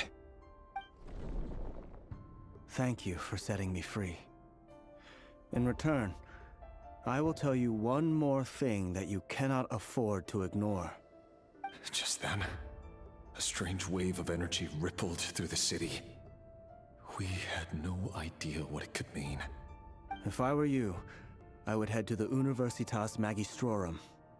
The Universitas? Oh no! I'm sure we'll be seeing each other again very soon, Rerir. Whatever Vedafilnir said, I didn't catch it. I didn't even help him out of the prison. There was no time to lose.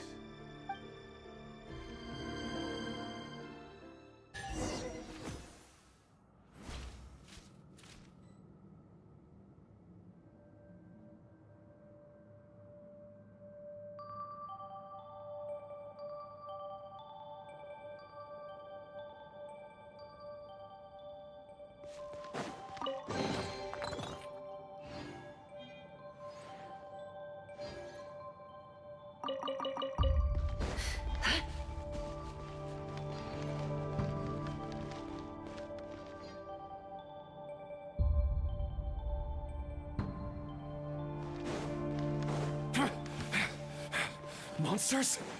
Is this Rhindaughter's doing? Or the Universitas Magistrorum? Out of my way!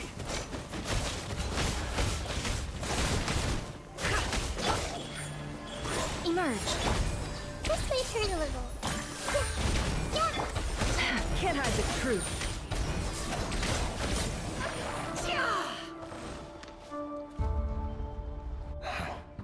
The Universitas. That reminds me of a rumor I once heard. Allegedly, the king installed secret mechanisms in the palace and around the city. No one knows where they are or what kind of power they hold. But if they were ever gonna activate, it would probably be on a night like tonight. Help! Help! Hold on! Don't let them anywhere near you! Save me! I can't! Ah! That sounded like an explosion. So, the rumor is true? The king really went through with it. What other means does the king have at his disposal? They must run on power from the Abyss. And given it's a major center of Abyss research, anyone over at the Universitas will be in grave danger. I have to hurry!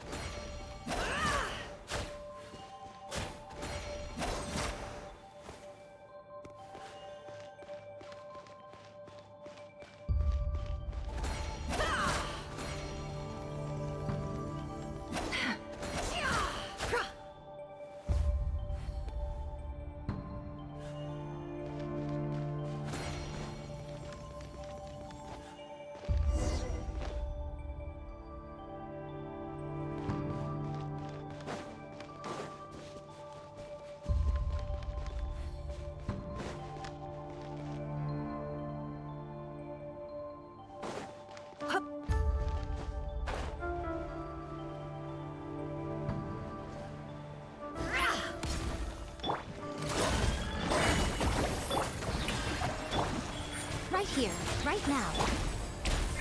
If I hold hands! No more lies. Let's see what you're made of. It all adds up.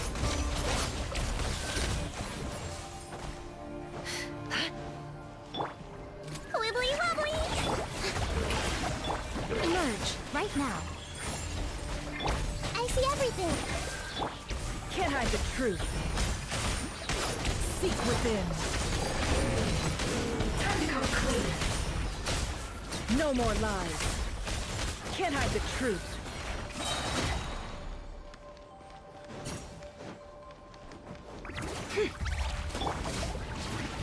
Floaty floaty! Emerge, right here. Emerge. Hey! The Temple of Wisdom! Let my name echo in song! A sight to behold. Right here, right now.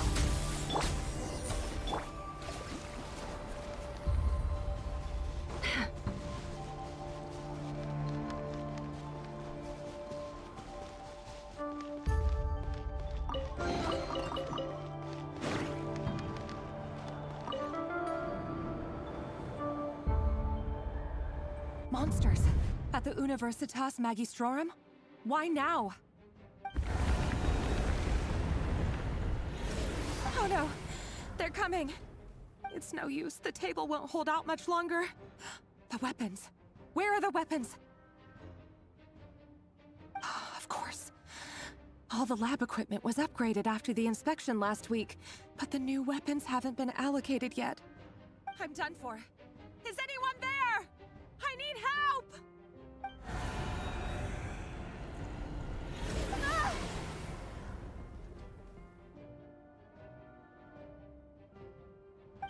Stay back! Please stay back! Please!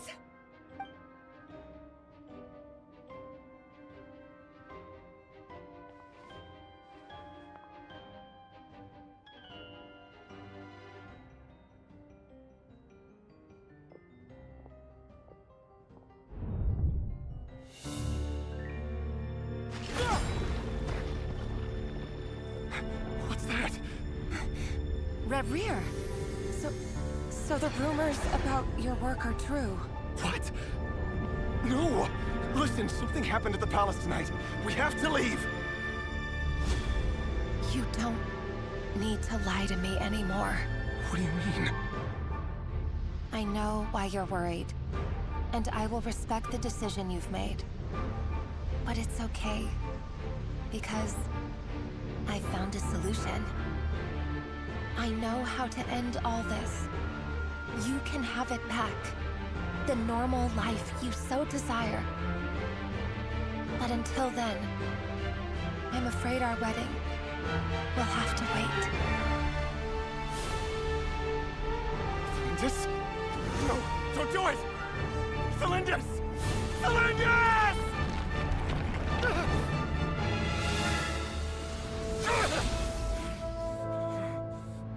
I told you, Rerir.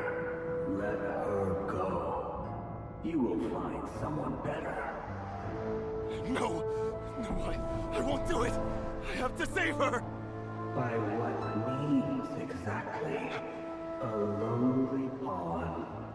You lack the power and the strength of will. Do you know a way? Tell me! Come to the palace. Join us.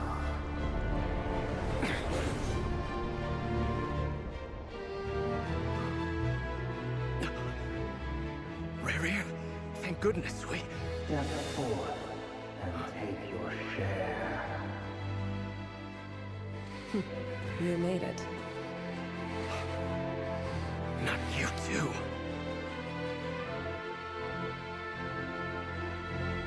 Hatred or grief, despair or desire. We all have our own.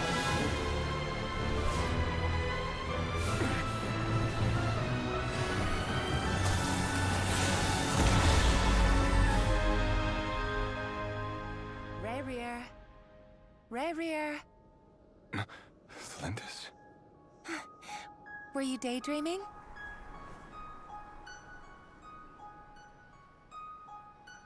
You still remember, Rerir? That question you asked me a couple of weeks ago? Oh, you mean the proposal? Yeah. I'm wondering, where do you think would be a good place to discuss it? Maybe in the garden? Or were you thinking a fancy restaurant? It's your choice.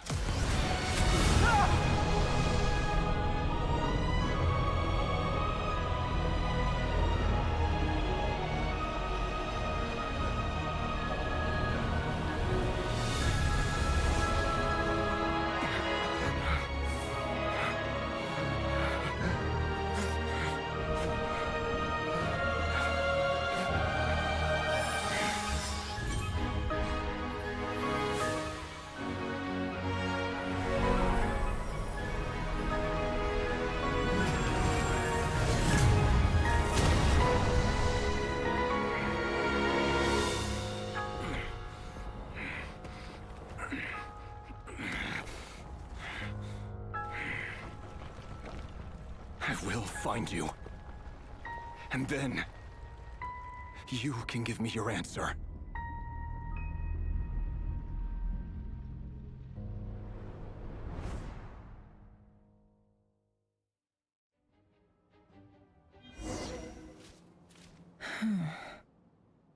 So that's how the Raker of Solnari was born. A monster created by circumstance is a monster all the same. Viewing other people's thoughts for too long can get uncomfortable. Right now, I'm feeling a strong sense of loathing. In a nutshell, the story of Conria is what happens when the truth falls by the wayside. Everyone tells little white lies, and before long, you have a huge pack of lies that destroys everything. Whew. Time to get back. His past is filled with sorrow, but the tale of any fallen civilization is one of endless tragedy. Cruel as it may be, that was Conria's fate.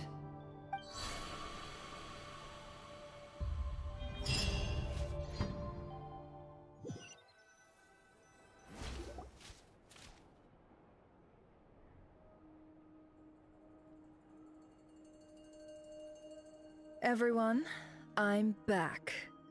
Can I get a standing ovation? Never! How are you holding up? Feeling okay? She's fine. Boss is a pro. Yes, I'm fine. You will have seen the events of Rarir's life through my thoughts. It's now clear that he is just a regular nobody, driven by personal tragedy, as he said himself.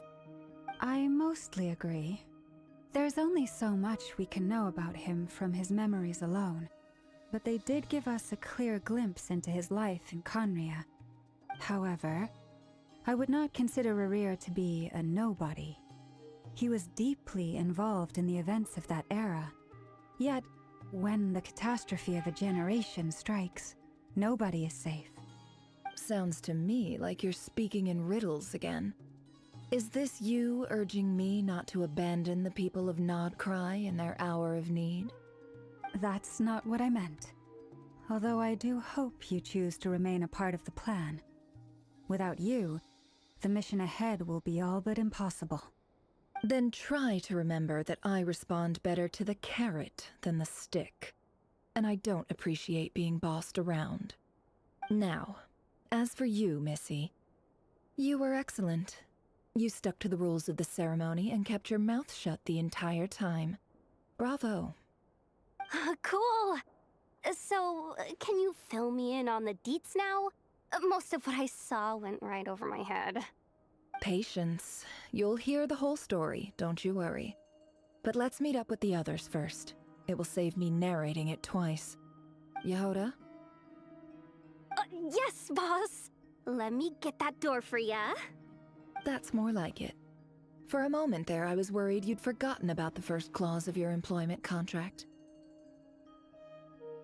Forgive my curiosity, but what does the first clause say? It says I gotta do the annoying stuff that boss is too lazy to do for herself. Like opening the door, pouring the tea, yada yada. Is that right? If something is in the contract, it's because she willingly agreed to it. Rest assured that the Curatorium abides by the very strictest of labor policies. You don't seriously think I'm cruel enough to treat her like my slave? In any case, I've hardly shied away from my share of the work today. Hope I don't catch Flintz and Varka lounging about in their chairs, enjoying a leisurely cup of tea. There's nothing I dislike more than other people enjoying themselves while I'm hard at work.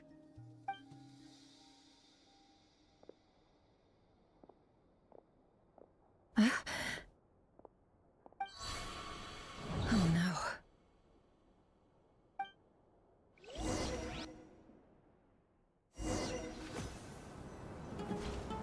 Sorry to disturb you, but we seem to have run into some trouble.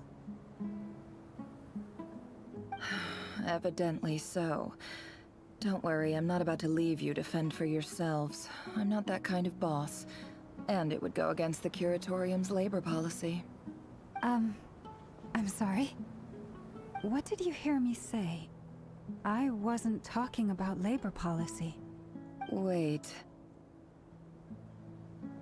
How long have I been standing here?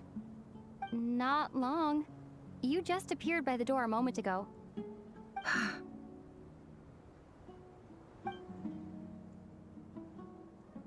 Boss, what's wrong? You look like you've seen a ghost. We've been tricked. We never left at all. Somehow I hallucinated that whole scene back inside the office. Hallucinated? But how? How indeed.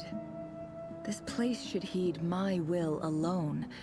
All thoughts and actions that occur in here are just a result of pawns moving across the chessboard in a carefully calculated manner.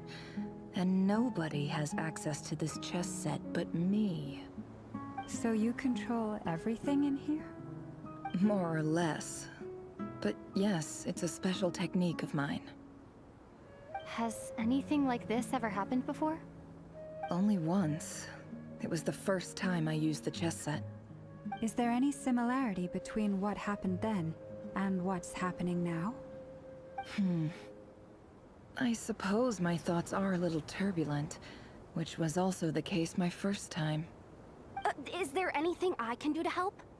The first clause of your contract clearly states that I only need your help with things that I'm too lazy to do myself. Meaning, you're not feeling lazy right now? Meaning, this is not something Yehoda can help with. The chess set is a personal treasure that I alone understand. I must be the one to find our way out of here. Boss, it's fine. Really. Let me do something useful. Oh, listen to you. Whatever would I do without you, Yehoda? What? Really? Yes, really. Where would I ever find another employee as obedient and servile as you? God forbid anything ever happens to you. Oh, okay.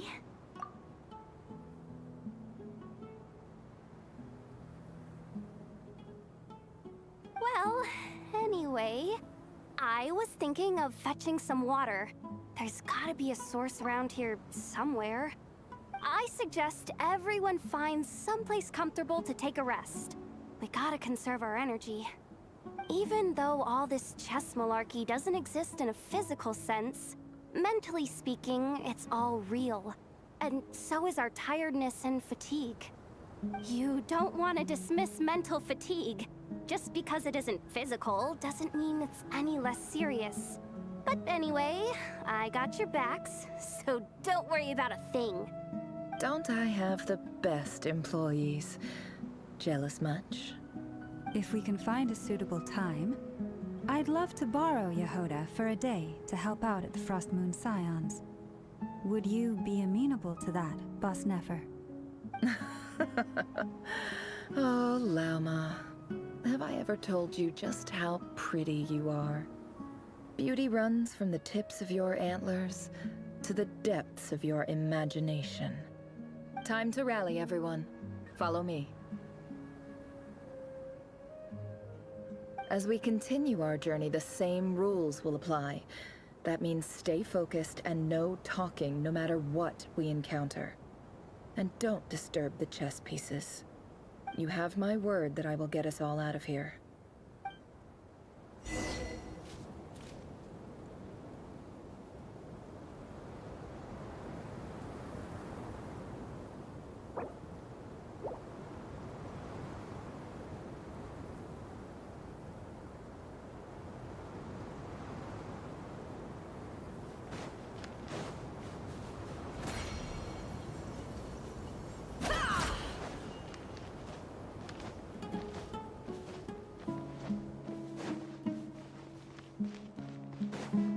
This place looks familiar.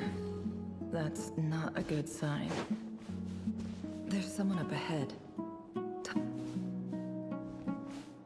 I wasn't expecting visitors at this hour. Wait, is that? Oh, it's him. There you are! Sinue's been looking for you all day. I think he has some news for you. Oh yeah? What were you doing just now, Uncle Retinue? Hiding away some more loose change? I know I saw some Mora.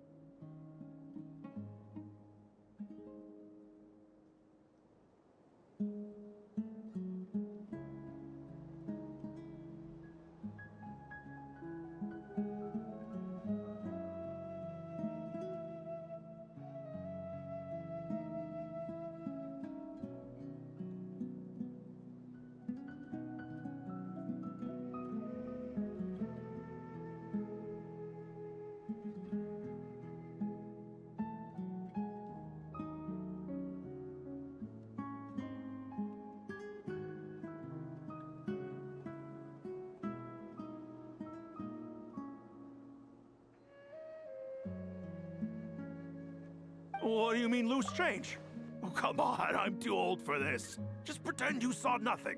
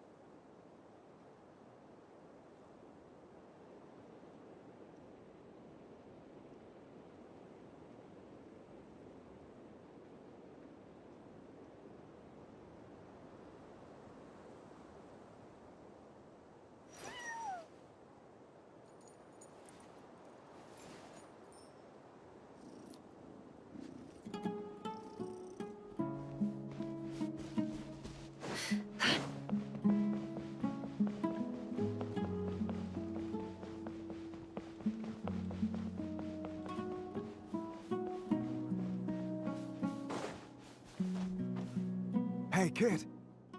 Mind telling me what Sinohe's been up to recently? I'm trying to get in his good books and I need a way in. Get in his good books? Why? What do you want with my dad, Uncle Apepi? I've written a new song. I was hoping to showcase it at the next festival, but I'll need his approval.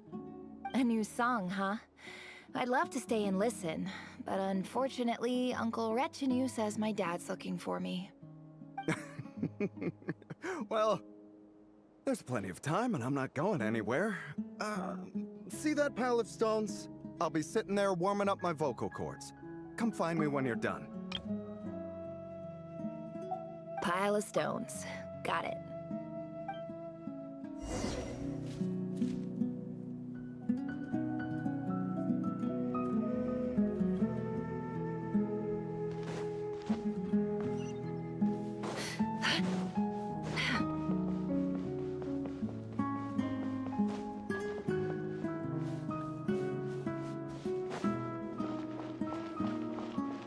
Hi, Dad.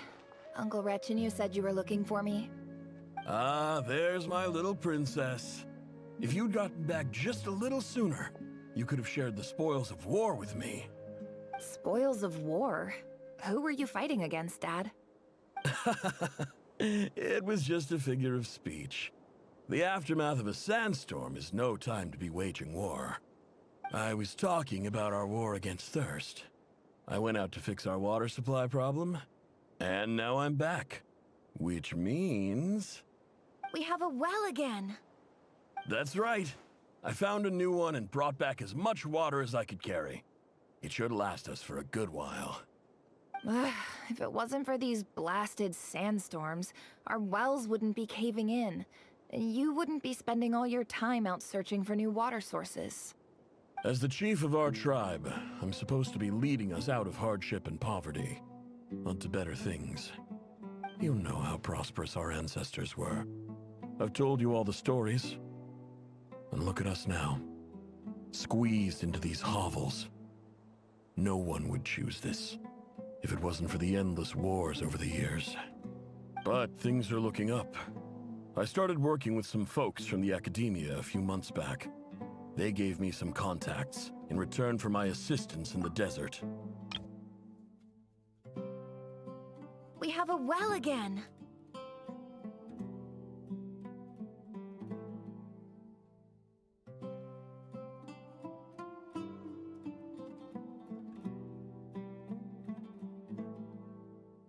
So you're the Academia's helper now?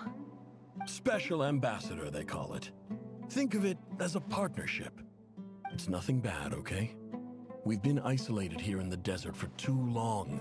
Seeking opportunities elsewhere is the best thing for us, and the fastest way to progress. So, do you get anything good out of being a special ambassador? Of course. My luck's improving all the time. One day, I swear I'm gonna lead us out of this place. We'll find somewhere new. Somewhere better.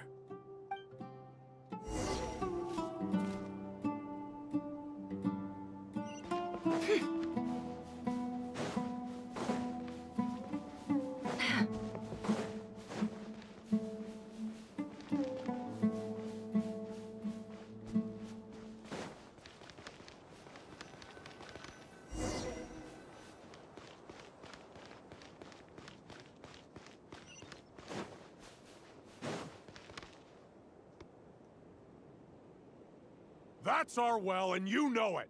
You stole from us. Well, you've gone from chief to thief, and now you have to face the consequences. Did you really think you could take our water without permission and get away with it? You're either brave, stupid, or both. And that Special Ambassador Act? Yeah, nice try! We spoke to the Academia. They said it was all news to them. You're a liar and a cheat!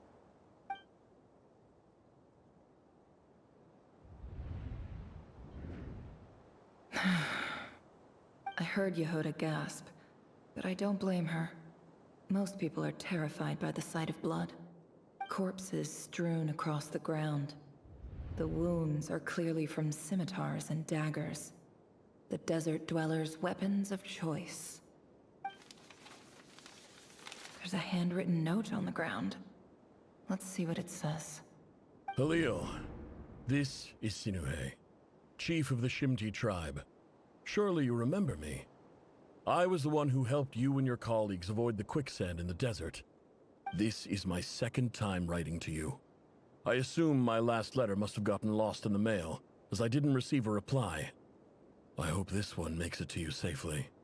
I'm writing to you because I need some help. That sandstorm the other day completely blocked up our well, forcing me to look for another water source in Iab and Unut territory. It was a matter of survival. Praise the gods. The well of the Iab tribe was intact. It was my last resort. I drew what water I could and left, but not without being spotted. I fear they will retaliate. You told me to write to you if I ever needed help. You said you'd be my ally in the Academia. I urgently need you to formally recognize my title of Special Ambassador and send some of your people to assist me for a few days. It's the only way I can convince them that this was the Academia's decision and prevent them from retaliating. This is an emergency. Please send help as soon as possible. Looks like this letter never got sent. The writer died a grisly death, and the letter was trampled into the ground. It's badly defaced. Some parts are barely legible. What a ridiculous lie the surviving Shimti tell. Their whole village was butchered over a sip of water.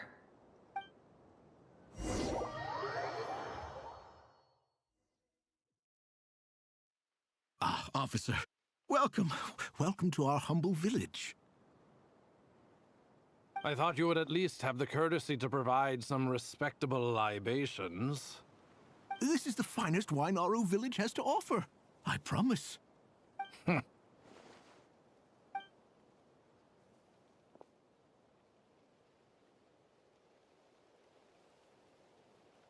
The Academia has agreed to reserve a single space for a candidate from your village. But I remain skeptical of this entire endeavor. I highly doubt anyone in this desert possesses serious academic potential. Please, have faith. If not in us, then in our god. The child we found shows great promise. I beg you, take her away from this place. Give her a chance. Don't let her talent go to waste. I don't recognize her. New arrival? She showed up here a few days ago and we took her in. She's a really bright kid. Please help. I'm begging you. So, where are you from? Nowhere special. Just a sand dune. What about the rest of your family? How many of you are there? Just the one. It's only you? Correct. So, no brothers, no sisters, no mother or father? Any who have slept on a bed of sand, I call my brothers and my sisters. Apart from that, I have no family. All right.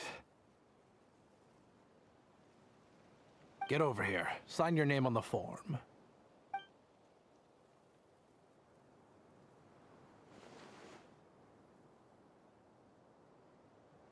Never? You're rather fair-skinned for a desert dweller.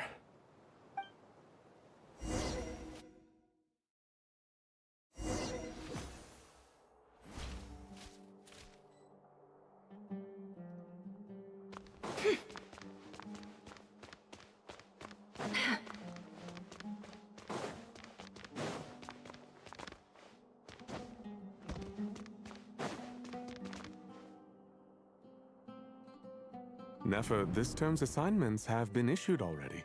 Please read through the materials thoroughly, conduct your own additional research, and then write an essay on the topic. Yes, Professor, I'm aware. I just had a couple more questions I wanted to get your perspective on. Oh? Please, ask away. Well, I saw the other students' problem sheets, and I couldn't help but notice that my assignment is much easier than theirs. Do you really think I'm a weak student? A weak student? Goodness, no. Quite the opposite. You have a sharp mind. Almost too sharp.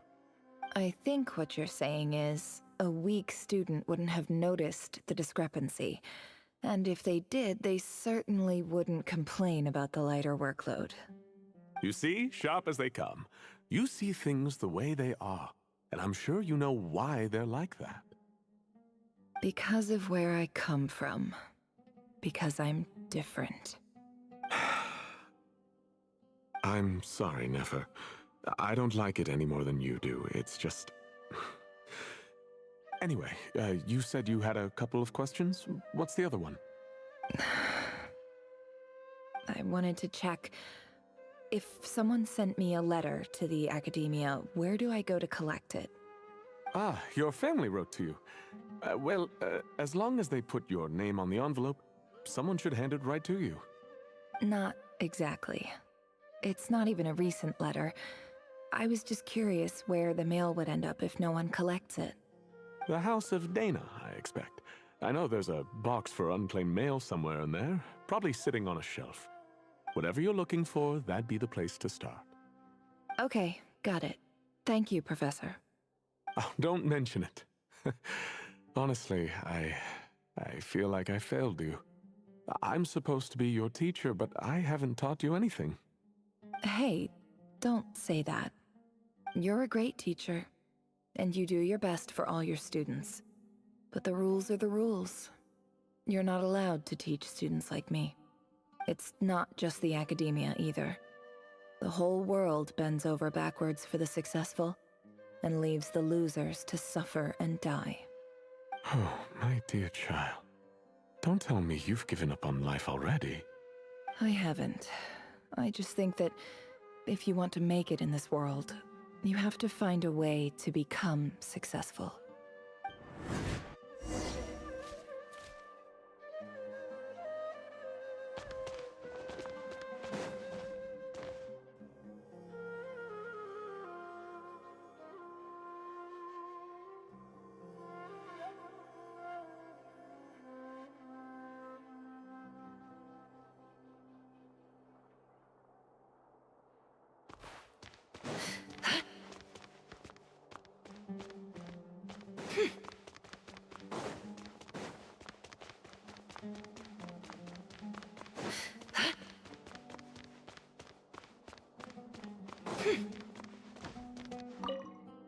This must be it. A big cardboard box full of unclaimed mail. And probably some letters that ended up here by mistake, too. Let's take a look.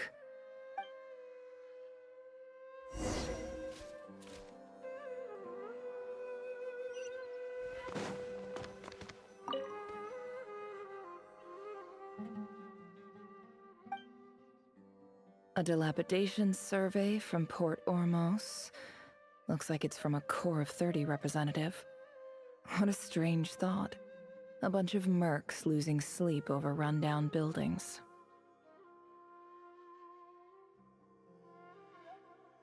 This one was never even opened. I guess the recipient didn't care what the Core of 30 had to say about anything. Who was it addressed to?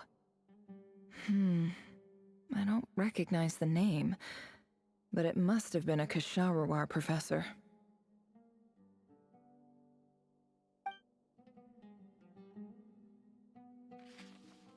This one is addressed to the Immorta Sage. The title is Changes Observed in Satyavada Life Symptoms. Why do all these letters read like full-blown dissertations?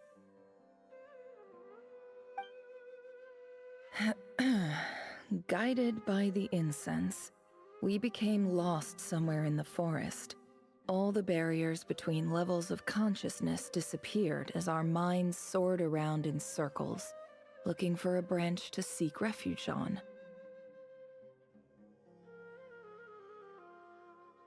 In clinical terms, these symptoms fit the description of incense poisoning. The Amurta Darshan strictly prohibits the use of hallucinogenic substances, but I believe there are still people getting away with it.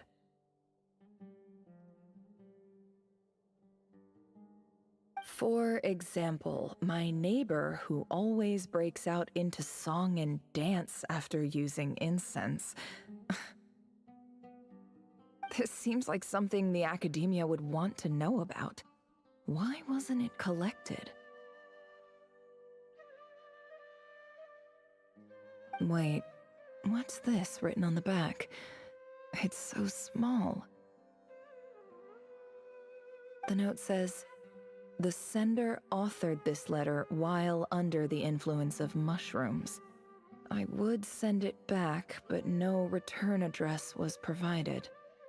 Stamped by the Grand Conservator of the House of Dana."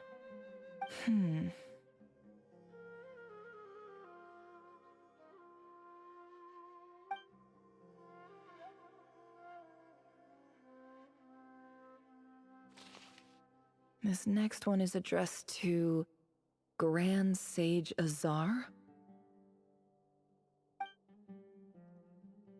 A few words of protest regarding recent changes in Sumeru's educational policy.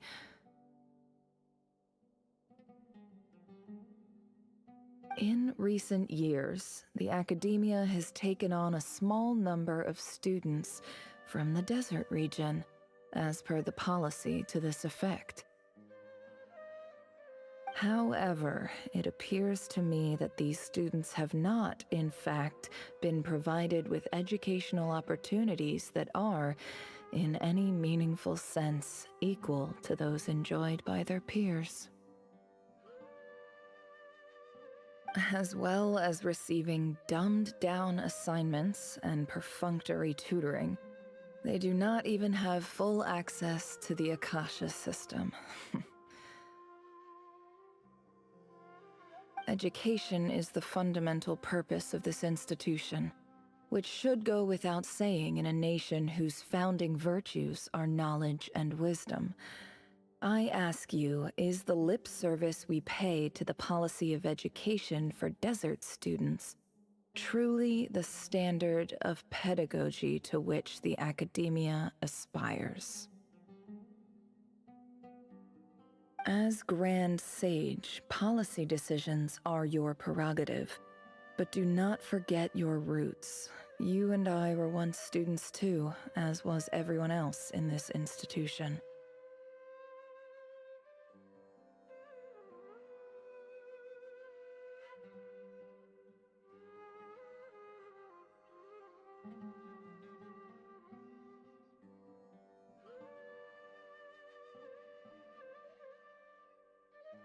I do hope you will give some serious attention to this matter. I encourage you to discuss issues like this with myself and others, and listen to some alternative opinions. Great letter. Shame it didn't get to where it needed to go. And the sender is... Huh? Sage Cyrus of Spantamad.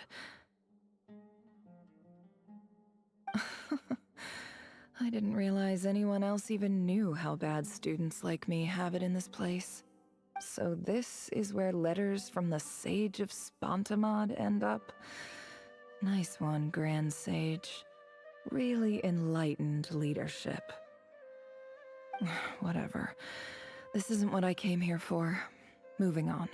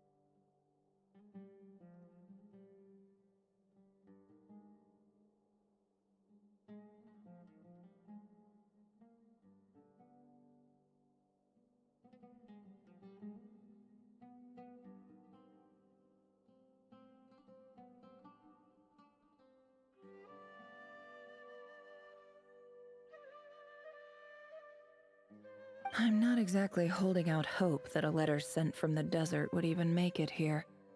But if it did, where else would it end up if not in this box? I can't believe how much discarded mail there is. Must have been years since someone last went through it all. And this is just one box. The whole house of Dana is boxes on shelves. I don't believe for 1 second that any human being has sat down and read through all the documents in this place. Who has that much free time on their hands? Wait, could this be it?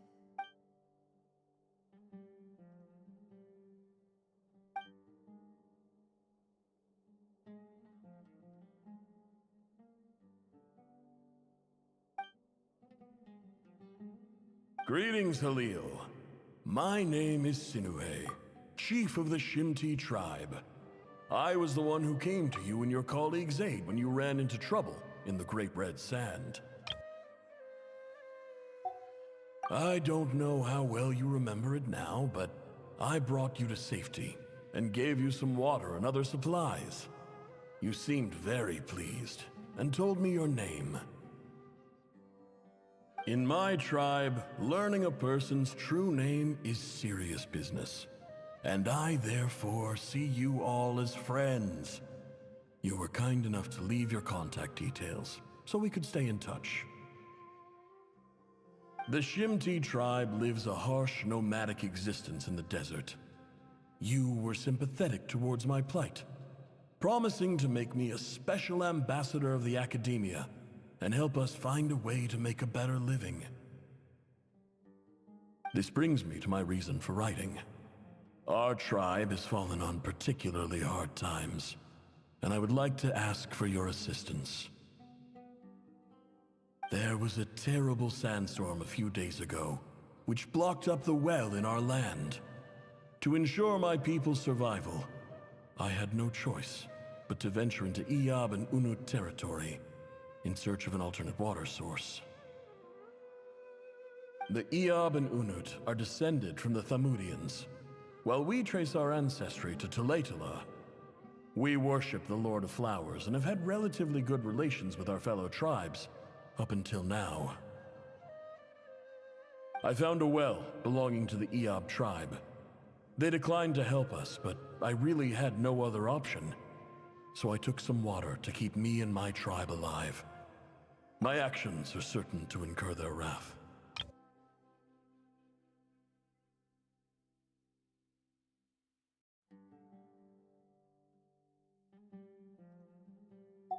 When we met, you assured me that you would be my ally in the academia. I would like to take you up on that offer, because I really need your help. I wonder if you could send an academia representative to meet with me. That aside, the last time you were here, you mentioned that the academia had started accepting students from the desert, and I told you a little about my daughter, Nefer. We have next to no resources here in the desert, and my power and influence are limited. Would you consider enrolling my daughter at the academia? She is a smart girl. I know she won't disappoint you. From the outset, the academia never took you seriously. Those things they promised were just empty words. I doubt they even remember the name Sinuhe. And you were so emphatic that your luck had finally changed for the better. You swore you'd lead us to a better place one day. You spoke with such conviction, like you were the most powerful chief in the whole desert. You liar. You lied about everything. You promised the world and delivered on none of it. And who fell for it? Just me, by the looks of it. Despite your best efforts.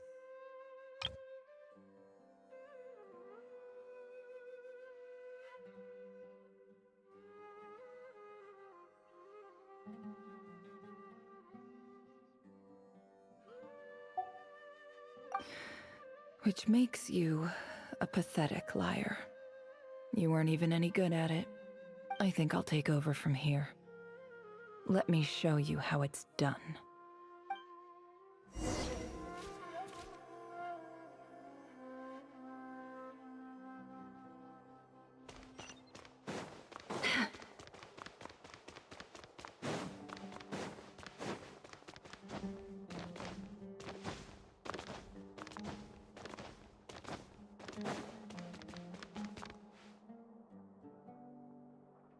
I just came to say goodbye. Thanks for everything you've done for me in my time here. Nefer? You packed your bags. Where are you going? I'm quitting. Something's come up in my hometown. Gonna head back and deal with it. Huh? But this was a hard-won opportunity for you. You know that better than I do. It was, but it doesn't matter. I have more important things to deal with, and they can't wait. Oh, and I didn't want to overfill my bags, so I left some incense on your desk.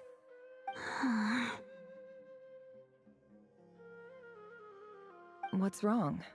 I thought you liked incense. Although, I did read somewhere in the House of Dana that it has hallucinogenic effects. Don't use it all at once, all right? Isn't this the stuff you brought from your hometown? You're just letting me have it?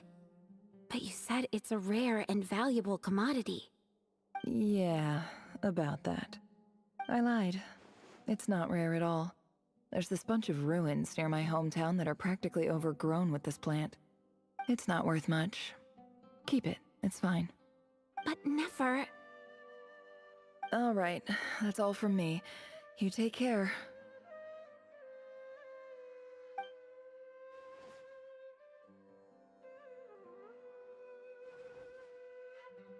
Don't forget me, okay? I mean, we're more than just classmates, right? We're friends. Yeah, I'll remember you. I lied again. That incense is worth a fortune, and it's a rare find even in those ruins. And as for remembering her, I have far too much to do when I get back. No time to reminisce. I'll be lucky if I even make it through this alive. But either way, I expect I'll forget you pretty quickly.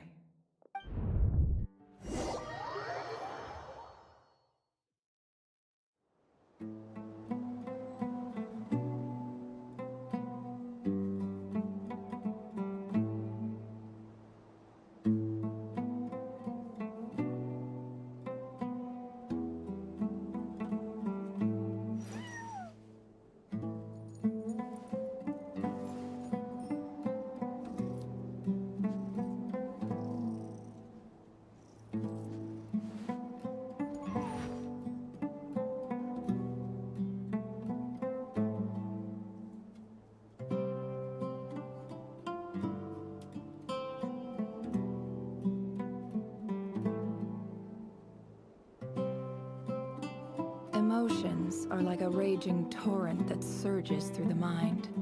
More often than not, if you try to hold them back, you'll be swept away by their unstoppable force. And if you try to ignore them entirely, you'll end up tearing yourself to pieces.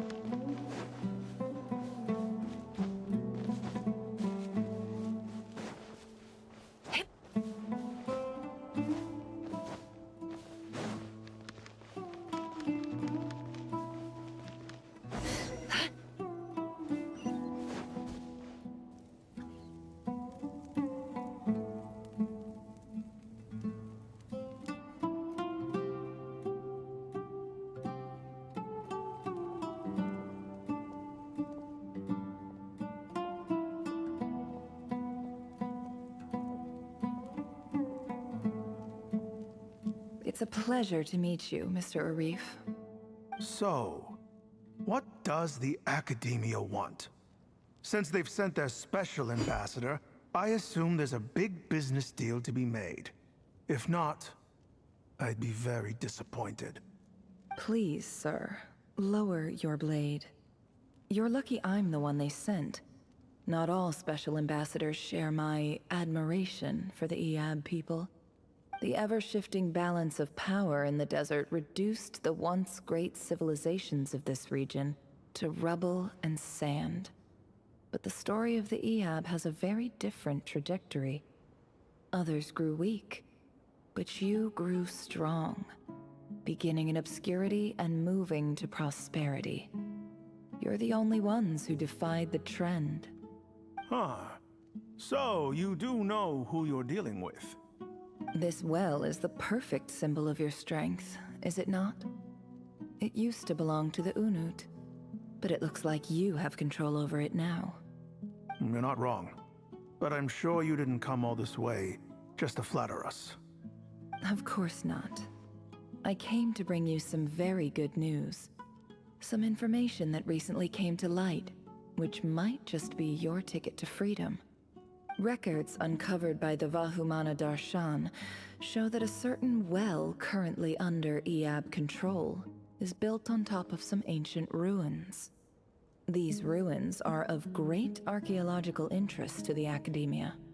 I checked the map carefully on my way over here, and I'm confident that this is the well in question. The Academia is offering 50 million mora in return for excavation rights. 50 million? No, wait.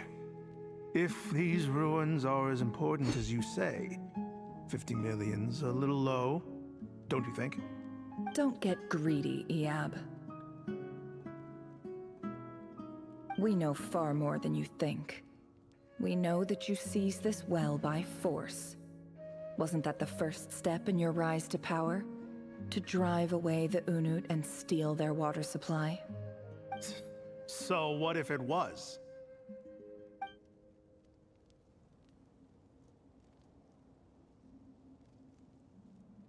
Don't worry. As unscrupulous as it was, it's something we're willing to overlook. The Academia is only interested in dealing with the de facto power holders in the region. I hope I am making myself clear. And I hope your words are the truth. If I find out the Academia is trying to play me, I'll hunt down every one of your people and make you watch as I cut their heads off one by one.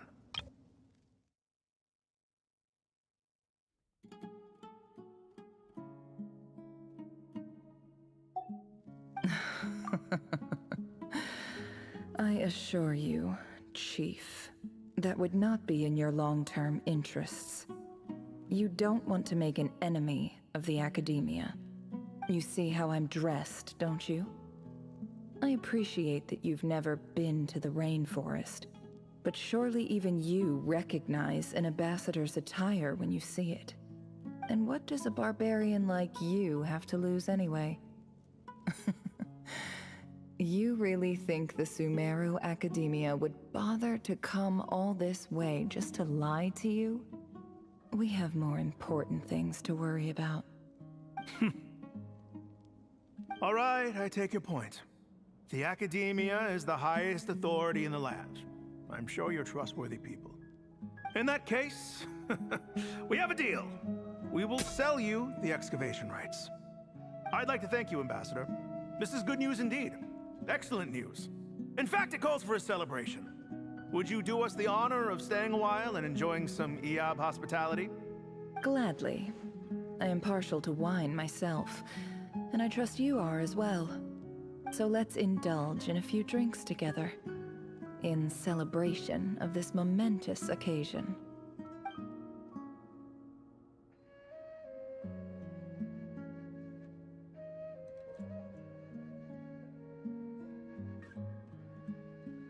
Chief! Chief, it's an emergency! It's the Unut. They've taken the well. What? Well, don't just stand there. Take it back. Yes, Chief. I have every confidence in the Eab's military superiority, and yet...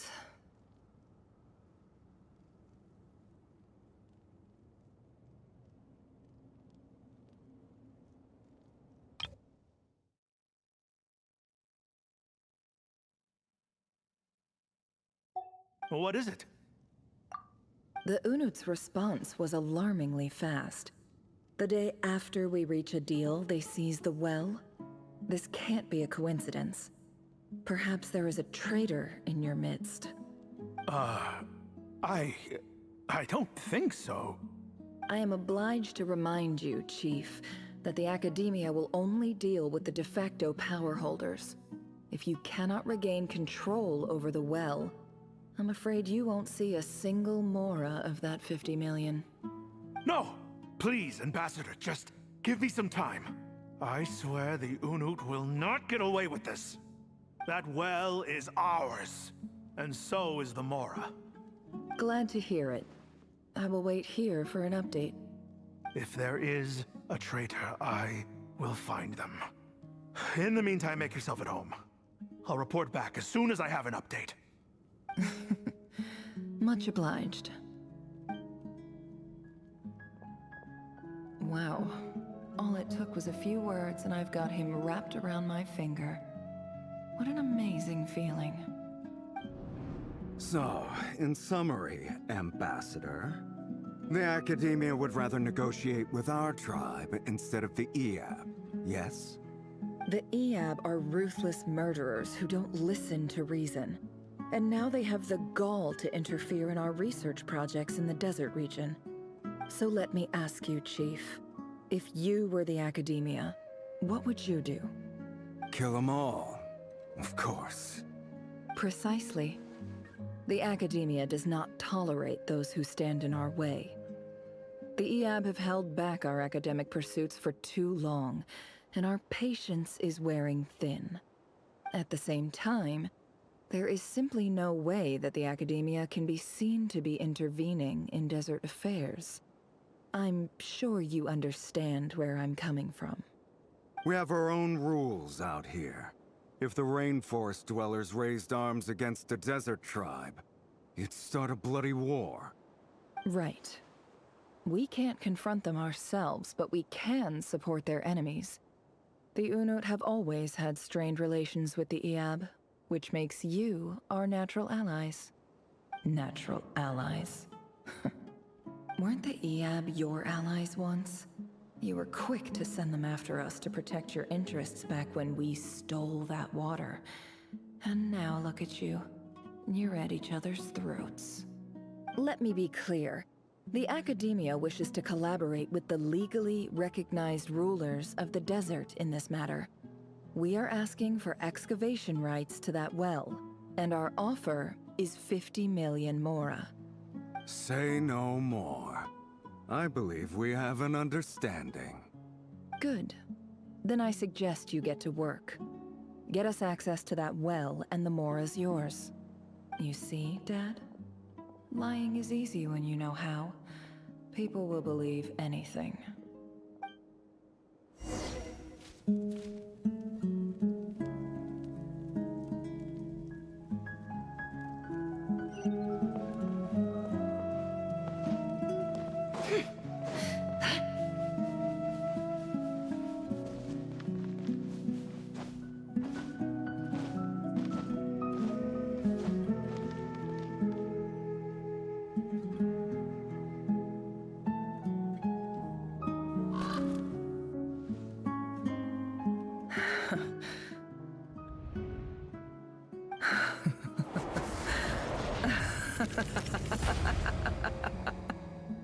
Look at yourselves. You may be vile, savage monsters, but your butchered bodies bleed like any others. You're no different. You're nothing special at all. The monsters who destroyed my home, they're just ordinary, petty human beings. What a joke. I think we're even now. Maybe I've even done the desert a favor. It's a better place without all these people around. Oh, Sinuhe, my gullible fool of a father. Perhaps if you'd been as ruthless as I was today, our tribespeople would still be alive. In this dog-eat-dog world, a chief needs to be tough to survive. but you couldn't do what had to be done. So I did it for you. Nefer, it's okay. All of this is in the past now. I believe I remember you promising to remain silent. Yeah, but even so... Yehoda, is there anything you can do to ease the tension?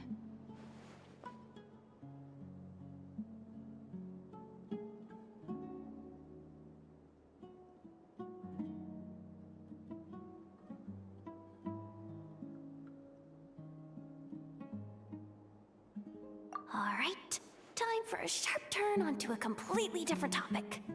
So, anyway, that's enough of that. When are we getting out of this place?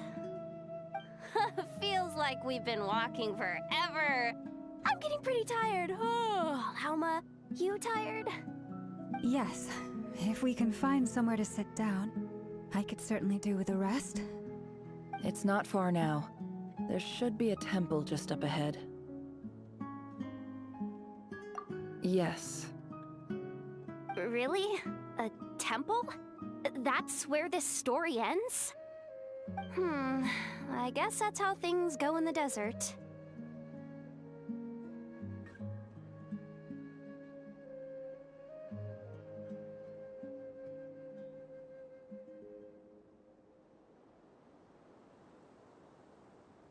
Desert dwellers can never escape their destiny. Or so everyone says. I never wanted to believe it, but looking back now, I'm as desert as they come. You mentioned a temple. What's waiting for us there? My biggest trade secret of all. Ah. Then I'm guessing it's where you got your power from. The power to peer into other people's minds. I didn't know you were clued up on any other religions. I'm no expert in the history of Sumeru, but since you come from the desert, I would imagine it has something to do with King Deshret. Sounds impressive.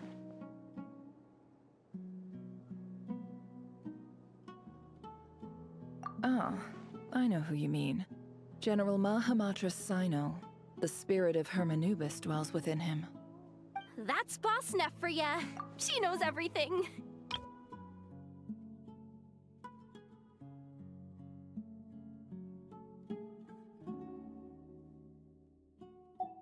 Sino's hardly a figure of obscurity, but I know about Sethos too. What about him? Is he a big deal or something? Well, he's not a small deal, let's put it that way. Please, this is the bare-bone basics. Save the flattery. Thanks for your patience, everyone. I'm sure it's been a lot to take in. With any luck, that's our exit just up ahead.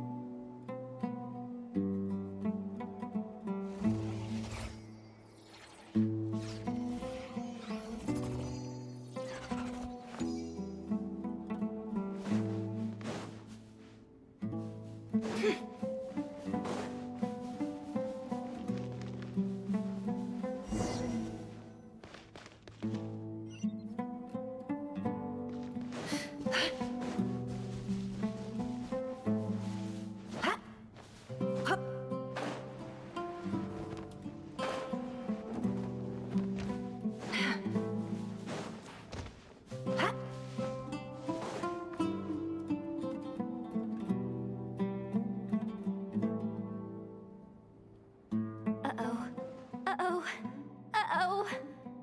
I'm totally out of my depth here. I don't have anything to add about any of this stuff.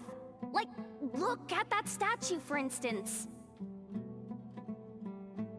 I want to do the whole name-dropping, this girl knows her stuff thing too, but I've never seen anything like it before. A statue with the head of a bird. That's Thoth, the Ibis King, one of the 7 pillars of King Deshret. The legends say that he, the Crocodile King, and the Goat King were the 3 retainers of King Deshret. Let's take a look.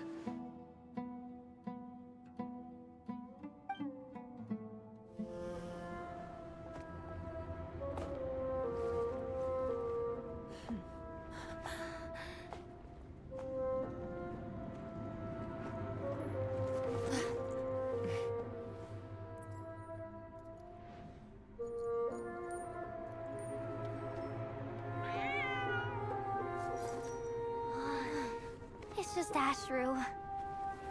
So, all is well?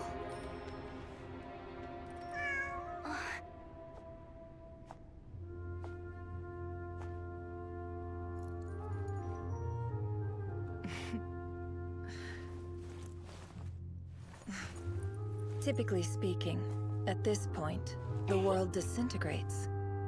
Then we find ourselves back in the outside world. Besides, these are my memories. There's nothing to fear. You're sure?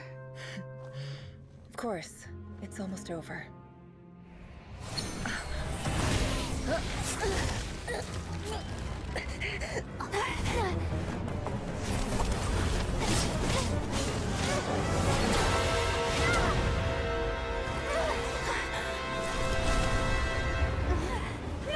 Hold on!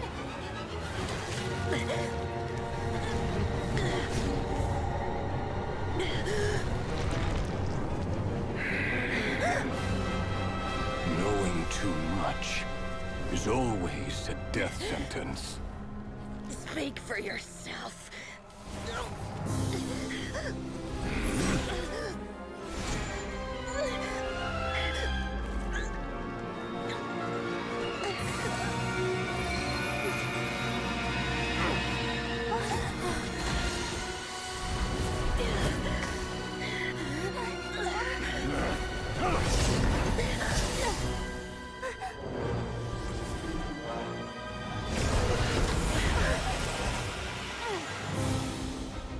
How repulsive.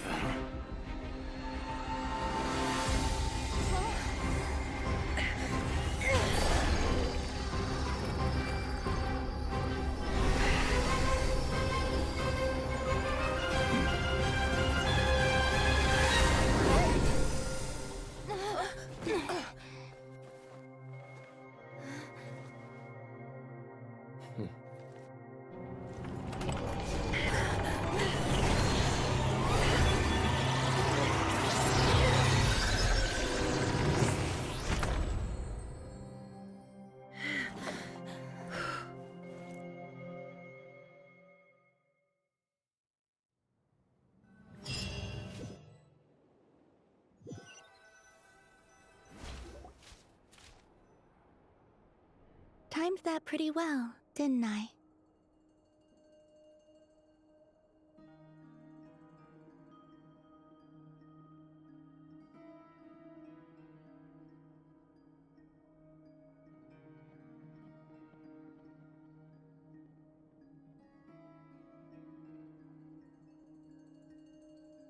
It's okay. I'm just glad no one was hurt. Paimon noticed you doing something too, Dainsleif. Were you helping get them out? Of course. When I asked Nefer to conduct this investigation, I was not naive to the dangers involved. I had a duty to ensure your safety. Good to know your sense of justice is still intact after all these years. I take that to mean that you saw the truth. That comes as a great relief. I certainly did. And thanks to your help, I also managed to trap Rerir inside the chess set. Whoa, really? How'd you manage that? Well, to be honest, I sensed that something was wrong long before we made it to the temple. By using this fragment to probe into Rerir's past, well, the monster formerly known as Rerir, it seems I alerted him. I was tracking him, then he caught on and started tracking me too. Can't say I'm surprised. But how did he track you through your thoughts alone? That shouldn't be possible. Rerir was a secret agent who reported directly to the Vinster King. He is an expert at finding a trail and hunting down his pursuers. No wonder. He infiltrated the chess set, read my thoughts, and built a new virtual chess set inside of it. That's why we weren't able to leave at first. Speaking of your chess set, it's quite a remarkable item. Would I be right in thinking you have some connection to King Deshret?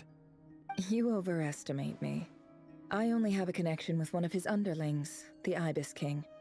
You all saw how this came to be. A long time ago, the Iab massacred my tribe, the Shimti, in our home village.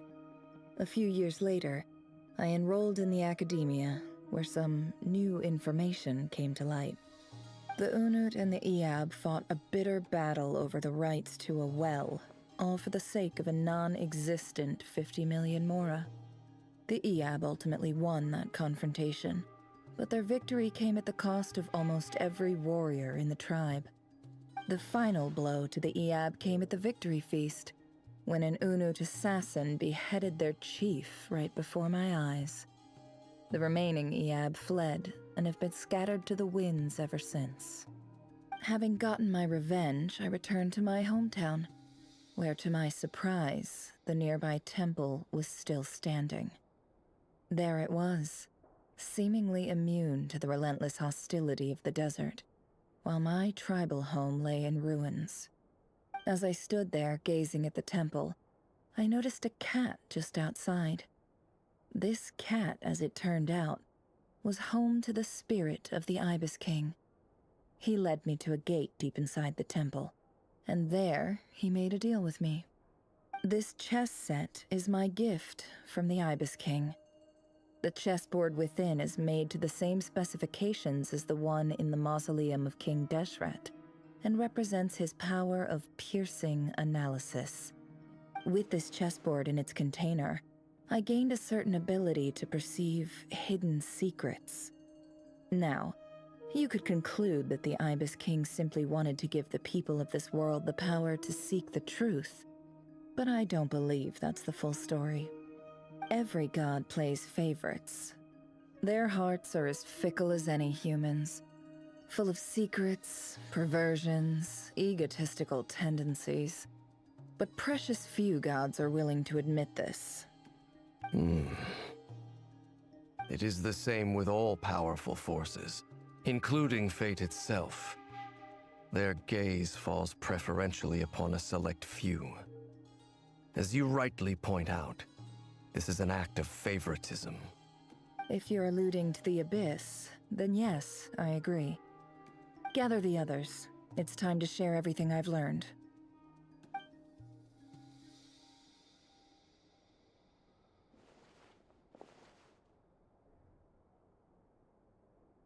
Thank you all for being here. As promised, I did some further investigating into the Rerir of Solnari's background. I am pleased to report that the investigation has been most fruitful indeed. The Rerir of Solnari, real name Rerir, was once a Khanrian subject who served the Vinster King. I will now share the important details of his story.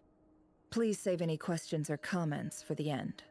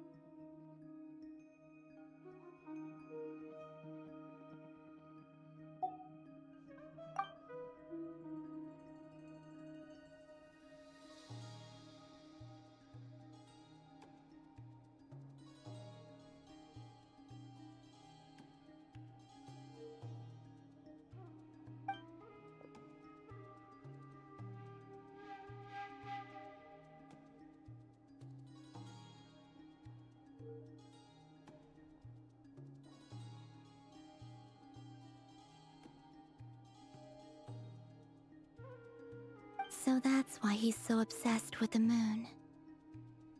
A tragic tale, to be sure. But it does not excuse his many transgressions. No matter how much Rerir suffered in the past, the fact remains that he is what we know today as the Wild Hunt, wreaking havoc upon innocent lives in nod-krai. He becomes more dangerous with each passing day. If left unchecked, it is simply a matter of time before all of Teyvat suffers the consequences.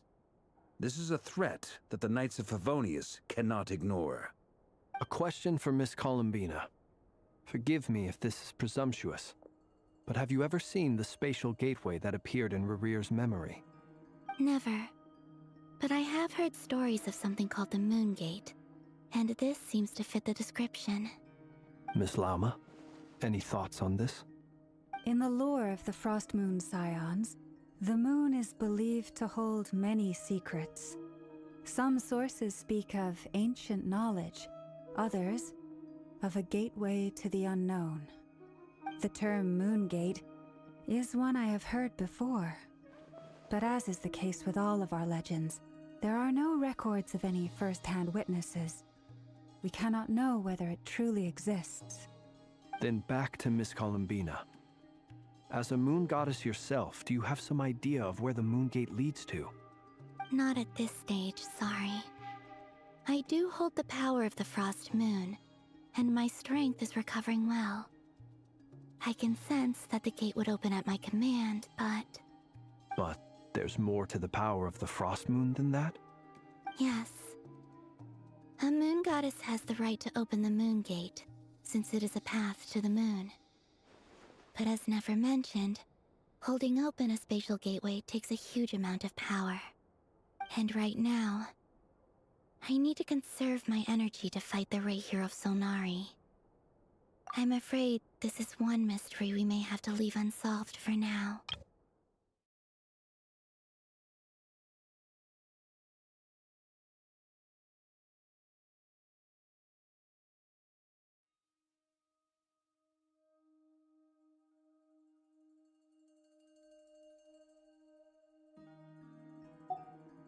I agree.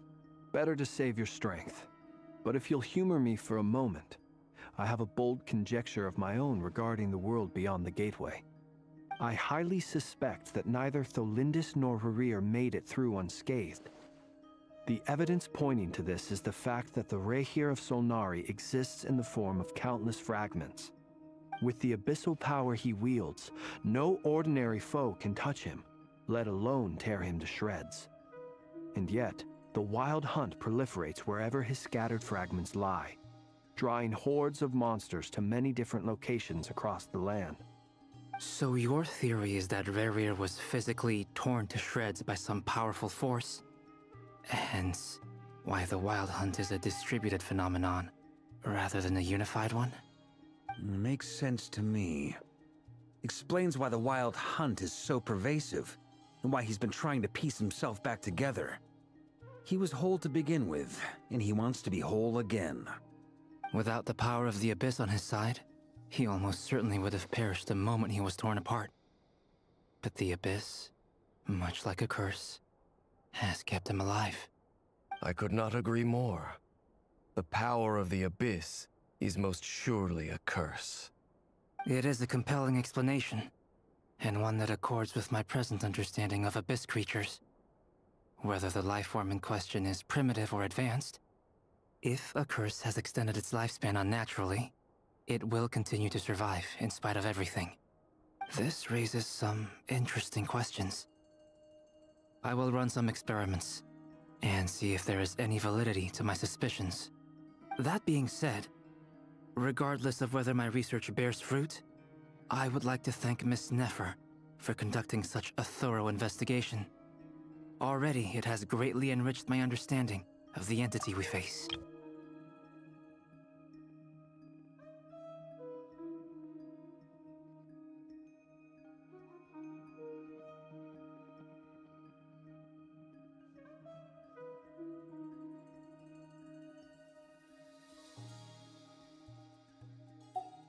My pleasure, Mr. Albedo.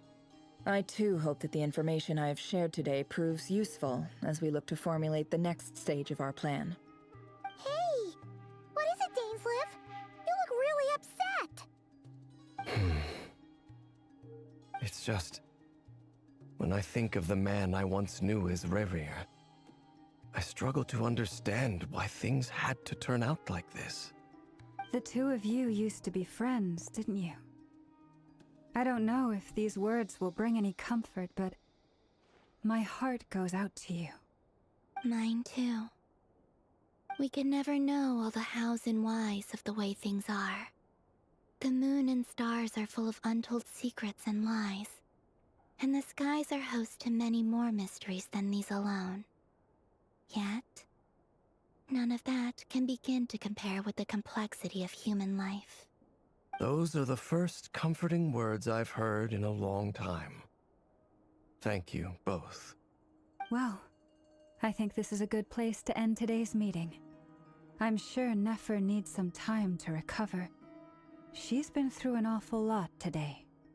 That's very thoughtful of you, Lama. Of course. Sounds good to me. Take some time to rest and digest before we reconvene to nail down a plan.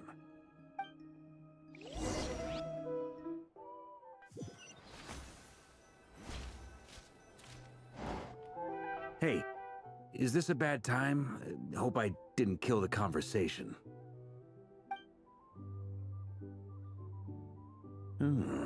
Nice room. Oh, I'm not coming in, though. Why not? It's just a hotel room. If it's all the same, I'll just stay out here. I might not look the part, but I'm technically a knight. Barging into people's private quarters isn't the kind of thing we do.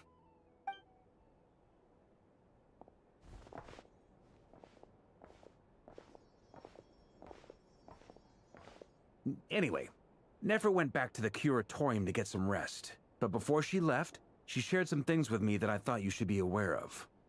Firstly, although she managed to trap the Raker of Solnari inside her chess set, there's no guarantee that the power of the Ibis King is any match for one of the 5 sinners. Their powers are beyond our comprehension. It's only a matter of time before he finds a way to break out. We have to come up with a plan and take care of him before that happens. Honestly, my mom figured that might be the case. So, how long have we got? Well, I asked her that same question. She talked for a long time, but for the most part, it seemed like she was trying to convince me how precious her chess set is. What a long and storied history it has. It felt like some kind of sales pitch, you know? The kind where you end up handing over Mora against your will? Anyway, after all that, she finally answered the question. 2 days, at most. 2 days? Holy moly! Can we even recruit enough help in that time?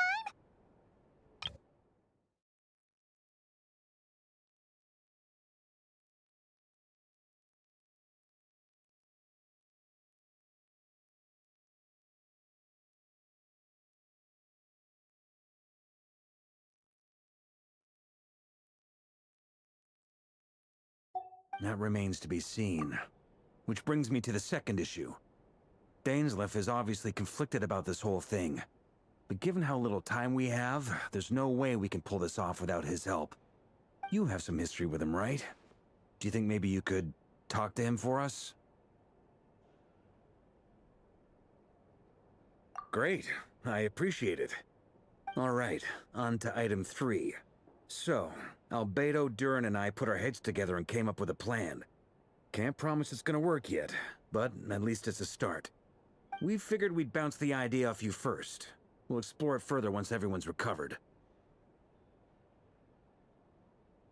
Oh, Paimon's dying to hear this. All right, so here's what we're thinking.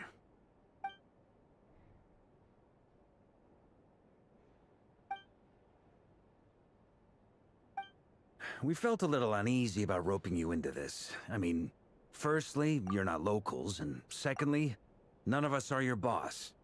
You're well within your rights to refuse if you so choose. Roping us in? Why would you even say that? We know the stakes here. It's all of us against the Reher of Solnari, or none of us stand a chance.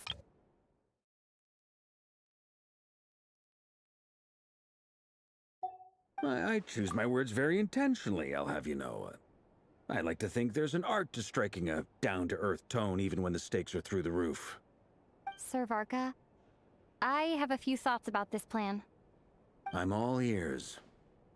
I think we can be more flexible with how the roles are allocated. In my view, the most sensible lineup would be like this.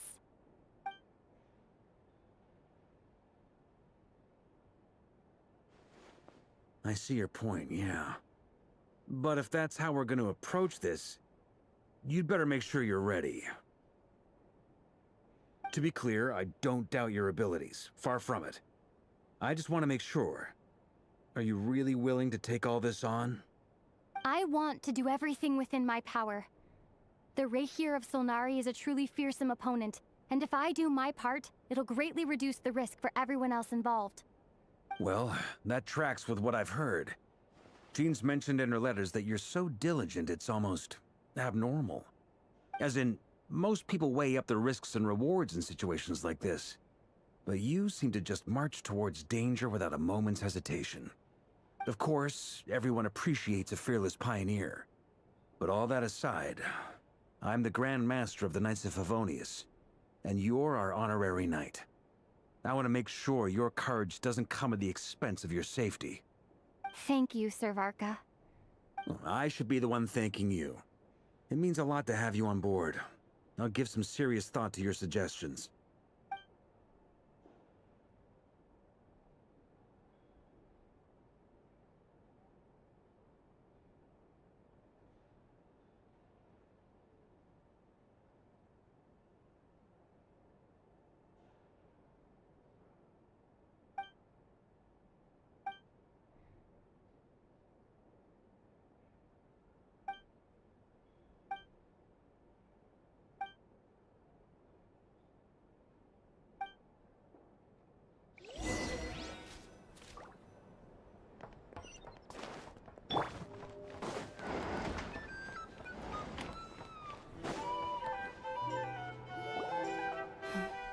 This is a thorough plan, but I do have one last question before we take action. How can we be sure that our enemy won't leave the designated area? Great question. Albedo's been hard at work analyzing Rerir and the Wild Hunt's behavioral patterns. His conclusions are as follows. Firstly, from the earliest known confrontation until now, Rerir has never displayed any ability to manipulate the dimension of space.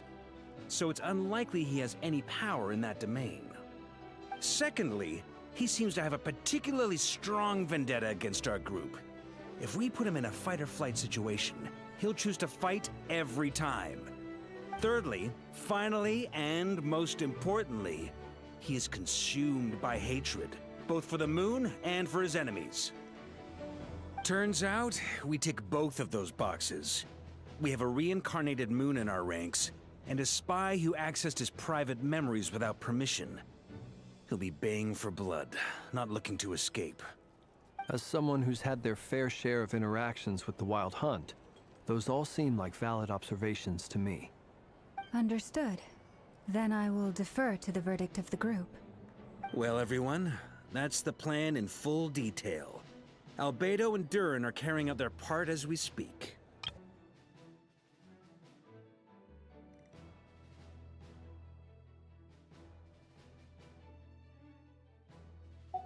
Plan approved.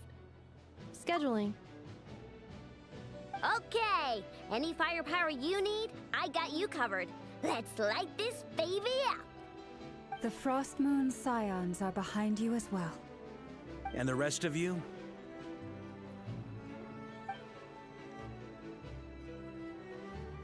No objections? All right, then it's settled. This is the plan we're going with. Next up, an old tradition of mine. Anyone who wants to back out, now's your chance. Wait, we can still back out of this? Everyone says things they regret, right? I don't want anyone feeling trapped because their mouth said yes before their brain had time to think things through. A very people-first approach. I hear that's common practice in the Knights of Favonius. Heh. Who'd you hear it from? D-Luke? Shh. We don't use people's real names at work. This contact will be known only as Owl, please and thank you. This plan can only work if everyone does their part. Flint's and I will absolutely support it. We shall indeed. You'll be glad you accepted our help. Also, you are the last person I expected to see here, Miss Dory. It's not often I get called Dory in a work context. My peers usually call me Lord Sangama Bay. So, the longer your name, the higher your net worth. Is that the idea here? In that case, Mr. Flint's here must be worth a fortune. That's right, I know your full name. It's... The walls are thin here. I'd appreciate you keeping that a secret. Okay, fine. I'm actually only here as a favor for someone else. Do you have any idea how much it would cost to hire me otherwise? Oh, does this mean someone out there actually has the power to boss Dory around? It most certainly does not. We have a long-standing and mutually beneficial business partnership. She's actually the mom of a friend of yours.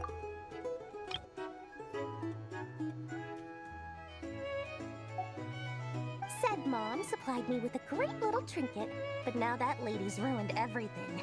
If I don't start building a little goodwill now, my whole business in nod-krai is gonna go down the drain! Okay. So what exactly is so special about this pendant? It's a lucky charm that a great mage made for me. We have a business relationship, and she was worried that something bad might happen to me. So, she wanted me to have something that can store power to protect myself with. I finally got it all fully charged up with Kuvaki, and then never went and used it all up at once! Never lost so big in my life! You're right. It was all my fault. I didn't mean to drain all the Kuvaki in the pendant, but I'll make it up to you. You will? Well, in that case, how about you give me your chess set, and we call it even? I knew you'd say that. Well, it's yours if you want it. In fact, take it now, and I'll even throw in a free Raker of Solnari. Deal? You're putting me in a difficult position here. It's a very useful thing to have around, but I have a funny feeling it won't be around much longer. I guess we'll see in a couple of days. Looks like bankruptcy for me. Hey, don't be so pessimistic. See this through and you never know. You might find a new business opportunity on the other side.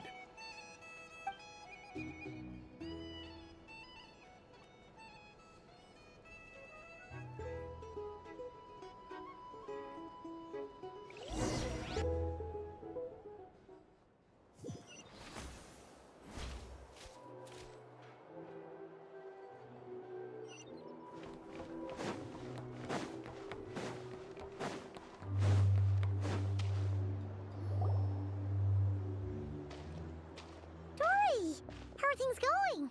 Feeling ready? Oh, I was born ready. We only have 2 days. You think Lord Sangama Bay would let an opportunity like this slip by? Don't forget, when something's in high demand, the people with the goods on hand get to charge the highest price of all, even higher than the sellers taking advance orders. Ta-da! See? It's right here! Ah, it's so pretty! Did you make it?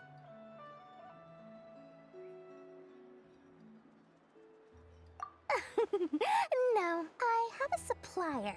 We go way back, so he made me a very attractive offer. Aha! No wonder you were talking about lucky charms at the meeting. You've been getting Kaveh to make them for you. That's not the full story.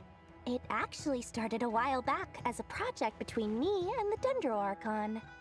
Mage Alice once warned me that this world won't stay safe forever. There may come a day when everyone faces a great crisis. I passed this on to the Dendro Archon, and she secretly brought together a research team made up of Sumeru's top scholars to invent a technology that could keep people safe. I won't go into the details because it's all very complicated, but if you want to know more, You can ask the Dendro Archon about it sometime. Anyway, point being, it was the Dendro Archon who asked Kaveh to build this little contraption. As one of the top Kashara War talents, he was the obvious choice. Took him long enough. He stressed over it for ages. Must have gone through at least a dozen designs before producing a final product. But that's Kaveh for you. Marak delivered it to me a couple of days ago, along with a letter from Kaveh. Could I ask why I'm sending this technology to you? And what's your proposed use case? Has it been approved by the relevant authorities? So nosy. My fault for sending him the research permit to begin with. Surely Nahida must have told him you were involved in this project. He was probably just nervous because you're always so secretive about your business. Could be, could be. Anyway, I just replied, let's hope there never has to be a use case, because it would involve grave danger. Well, fair enough. But it sounds like he was just being cautious. He probably felt responsible as the one who made it. Or maybe he was asking as a favor for his housemate. He's done that before. Not sure why, though. His housemate doesn't seem to really care that much about this kind of stuff. Either way, all's well that ends well. I'm just glad to finally have my hands on the product. I wouldn't want to be without it, given the potential dangers that lie ahead. Huh? What does that look mean? Paimon's just super surprised. This must be the first time we've ever seen you actually get serious about something.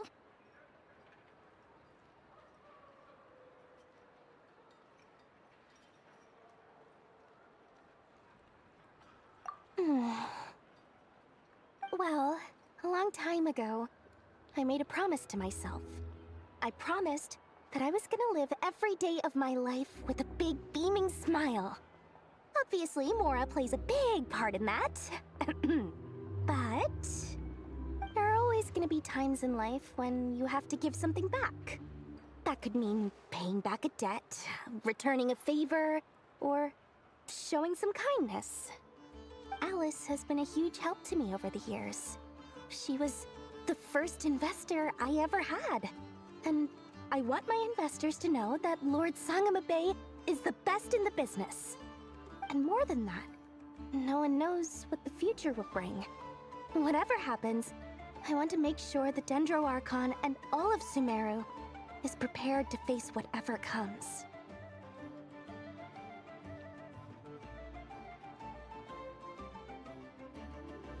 Oh, that?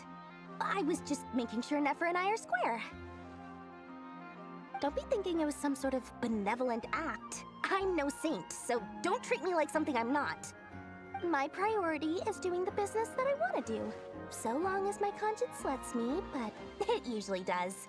That's the Lord Sangamabe business model. All right, if you say so. I do say so, and that's the whole point.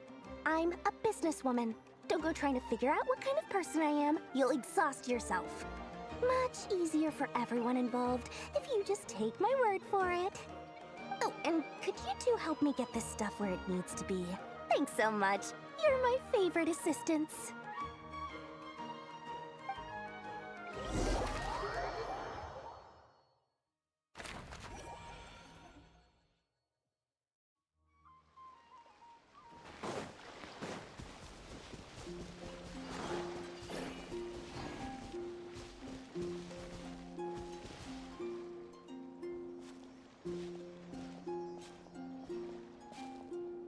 Traveler, Paimon, it's good to see you. Everything going smoothly over here? Sort of. As you're probably aware, Varka, Diren, and I captured some abyssal creatures from the Wild Hunt. Per the plan, we dissected and analyzed some samples of these creatures. The process went very smoothly. The findings, however, come with some troubling implications. What? You can actually dissect the Wild Hunt? That depends on your definition of Wild Hunt and dissection. Harmless, lifeless. These words are accurate descriptions. The Wild Hunt is an interesting phenomenon. In and of itself, it doesn't seem to possess anything akin to a human personality. But taken as a collective, the medium through which the Wild Hunt is summoned does appear to have a soul. Master griped a lot about the wise Horoptotire, and seemed somewhat fascinated with the foul Certology. But she barely mentioned Rerir at all. I don't think that was because of his lower social standing, though. Anyway, it's a pity. I should like to hear her thoughts on the nature of the lifeform he has become today.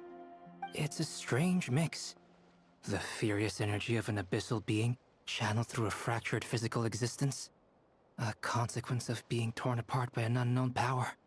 Perhaps the only explanation for his survival in this state is that he sacrificed a degree of individuality in exchange for a continued existence. Oh, sorry. Once I get talking about interesting research, I have a tendency to go on indefinitely. Back to our research findings. Essentially, they confirm my hypothesis. Rerir's corpse is completely contaminated by the Abyss, and the effects are irreversible. You could think of this as Rerir in mutated form. But in my view, even that would be inaccurate. In reality, his whole being has been consumed by the Abyss. In other words, he is now nothing more than a manifestation of abyssal power. Unfortunately, at present, we have no means of completely eradicating abyssal power. Hence, we cannot fundamentally destroy the Rehir of Solnari either. Oh, that's terrible news! So, that's it? We can't defeat him? Not even if we get the power of the Three Moons? Miss Columbina's situation is a difficult one. She can never achieve wholeness when the world does not accept her presence. It's as if her creator banished her to a place she can never be accepted. It means she spends most of her energy just on her own survival. Given the circumstances, it's only natural to despair. But we must see this plan through to the end. Time to kick off the backup plan. Oh, Paimon almost forgot! This is for you. Dory asked us to bring it. Ah, how wonderful. Well, thank you for making the trip. Durin and I will be heading off shortly. I'm sorry I won't be there to protect you in person this time. Please be careful.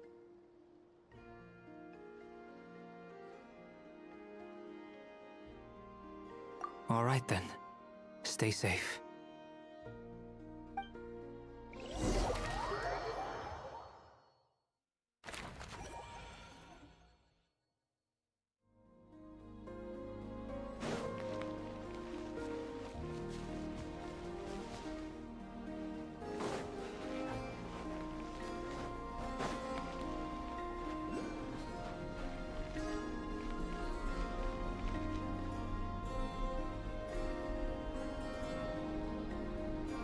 Miss Lauma, is everyone here? Yes. The fate of my flock is in your hands, Grandmaster Varka. Please keep them safe. My lady, what are you saying? Within the next 24 hours, we will face the biggest crisis the world has ever seen. This is not a burden that we deserve to bear, but I believe that we reap what we sow in this life. So I intend to act. I must do what I think is right. For me, that means fighting for the future of nod-krai. This gentleman is the Grand Master of the Knights of Favonius, Varka, Knight of Boreas. In my absence, please follow his lead. Hey, everyone. Guess I should introduce myself. Well, to start with, I know my way around a battlefield. Biggest strengths are honesty and hard-workingness. Anyway, point is, I don't intend to let Lauma down. I'm gonna do everything in my power to keep every last one of you safe and sound.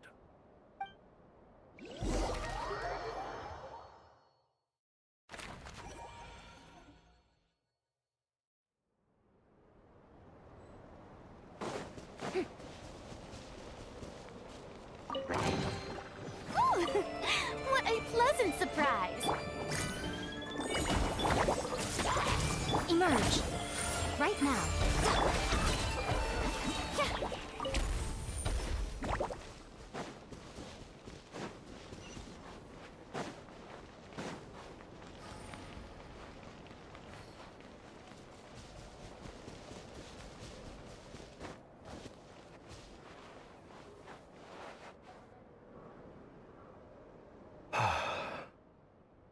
Something on your mind? Miss Columbina, was it? I believe that's how the others addressed you. That's right. Names are funny things. Have you always been called Dainsleif? Yes.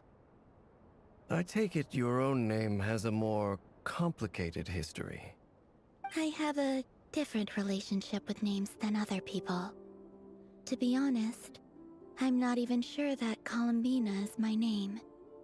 At least, not in the same way that Dainsleif is yours. But it's what everyone calls me, and I go along with it. A lot of my life has been that way. I get so used to things that I forget to question why they are so. I never used to think much about where names come from, or what they mean to people. Maybe something's wrong with me. You're different from other people. I sensed it the first time we met. You're more perceptive than most. I'm sure your long life and rich range of experience explains that. Do you ever find yourself missing Conria, Mr. Dainsleif? Difficult to answer. I have dreamed of the past many, many times. Sometimes I'm fighting tooth and nail. Other times I'm lying on the ground, defeated. I don't recall any happy moments from that time. It has been too long. Is that because hatred survives longer than love and affection? That would not be for me to say. I make no excuses for the grudges I bear. But whatever the reason, I remember little that was beautiful or sentimental. Thank you for your help with the Rerir situation. Without your efforts, I never could have learned the hidden truth of his story. You're welcome. I know he's your friend. Friend? He betrayed me. And I never really understood what he was going through in life. Some friendship, that is. Okay. So, do you plan to fight him with us? You see, you're torn. Now you know what really happened. You see the things he's done in a new light. I need some time. Of course. I completely understand. Anyone else in your position would feel conflicted too. Actually, I went through something similar myself recently. Something happened that changed my perspective on a situation. A situation I took for granted at the time, but now I feel very grateful for it. You mean the Harbingers who still support you, even though you've left the Fatui? Yes. I always thought they were only helping me because Harbingers are forced to work together. But then I abandoned them. A warrant was even put out for my arrest. And even now, they still support me. Which means I was wrong about them all along. Clearly, they view you as a friend. I feel a little guilty now. I regret not seeing her help for what it was, and not treasuring it. I see the guilt that you're feeling now, because I feel it too. Hopefully, talking about it will do us both some good. Have you noticed that the Traveler and Paimon are over there? I think they've been listening. Huh. Shall we say hello? Sure. Hello. Ah! They caught us!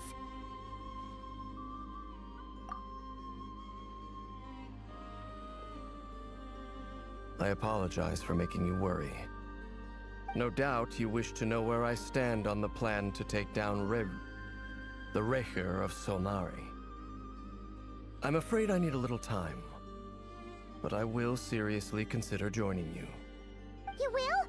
Oh, thank you so much! Everyone will be so grateful to hear that! They needn't be. This was something that I was going to have to face up to eventually. That doesn't matter to them. They're grateful to you regardless. You can't control their gratitude, so just accept it. And then, have a think about whether you're willing to join us.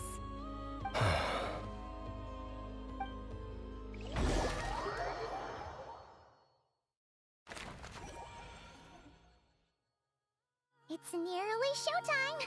Let's go rendezvous with the others. You know the place.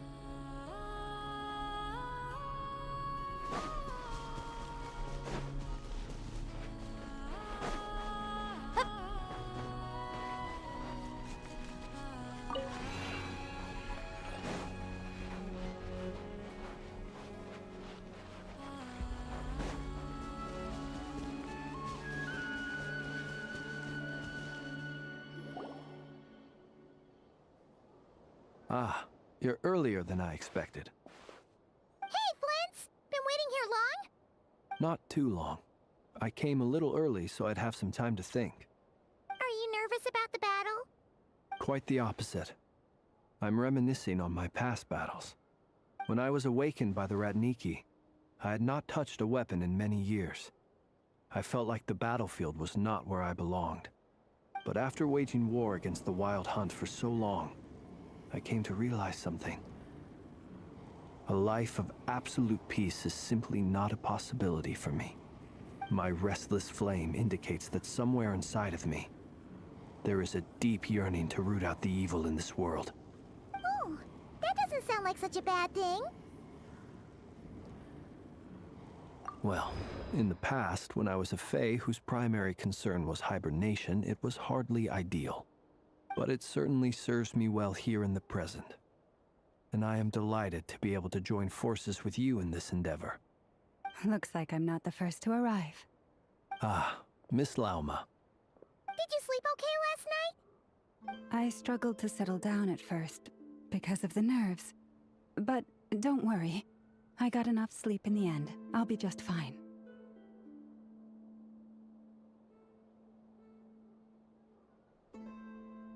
Please, I'm just doing my part. Never! Over here!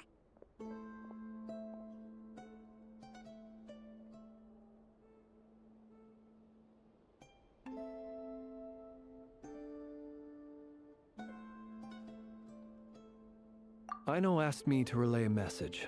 She said Anefa will be on high alert and keep a close watch over all secondary districts where defense is required, providing support as necessary.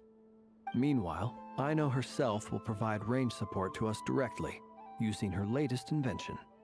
Excellent. My thanks to all involved. The chess set's looking a little unstable. It won't hold him much longer. We should be prepared to engage at a moment's notice. No sense sitting around waiting. Let's make the first move while we still have the option. I agree. Paimon, find a safe hiding place. Got it! Be careful, Traveler! I will.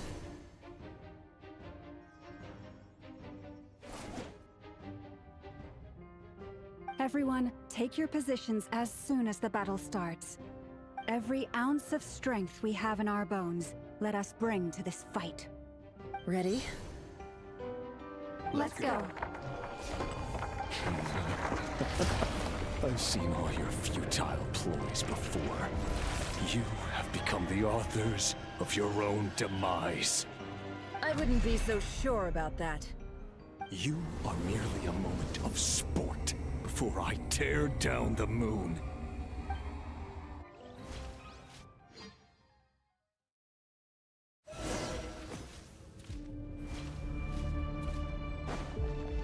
Stay on your toes. Yep, you too. Let me help you guys.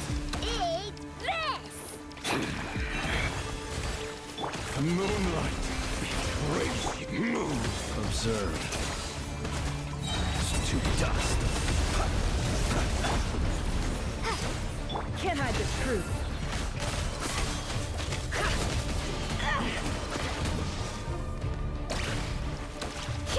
The moonlight betrays you. It all adds up. Can't hide the truth. The moonlight The mystery betrays you. unravels.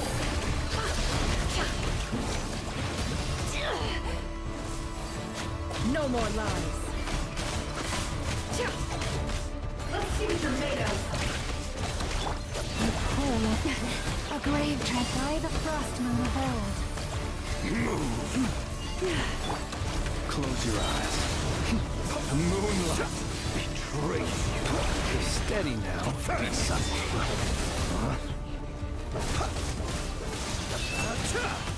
Keep your distance. How? Can't hide the truth. It all adds up. Futile. Leave this place.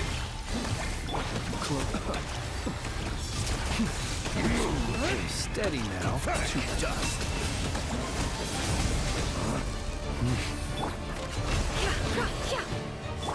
Water jet! Hunt them down.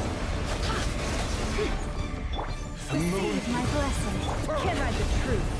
began with the moon, and so shall it end. The moon will protect you.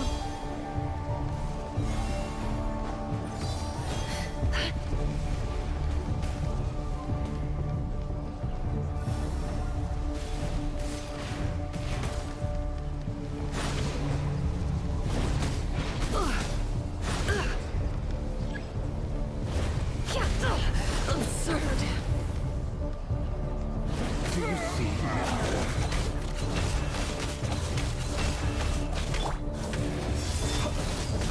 From here, when will it be as you foretold?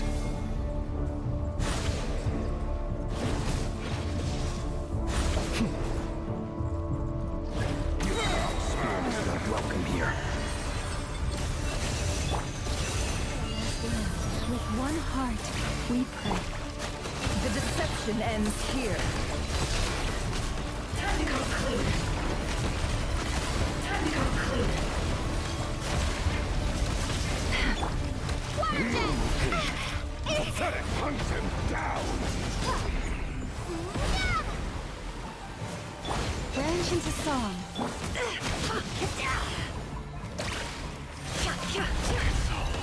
How? No more lies. Hunt him down! Close your eyes. Fear the dark.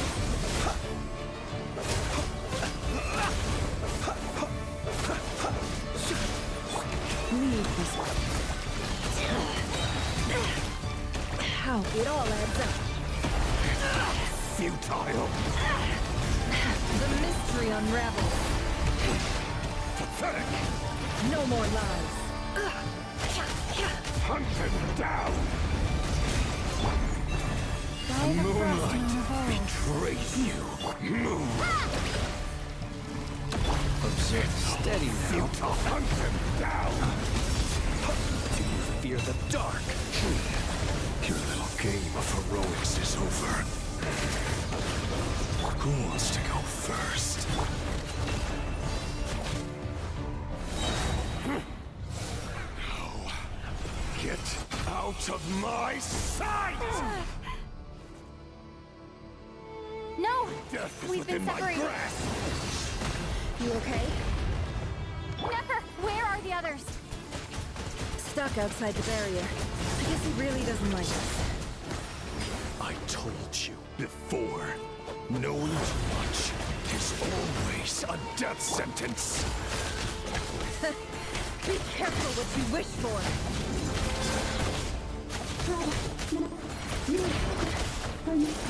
Lauma! Can you hear me? Silence. They're gone. But at least we know they're still there. We need to focus. Stick to the plan.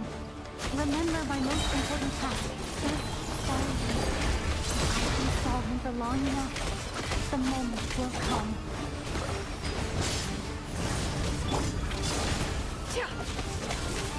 Let's see what you're made of.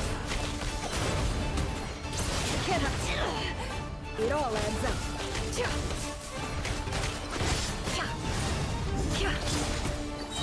How unfortunate. No more lies. The deception ends here.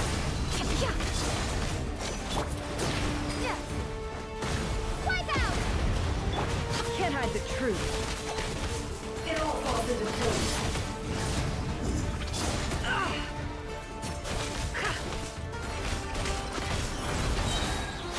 Seek within.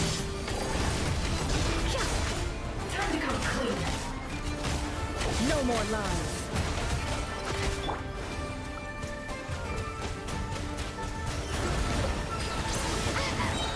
Destroyed! Bombs away!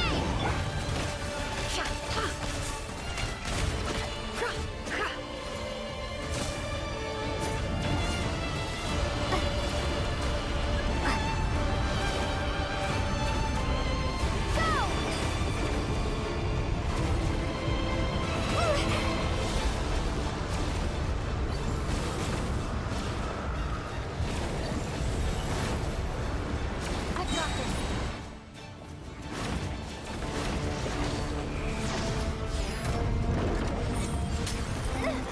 The shield's broken. I can't keep this up. Don't push your luck.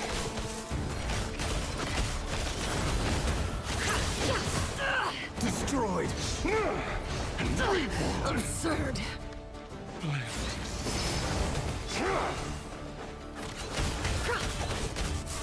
Your death is within my grasp! Go! The mystery unravels.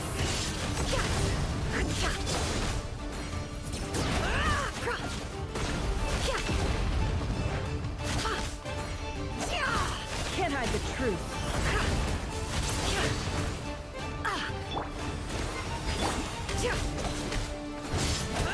Seek within. It all adds up. Go! Bombs away!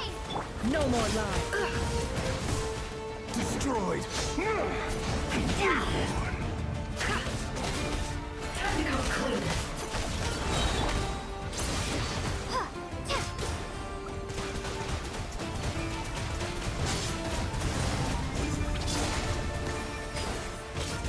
It all adds up.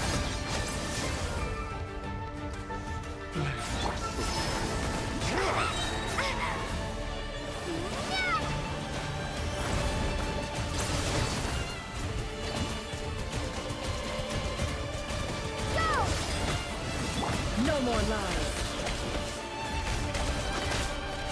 It all falls into place. The mystery unravels.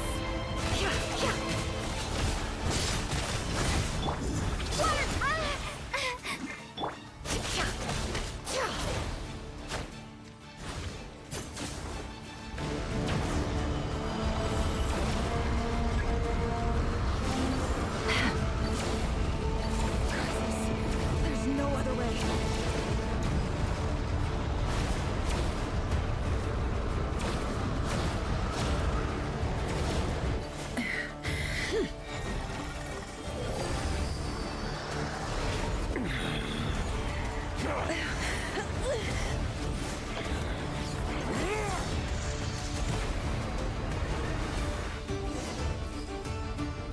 The only way to defeat Rarer is to borrow his own power. That means Columbina will have to disappear while you two bear the brunt of his attacks.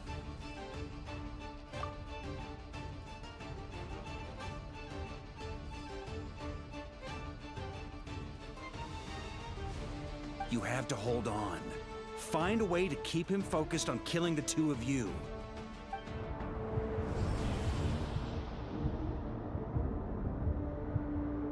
Never! Your eyes are bleeding. Soon you will be powerless to resist. And then, I will reduce you to dust. But that dust will plague your memories.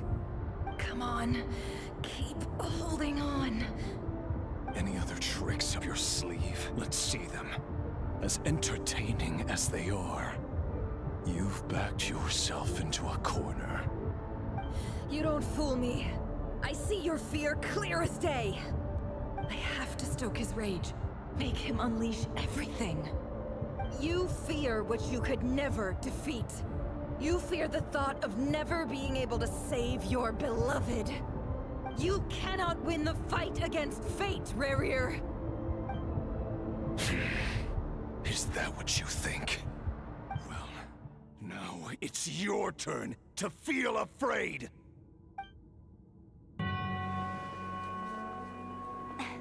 You fear the sound of your own name? Is it us you hate? Or is it what you've become? Let's see what becomes of you!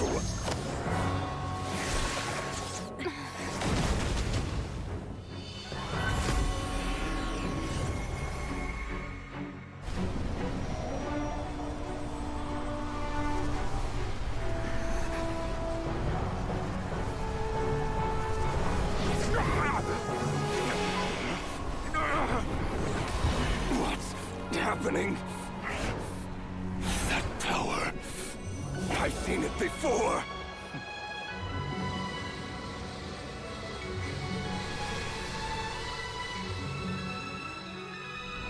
His power is on another level.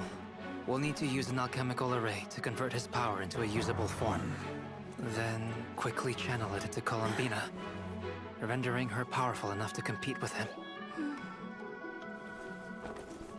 I'll join you. I can help.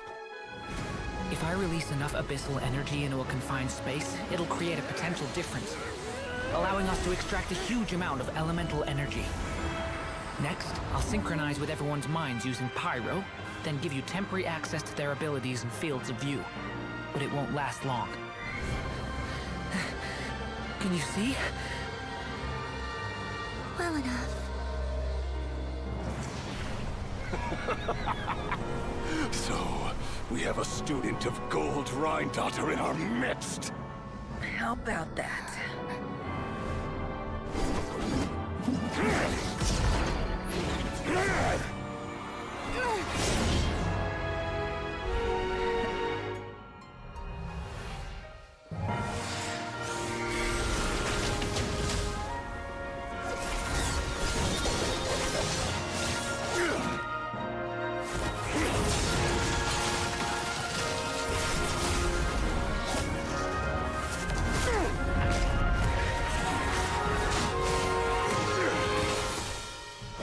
You use my own power against me?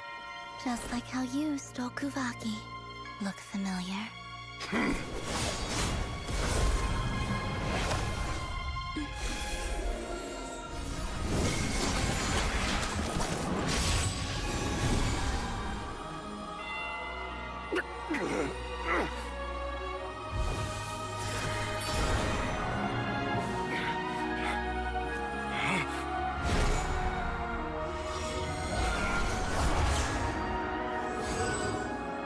Don't you realize? You don't have the power to hold that gate open! I don't, but someone else does.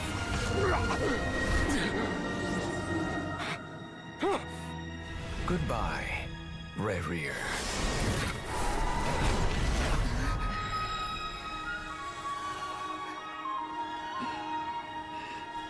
We won.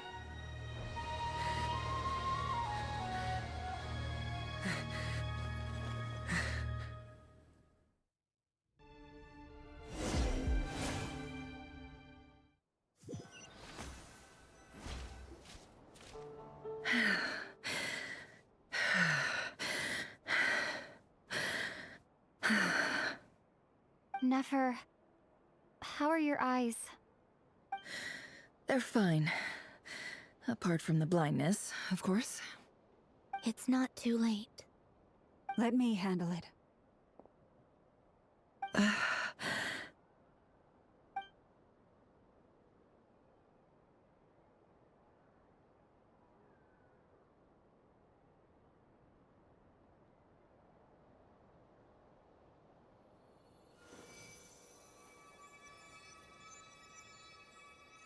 Miss Nefer, It's not like you to lose your composure. That was the most reckless thing I've ever seen you do. Reckless how? The situation was critical. Our lives were at stake. We had to do something. Even so. Okay. I guess you're right. Under the circumstances, it was a wise decision. You traded your eyes for an incredible victory.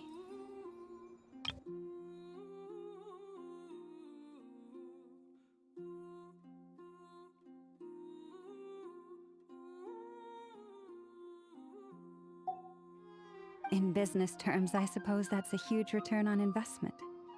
I'd be hard-pressed to argue otherwise. Still, I don't like this outcome, and I don't want you to lose your sight for good. People suffer when they make sacrifices they shouldn't have to make, whether that means faith, strength, or in this case, your ability to even see. I had hoped you could win without sacrificing so much as a single hair on your head. Thank you. Really. All done. Don't try and open your eyes just yet. We'll see how you're doing in a couple of days. Until then, please follow your recovery plan to the letter. I'll send full details through Yehoda.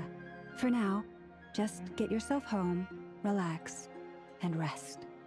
My dear friends, we have fought bravely and achieved a spectacular victory. A dark cloud has been lifted from the skies of Nod-krai. All in this land will be grateful for what you have done. The moon will remember this day. Thank you both.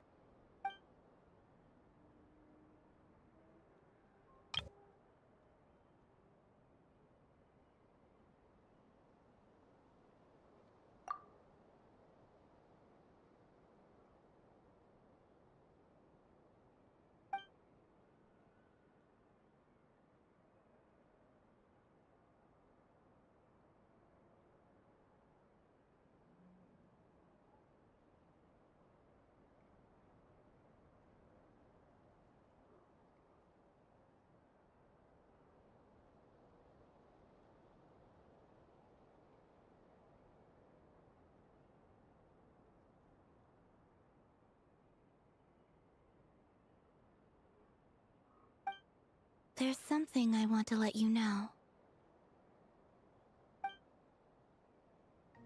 What is it? When Durin connected everyone's minds so I could access their powers, I also felt everything they felt. And since Nefer's eyes were injured, my eyes are hurting now too.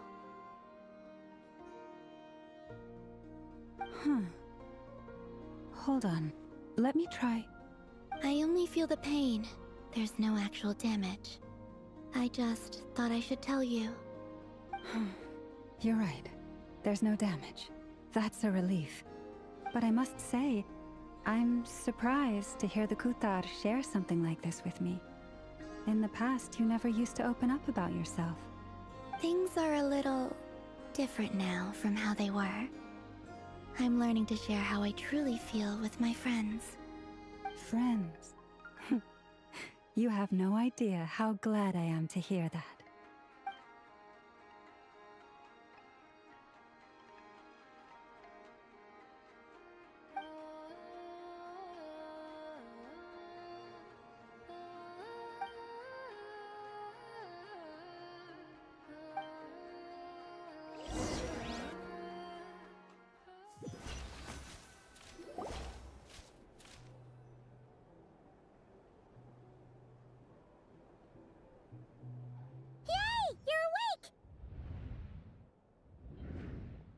How are you feeling?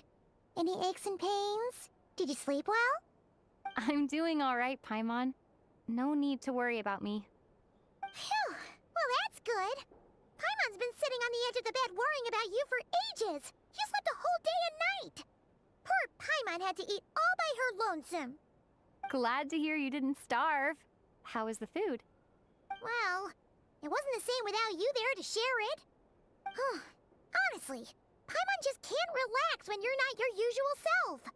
She couldn't enjoy the food and settle down to sleep. Well, I'm back to normal now. Oh yeah, and Albedo swung by earlier. He said to tell you to head to the tavern when you woke up. Varker and the others are organizing a victory feast and they want to celebrate with you. He also dropped off some medical supplies, but you seem fit as a fiddle, so guess you won't be needing those. If you're feeling up to it, let's head over now. Wouldn't want to keep them waiting.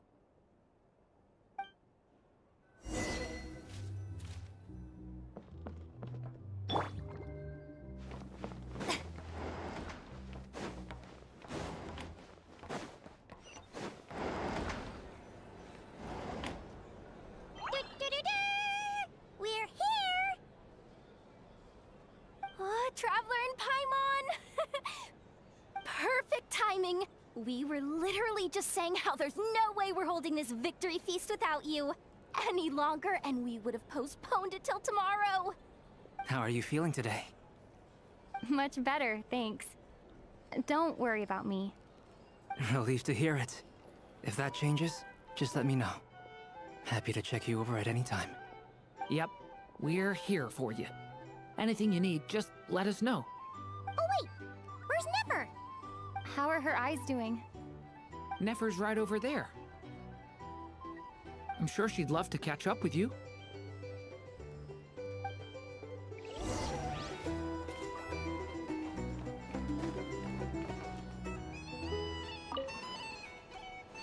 If you're here to sign up with the Fatui, make sure your paperwork is all in order.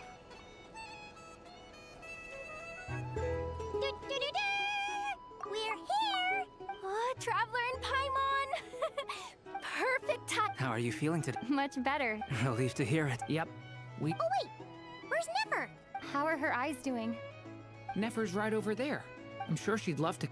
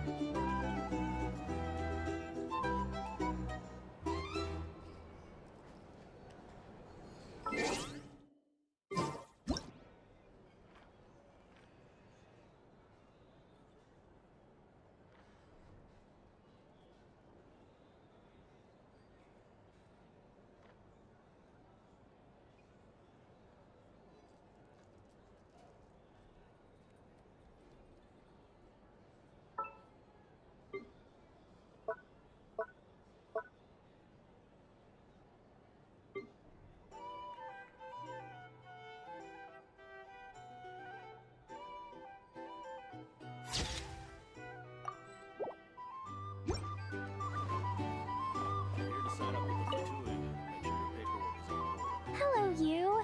Recovered from the battle? Come on, what do you mean? Of course I'm gonna ask. I care about my friend's well-being, and we are friends, aren't we? Get yourself a drink, you've more than earned it.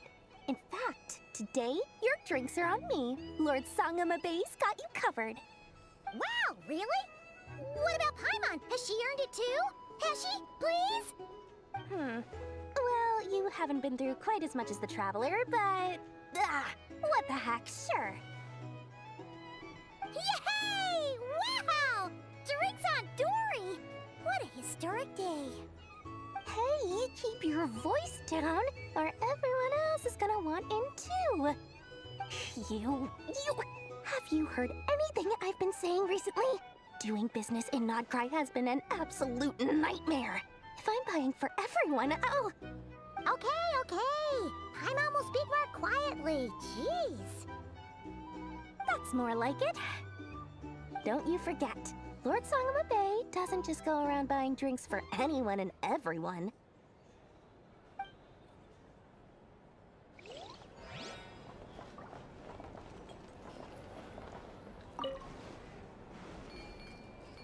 Hey there. For a drink or two? Or perhaps a room for the night? You drink less?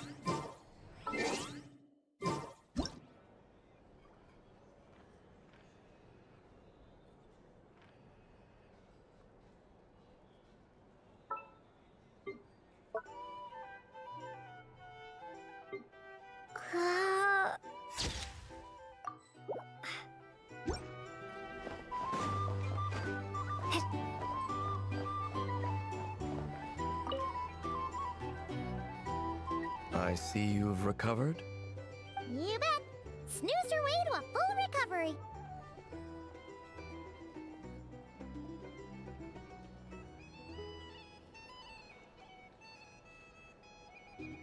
Glad to hear it. A healthy body is paramount. Nothing else in life is possible without it. So take it slow. You can't afford an injury.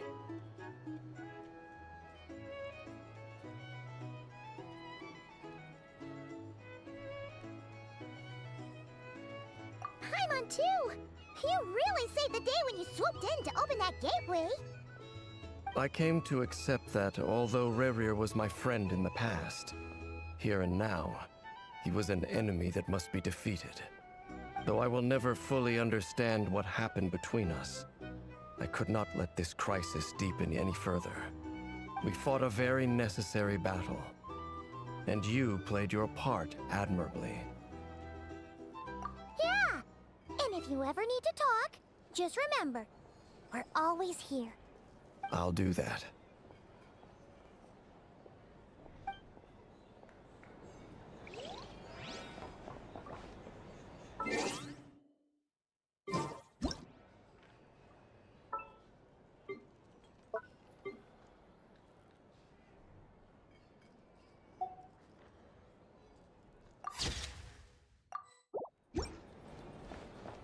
These are bounties. If you want to negotiate prices. I thought of 1,000 ways to congratulate you, but now you're here, words are failing me. The honorary knight stuns them speechless once again! Well said. The honorary knight showed us all how it's done. The other knights tell me that Mondstadt was the first stop on your journey. All of us are truly delighted to count you as our friend. I'd like to thank you for supporting the Knights of Favonius, and also for helping us save nod-krai. Nonsense! Of course I'm gonna mention it. This is more than just business. It's a relationship. And there can be no relationship without showing gratitude where it's due.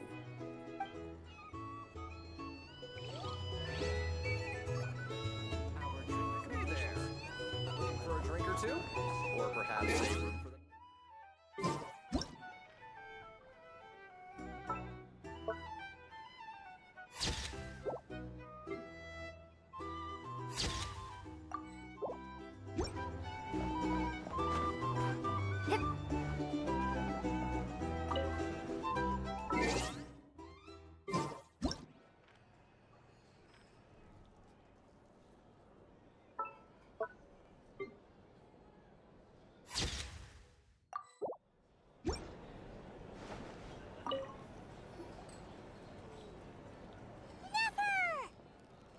Traveler, Paimon, are you recovering well?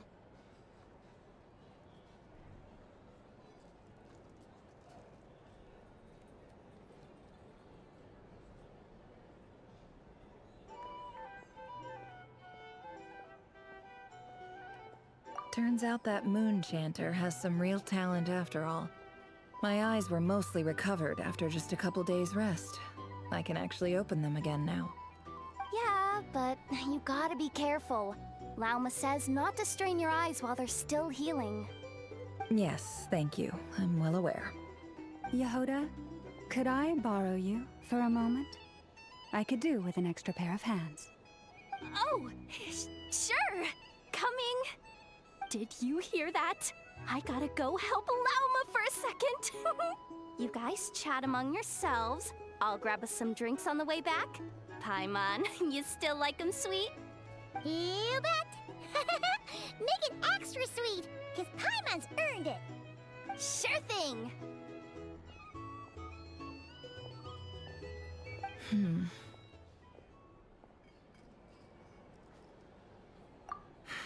The Raker of Solnari.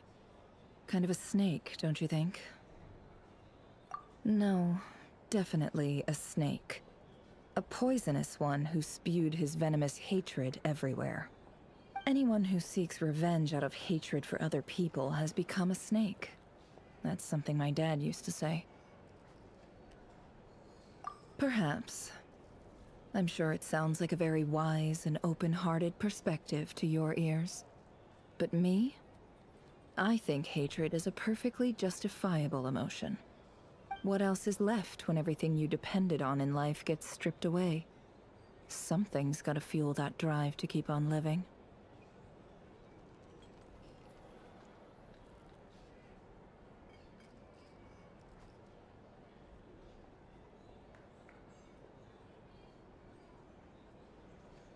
If you're worried about me, you can nip that in the bud.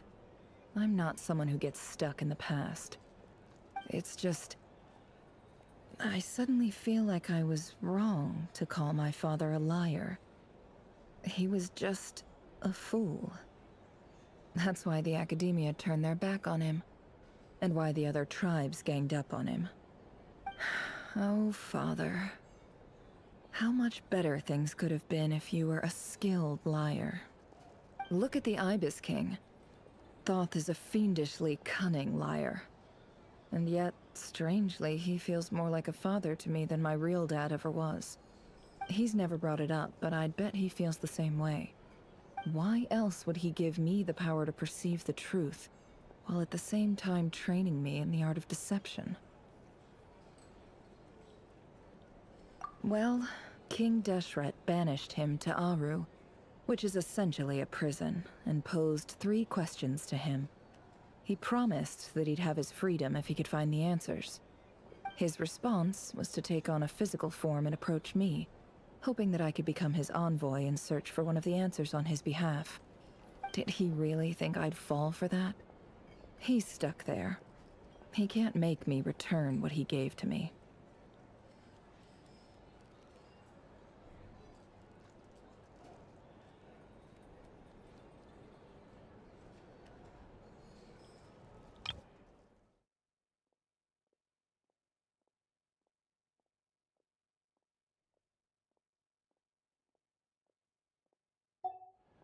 So that's enough for you to decide he's nice, is it? He's a prisoner, and he was scared. So he decided to perform some good deeds to win people's approval. He lives in fear because he's a deceiver. How is Rerir any different? You can't work as a spy your whole life and expect a happy ending. It's preposterous. Yet I can't say I don't understand it. Liars live in the darkness of their own making, but it's still human nature to want to go on living. They say that a liar's soul is the most worthless thing in the world. What do you think?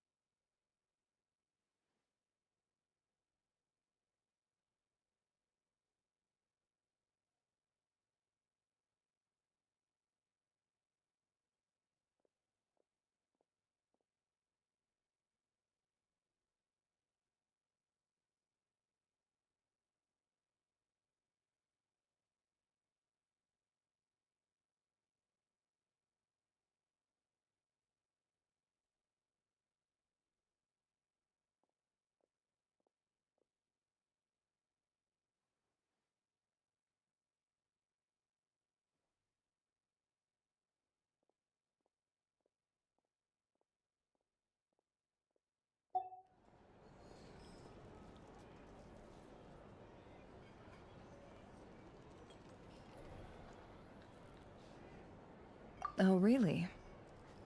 Well, it takes a very kind person to find compassion even for liars.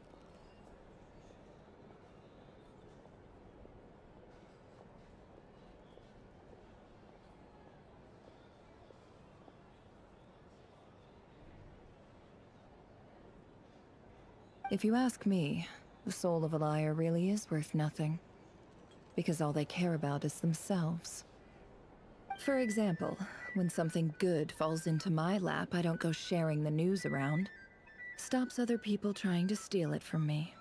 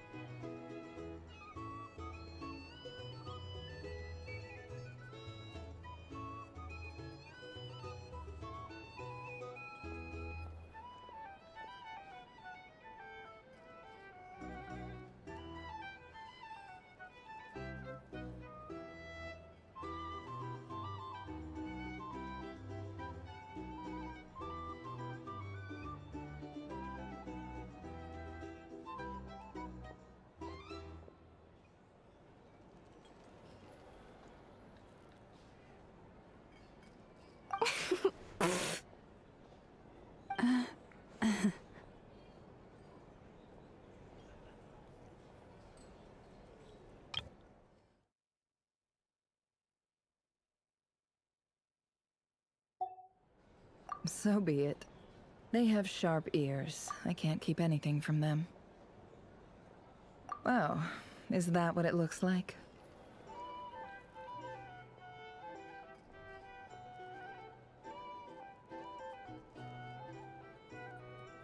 Well, you all know my past now. And I can't simply eliminate everyone who knows too much. So I guess I just have to put up with you. For the foreseeable future, at least. When you find yourself in a situation you can't control, the safest play is to keep calm and start monitoring everyone involved like a hawk. In the intelligence world, you need to have a sense of perspective and play your hand accordingly. If you understand what's at stake, please ensure my secret is safe with you. I trust you'll respect my wishes as a friend. But don't forget, I will also be watching you like a hawk. Very good. Oh wait! Now that the panic's over and we've all calmed down, Paimon suddenly remembered something.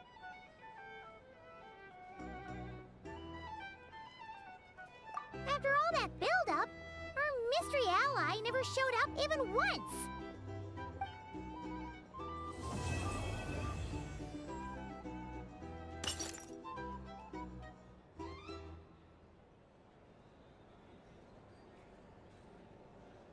Huh? Am I imagining things?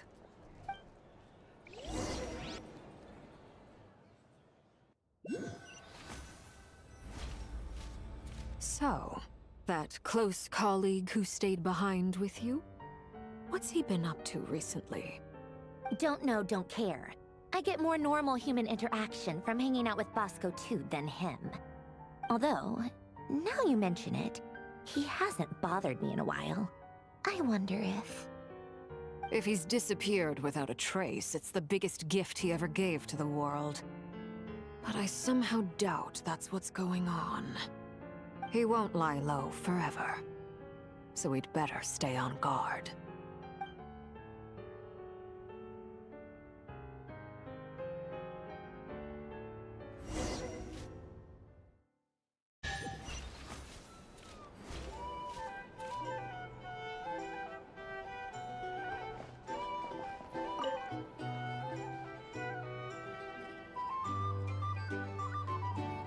Ah, Lord Sangama Bay.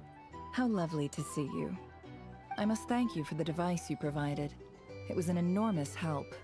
Would I be right in thinking that it was developed by the Academia? Why come and ask me when you clearly know already? I mostly came to thank you. That's more like it. A little gratitude goes a long way with Lord Sangama Bay. Play your cards right, and you might even stand a chance of becoming my long-term supplier. The chance to work with such a kind and charitable investor as yourself would be a great honor for the Curatorium. Huh? Charitable? Who said anything about charity? First I'm hearing about it. Let's see. The first plot of land you purchased in Nod-krai, your desert interests, and... Stop! What do you think you're doing? Exposing my investment history! It's nothing to hide from. They're all perfectly legitimate investments. And some of the land you purchased was with the intent of building a sanctuary? Yes, I heard about that too. How did you... You're a curious case, Lord Sangama Bay. You don't like people finding out about your good deeds, do you? But I'm afraid no matter how hard you try to keep things under wraps, where there's a will, there's a way. You did it for Sumeru, didn't you?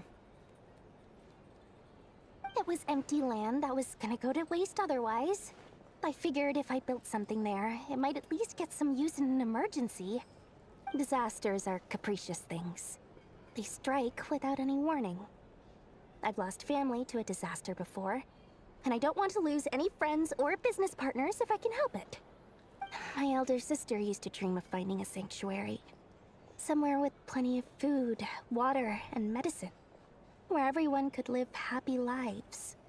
It was something I looked into, but after discussing things with the Dendro Archon, I decided on a more effective strategy. The tech people handled the tech, and Moneybags provided the Mora. It just made the most sense. It's a pity that so few people know the truth about you.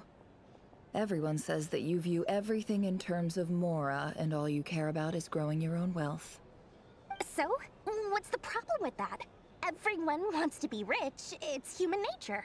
So yes, I love Mora, and it's nothing to be ashamed of. But surely you have dreams of your own beyond just making Mora. You don't get it, do you?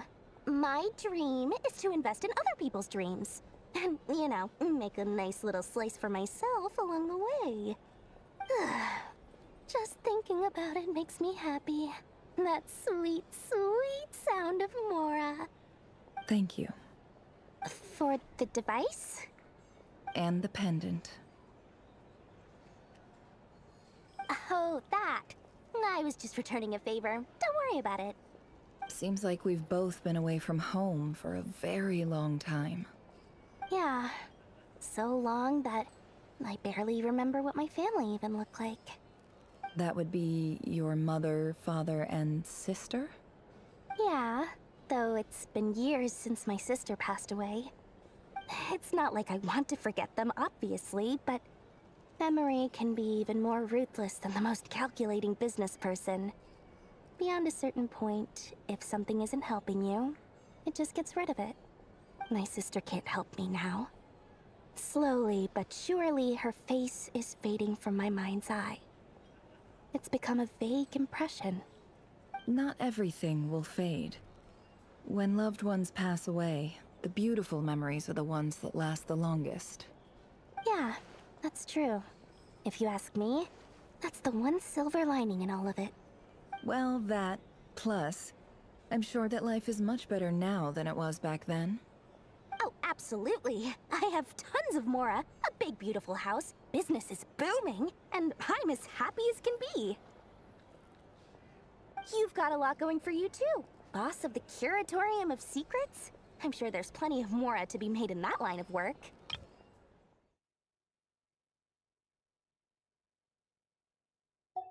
I appreciate the vote of confidence.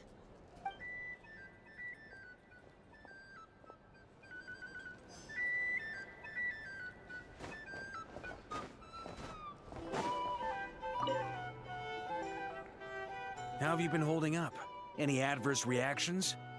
If you start to take a turn for the worse, make sure you tell me right away. You don't need to worry about me, Grandmaster. I'm fine. I mean, I barely did anything, so... What? You're too humble, young man. You played an indispensable role in the battle for nod-krai. We can't thank you enough for your support.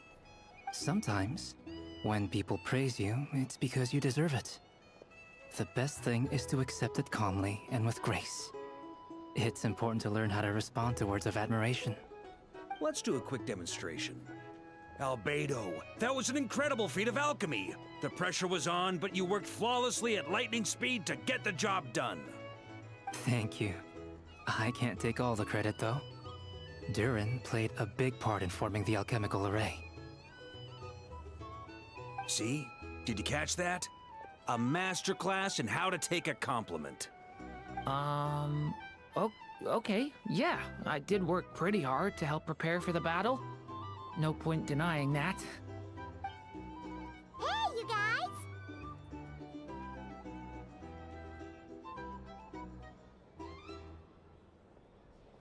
Hey, look who's bounced back. Looking good, traveler. Seems like you've recovered. You won't need to take any more medication. Can I get you a drink? Huh? You know how to order at a bar now? You've sure learned a lot recently. Handling a drinks order is ridiculously simple compared to alchemy. Don't worry, I'll blend into society yet. Paimon believes it. You're clearly a fast learner, just like your brother. To be totally honest, though, Paimon didn't quite follow all the details when you first explained the plan to us. Don't worry, that's completely understandable. Unless you're a student of alchemy, it's hard to grasp the principle and how the process works. To put it in the simplest terms, we saw how our enemy stole the power of Kuvaki. And that gave us the idea of stealing his power to turn it against him. When facing an enemy you have no hope of defeating, it's best not to engage them in battle. So, instead of looking for a way to overpower him, we decided to help Columbina get strong enough to at least stand up to him in a fight. For this to work, we had to analyze his modes of attack, confirm who his main target was, and make sure that he wouldn't go beyond the range of the alchemical array. For added security, we prepared a total of 4 arrays. But to mitigate the impact of the battle, we identified one location in particular as the ideal spot, which is where the confrontation took place. The alchemical array absorbed his abyssal power. Then Durin processed it to render it usable by Columbina. That power enabled her to do what would otherwise have been nigh on impossible. What surprised me was that Dainsleif actually agreed to join us. Given his history with Rerir, he had every right to sit this one out. But we're extremely grateful for the decision he made. It must have been a painful choice to make. But I'm sure that making a decision was far better for him than staying in limbo. Absolutely. He was torn between 2 paths, but in the end, he made his choice and stuck to it resolutely. He doesn't strike me as the sort of person who'd stay trapped in limbo for long. Anyway, however you cut it, everyone gave a stellar performance. And now, it's time to kick back and celebrate.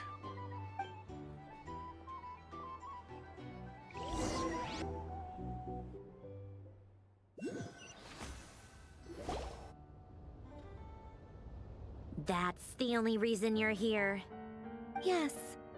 I've thought a lot about it. And I've realized that you, me, and Arlecchino should be friends. I think this is very important. So I felt I had to come and tell you. Well, this is a new one. I'm so moved. I can't even hold my teacup. If that's all, you can leave now. Do you not want to be friends with me? Or is it that you prefer being co-workers? What is this, Columbina? Are you deliberately testing my patience threshold? Right now, my politeness module is active. But if you say another word, I swear I'll shut it down. If your politeness module was active, wouldn't you say the word please at some point? Paulownia, please see Lady Columbina to the door. Will you still invite me to your next tea party? What? Yes, I think you will. Bye-bye, dear Sandrone.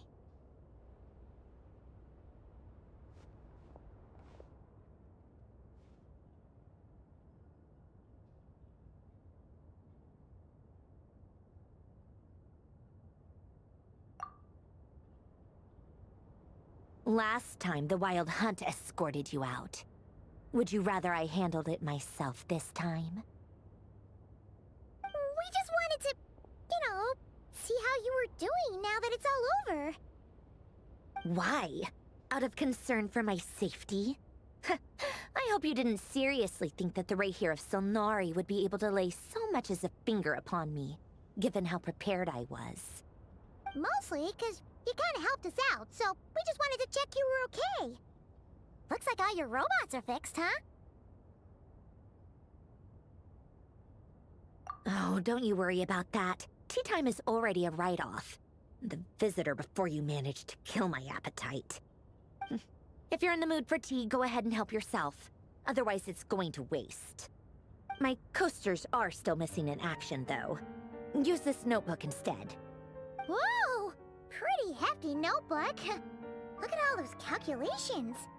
You can ignore those. They're just dumb scribblings.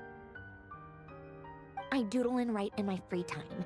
Sometimes I remember the distant, dreamlike past. Sometimes I imagine the far-flung future.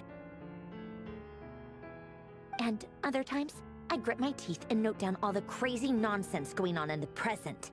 Some people do the crosswords in the newspaper. This is my equivalent of that. Trying to predict the future is like daydreaming. And writing about the present just makes me furious. The past is my favorite. If nothing else, it's already set in stone, so I don't have to rack my brains trying to figure it all out. Huh. Although, having said that, the only vaguely interesting memory in my past is probably that guy they call Lord Artificer. Who else? Pretty much all the mecha and Fontaine are his personal handiwork. Wait, are you saying you know him? Like, personally? As a friend? I mean, I guess we were friendly enough. Yep. In fact, I'm probably the only normal person left who knew him at all. We used to chat occasionally back when he was still around. Before he passed away, he asked me to destroy all his manuscripts. I honored his request, but I did read through everything first before destroying them. I mean, I couldn't let the genius of Lord Artificer Alain Guillotin disappear like that. Would have been such a waste. So, that's where the formulas in your notebook are from? I just told you. Those are my equivalent of crossword puzzles. They're just dumb formulas that I solve for fun when I'm bored.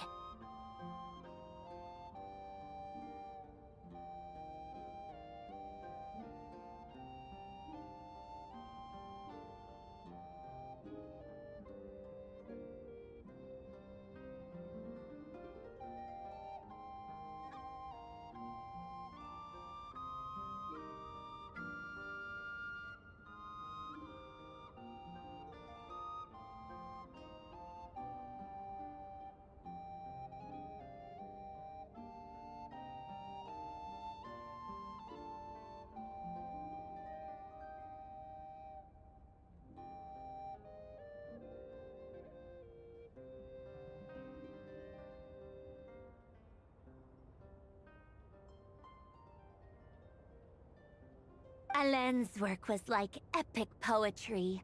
The formulas in my notebook are just silly little riddles in comparison.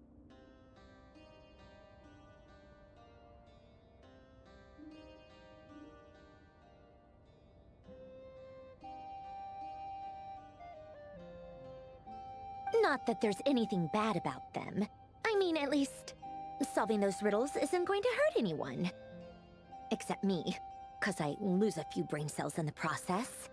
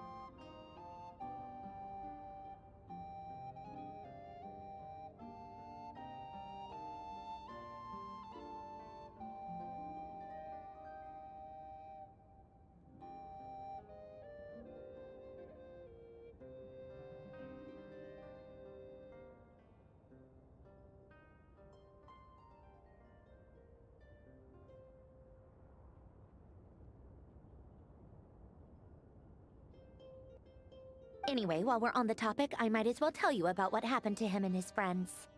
Alain Guillotin had two close buddies, Renee and Jacob. They spent their childhood years together in the Narzissenkreuz Institute. They were all quite competitive, so there was some rivalry between them, but it was a friendly rivalry. But beneath the friendship and the rivalry ran something deeper, a sense of nostalgia for the past. Unfortunately, childhood would end, the prophecy would come true, the apocalypse would arrive, and the future would never be. A mad dream that would normally only capture the minds of lunatics began to take root in their hearts. A dream of saving the world. And if Renee and Alain had been people of lesser wits, that dream would probably have ended up as something for them to joke about in their older years. But alas, they were some of the sharpest minds around. They nurtured that dream with the full power of their intellect, and it grew into something that ate away at their souls. The first of them to fall under its spell was Renee. Against Alain's wishes, he persisted in experimenting on a mutual friend of theirs to try and save their life. Alain did not approve and parted ways with Renee. It's complicated. Alain wanted to believe that Renee only did what he did for the sake of their friendship. But when he told me about what happened, I could tell he still had some suspicions about Renee's motives. Perhaps the seed that would grow into a nightmare had already sprouted in Renee's mind. Even then, the next time they met, Renee's soul had been completely engulfed by the dream of salvation. His futile attempt to change the tide of fate only resulted in a wave that swallowed up the world, even before the apocalypse came. And although that wave died down eventually, I hear that it just recently came back with a vengeance. As I understand, Renee wanted to live out his dream of salvation once more. But I'm told that the attempted resurgence finally died out for good. At long last, Renee awoke from his deluded dream. Though of course by then it was far too late. What do you think of Renee? Do you admire his transcendent genius? His view that any price was worth paying to achieve the lofty goal of saving the world? Or do you despise him? Dismiss him as an evil madman who wrought havoc on the lives of everyone around him as he pursued his delusional dream? Same difference, really. Just a matter of perspective.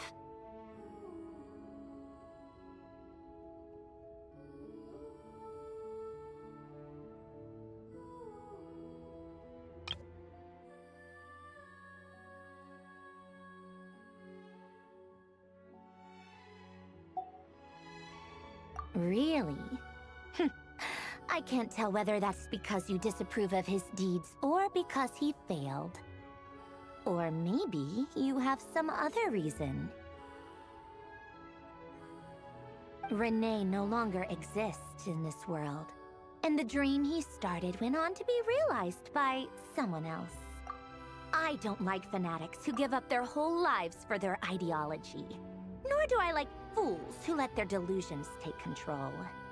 Maybe I could understand if Renee had just been an ordinary person. But he had a sage-like intellect, and still managed to get himself lost in a labyrinth of his own desires. Anyway, that's enough about Renee. Now, moving on to Alain Guillotin, the Lord Artificer. He managed to put a stop to the first storm whipped up by Renee. But after that, Alain lost his friends and family. To his credit, I suppose, the loss of his family and friends was purely a tragic accident. It's not like Alain sacrificed them for his cause or anything. After that, the only thing supporting his work was the same dream that had dragged his closest friend down to the abyss. But although the desire to save Fontaine drove him to found the Fontaine Research Institute, Alain continued to reject any form of transcendental knowledge or power. He was suspicious and fearful of it, having seen the way it had affected his closest friend. I think that formulas and machines derived solely from human intellect were the only thing that gave him a sense of spiritual comfort. Yet Alain's intellect was simply too great. It barely left him space to breathe in his lifetime. Once he realized that the end of his life was approaching, he finally accepted the truth. The Nod-krai Institute needed someone, and a human being, to see its story through to the end. He quit working on his formulas, trading them in for the fairy tales that had played such a formative role in his childhood, but which he barely touched in his adult life. He told me that the director of the Nod-krai Institute used to read those fairy tales to the children as bedtime stories. Apparently, they worked wonders at sending kids off to sleep. I think that all he wanted at that time in his life was to be able to sleep deeply without being plagued by depression. By that point, nothing else really mattered. At the very end, he laid down to rest in the ruins of the former Nod-krai Institute orphanage, while the Fontaine Research Institute he had founded continued tirelessly with its work. Many years after that, tensions over competing dreams would once again cause a rift, this time between members of the Fontaine Research Institute. But the actions of those fools had nothing at all to do with Alain. And that is the story of two people from the Nod-krai Institute who both wanted to save the world. One went all in on his fantasy of salvation without ever looking back, and ended up calmly sinking to the bottom of the deepest sea. The other sought desperately to burn bright in his life, even though he wasn't sure where he was going. I do sometimes wonder, why is it that people like them have such grand hopes of saving the world? Even the grandest tree starts as a tiny seed. So perhaps, for each of them, their mission to save the world began with a very simple desire: to save themselves. They were young children with friends and family who mattered to them, desires to explore the meaning of life, ambitions to have a successful career. They didn't want to see all of that taken away in one fell swoop. Or maybe they just wanted to find something to anchor themselves within the chaos, to stop them getting quietly swept away by the storms of life. But instead, the search for their own salvation took them down the rocky road laid out by fate. Do you think the desire to save oneself is enough of a justification to try and save the world?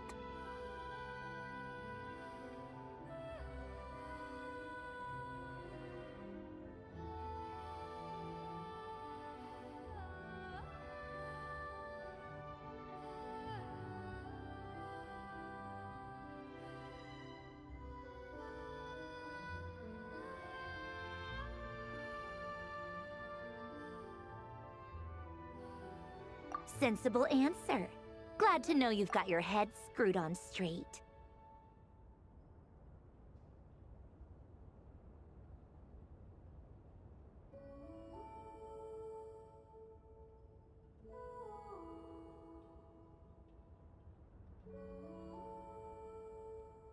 Alain would disagree, though.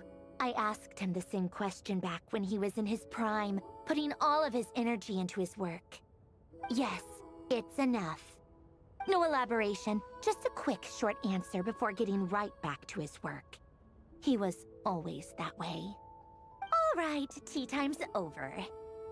I owe Arlecchino a favor for telling me these stories. I'll have to bring a whole sack of gifts the next time I visit the House of the Hearth. I'm gonna go tinker with Polonia now. You guys can do whatever you want, as long as it doesn't involve interrupting me. Polonia, exit hibernation mode. Begin diagnostics.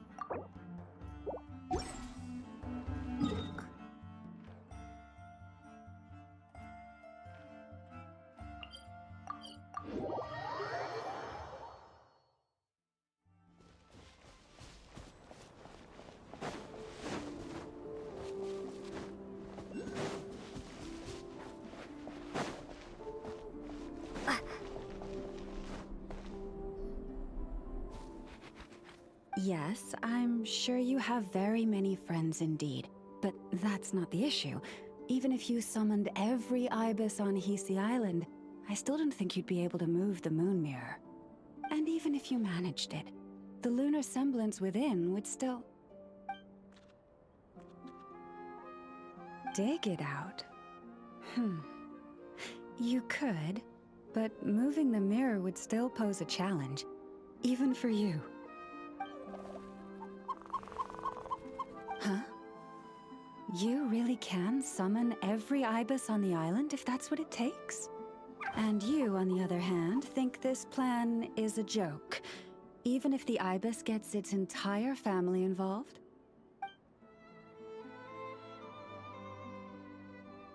Wow!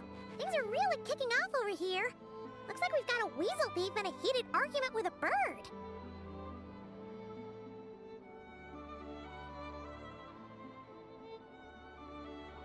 We're plotting and scheming, to be precise.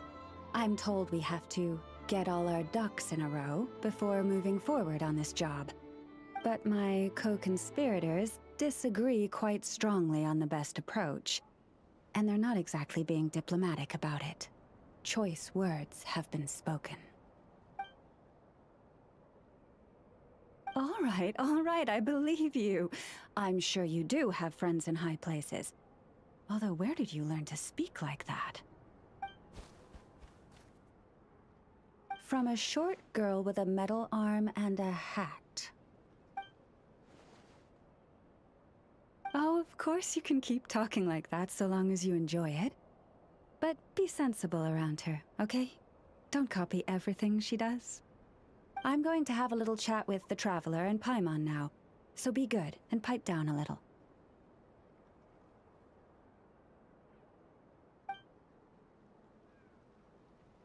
Huh, it really did quiet down.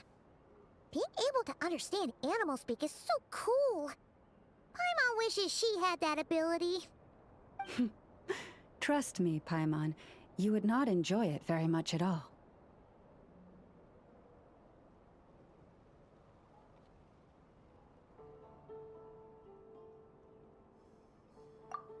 Don't misunderstand. Nothing terrible would happen, and it doesn't drive you insane or anything like that. Although, that being said, I do sometimes find it quite overwhelming. I was overjoyed when I first discovered that I could understand animal speech, but I quickly realized that it came with a downside. This ability is always active, and I cannot control it. Oh. Yeah, that would be a problem. And if you can't control it, that means...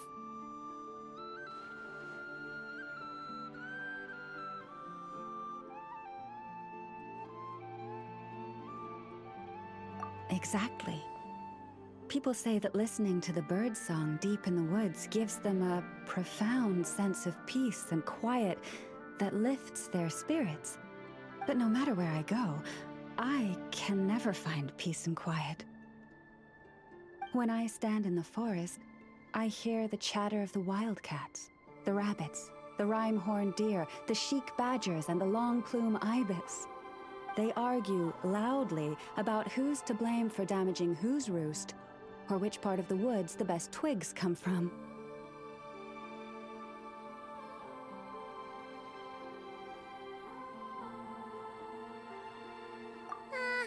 Alright. Guess talking to animals isn't all it's cracked up to be. Waking up to the sound of birds chirping is pretty nice, but replace that chirping with bickering, and suddenly it doesn't seem so appealing.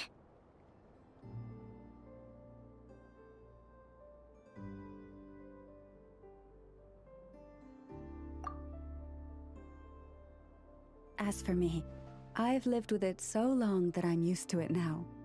In fact, it would probably be quite an adjustment if I woke up one day and couldn't hear the finches discussing which cup in which house makes for the best bath.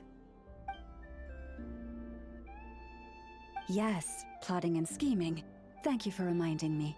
I got a little sidetracked. Although, now that the Traveler's here, we might just have the solution to our problem.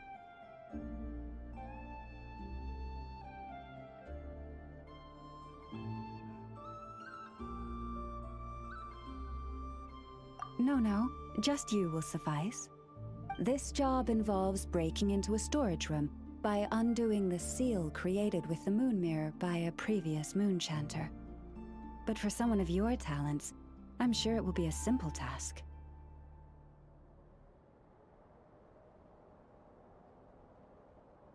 Don't worry, I'm sure you'll be fine.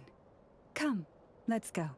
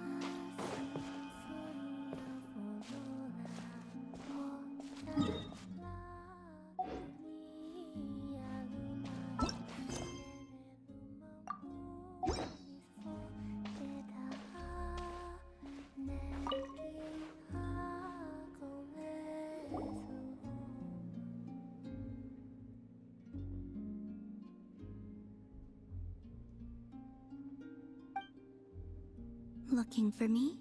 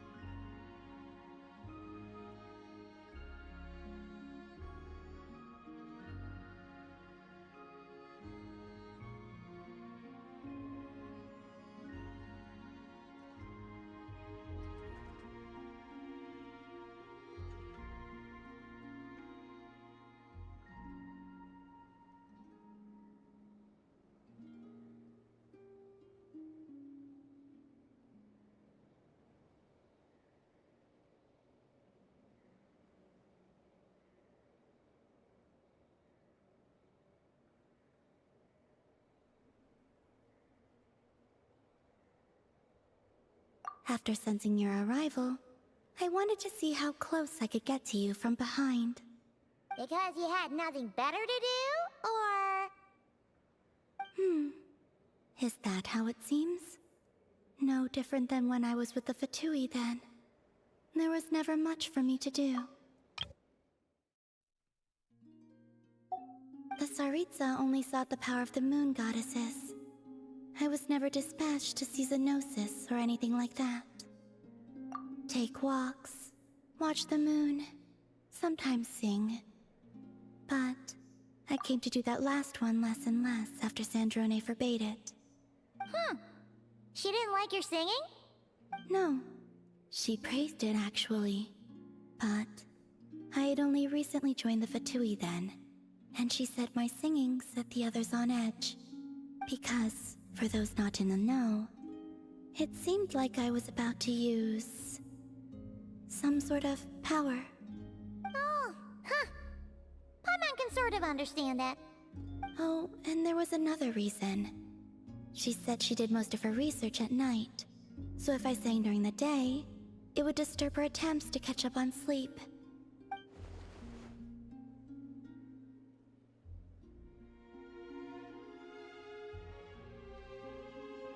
So, I used to just sing outside her door at night instead. But still, she always chased me away. Uh-huh.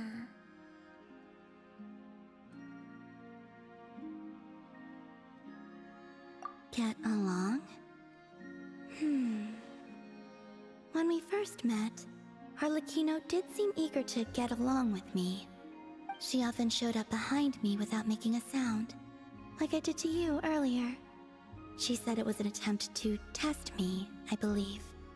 I too attempted to join in on the game, but she always managed to spot me before I even got close. Eventually, I resorted to using Kuvaki and managed to give her quite a scare from behind. But she never played that game with me again after that. Yeah, Paimon doubts that was a game to the knave at all.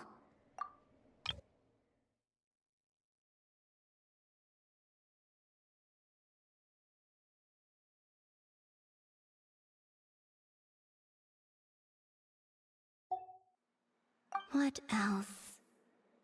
Oh, the doctor often asked me to assist in his light realm-related research.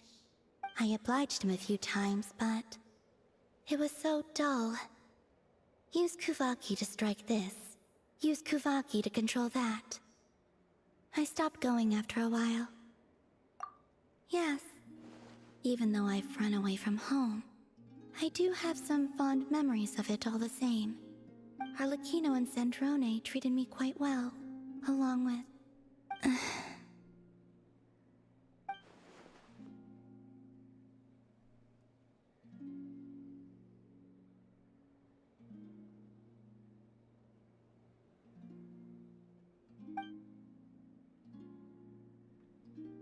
Give me your hand.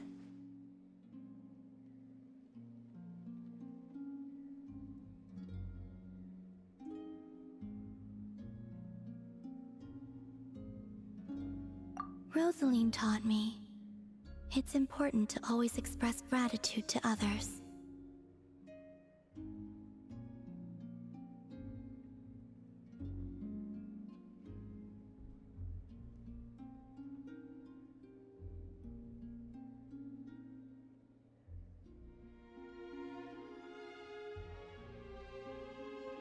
So, thank you for listening to me.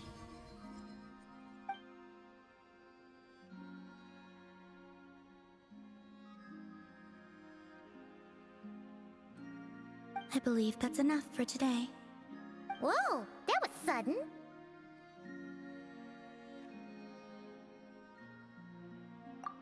Yeah, guess you're right. Well, let's not bother her then.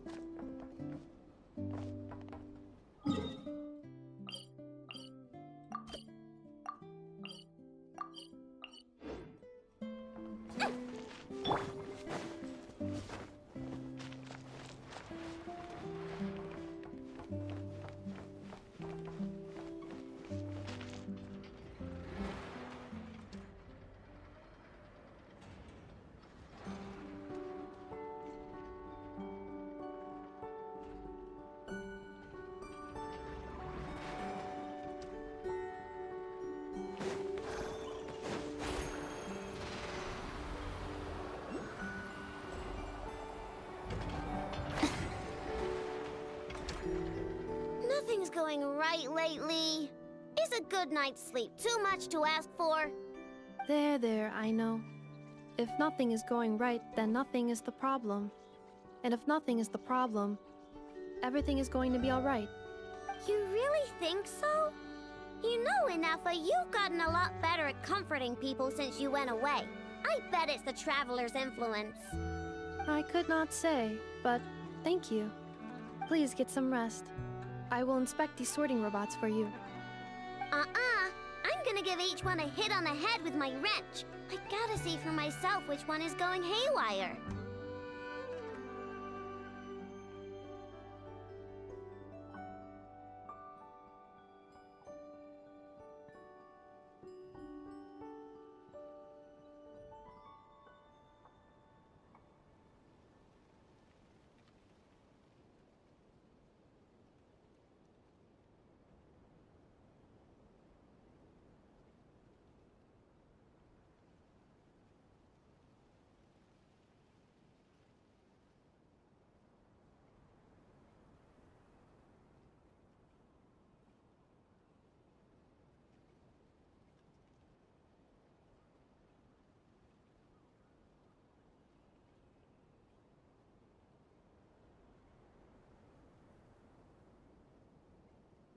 Oh, Traveler!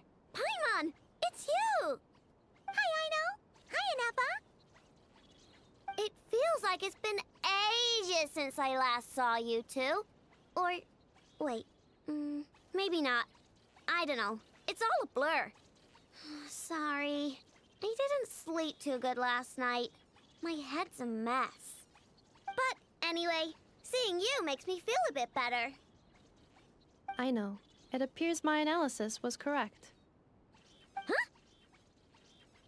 You were getting upset over nothing, but now that the Traveler and Paimon are here, your mood has improved. Conclusion. Everything is going to be alright. Huh. Well, I can't fault that logic. Oh, what's the matter, Aino? You can tell us.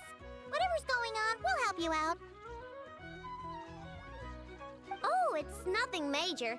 People keep getting into fights around here, and last night they crashed right into my workshop.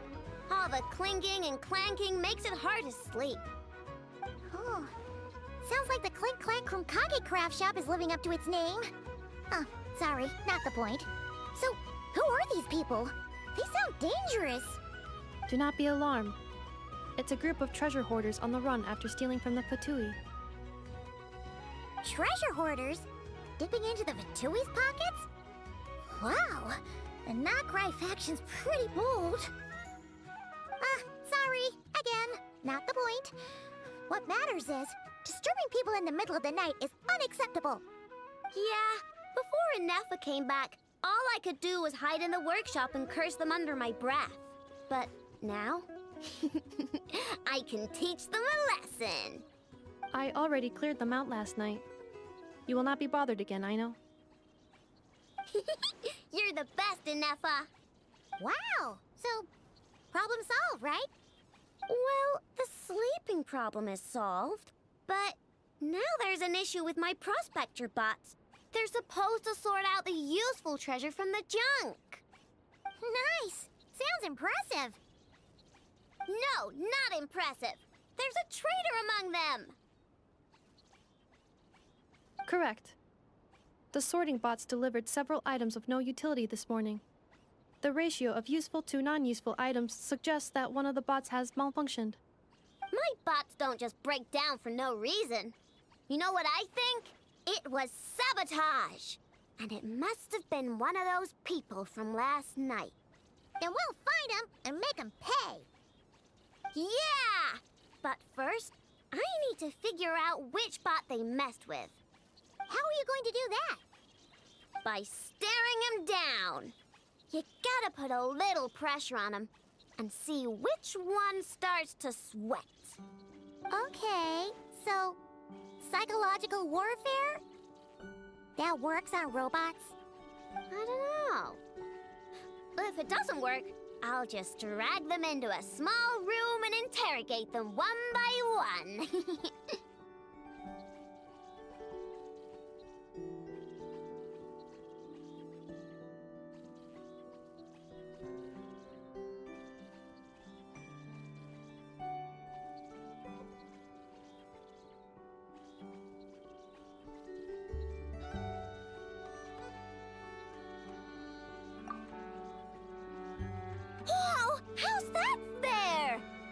them are just hard-working little bots. If I take them apart even though nothing's wrong, it'll hurt their feelings.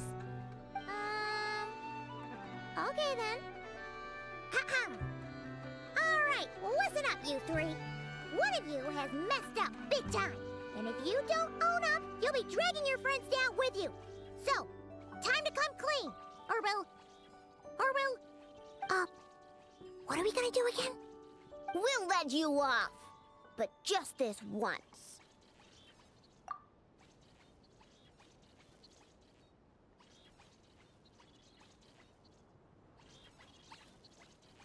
You stared them down all right, Traveler. Notice anything off? Yep, that's it. What did I say? A little psychological pressure does the trick. Come on, help me catch him.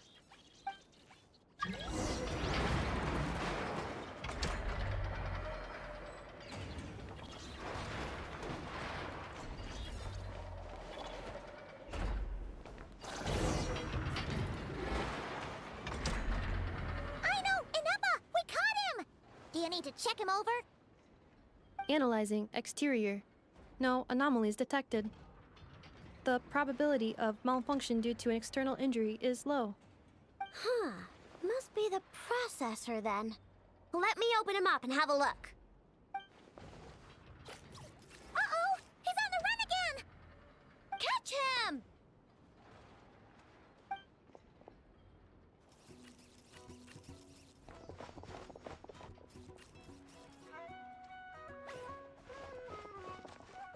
What? Is that him? How did he get so big? No, those are scrap sorting bots. It appears he can still connect to them. Okay, well now I'm getting curious. There's more going on here than a simple malfunction. But we need to catch him first. Try sucking him out.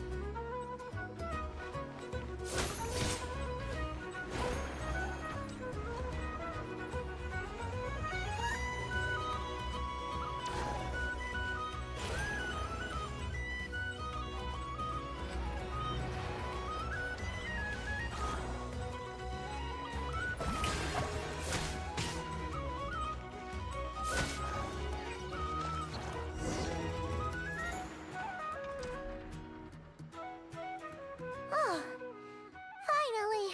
We caught him! Man, what is going on with this bot? Wouldn't you like to know? Huh? You can talk? I know. Is he supposed to do that? No, it's not possible. I mean, my prospector bots do have a voice function, but it's all preset phrases. There's no way they have awareness like a Nepha. Their cores aren't even a fraction as advanced as hers. But it seems like he can communicate. Could his core have been upgraded or something? Can you mind your own business? Jeez, why is this bot so aggressive? It's like we're the ones being interrogated. Oh, just you wait. If you don't get out of my sight, I'll round you all up and send you straight to the fortress of Marrowseed. The Fortress of Marrowseed. What kind of place is that?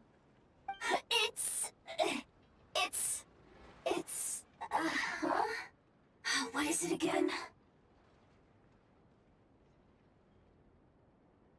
Marrowpeed. Yeah, that seems right. Would you stop with the personal questions? So intrusive. Leave a girl alone. Whoa! What do you mean, girl? You're a junk sorting robot. I'm a girl. Okay, well, I'm not sure what happened, but something is definitely wrong here. This isn't the prospector bot I know, that's for sure. Well, guess the only way to find out is to open you up and see what's going on. Don't come any closer! Somebody help! It's okay. I'm a girl too. That doesn't change anything!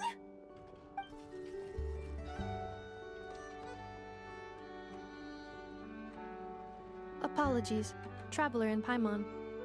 Aino prefers to devote her full focus to solving problems. I believe she needs some time to get to the bottom of this issue. Perhaps it would be best to follow up tomorrow.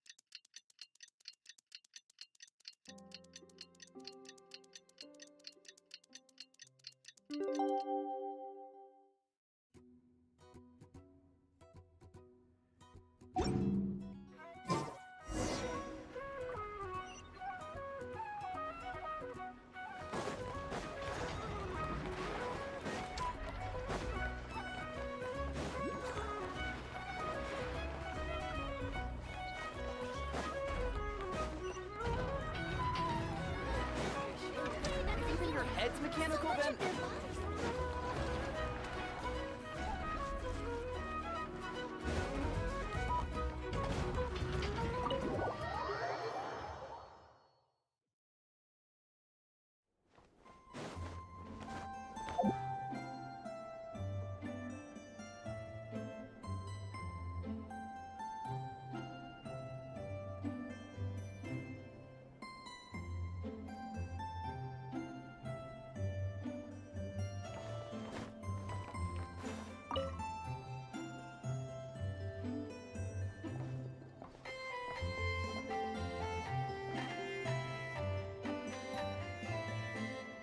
Almost there.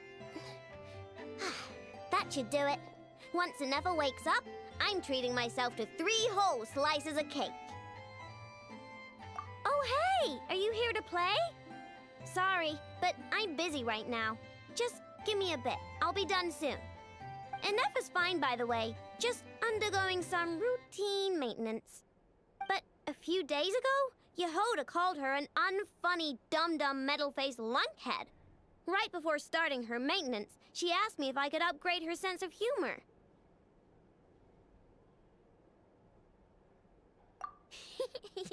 Well, of course! Why, I'm Queen Parent of Parenthood Kingdom! Okay, I'm going to activate her. Nefa, wake up! Time to get out of bed! Good morning, Aino.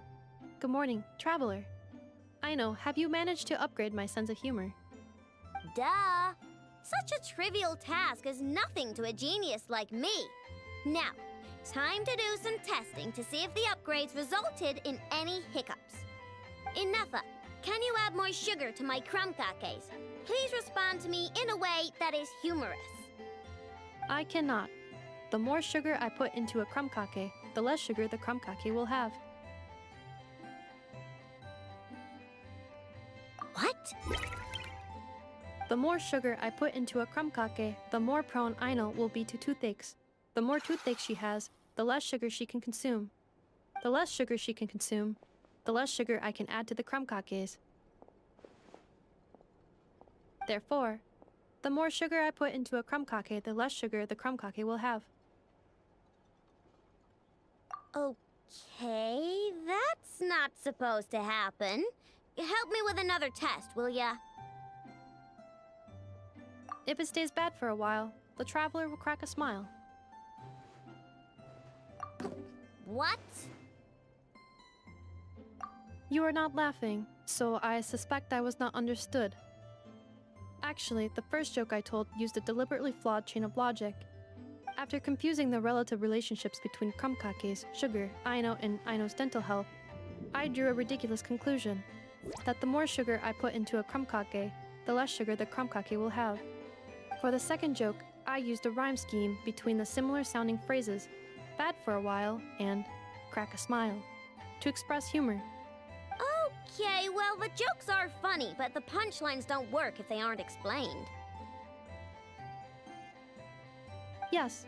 However, according to my database queries, Such statements are considered humorous due to their chaotic structure and lack of direct causal relationships. Such chaotic sentences serve as a form of guidepost, while the humor lies in the explanation that follows. Oh! Huh. Interesting. Enougha, write some of these chaotic jokes down. We'll get Yehoda to be our guinea pig. Traveler, why are you covering your face? You got a toothache? Have you gone on a sugar binge too? Huh? What's wrong? Don't tell me you're getting sick or something. Enougha, go make her something warm. Understood. Maybe she ate too many hara fruit, a type of plant from Sumeru. Huh? What do those have to do with any of this?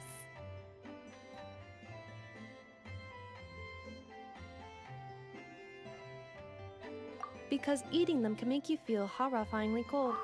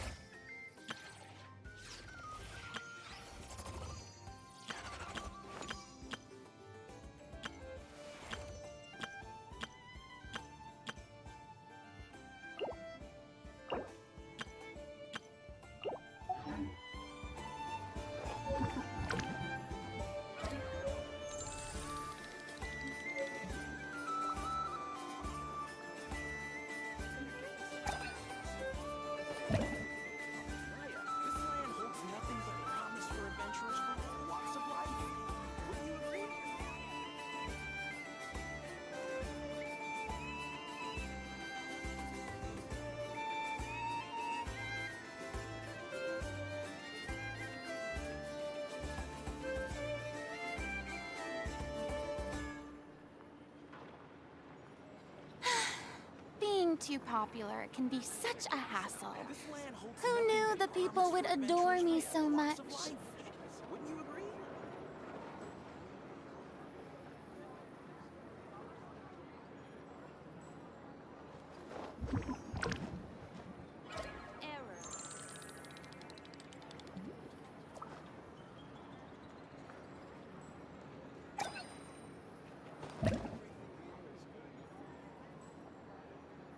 This land holds nothing but promise for adventurers from all walks of life.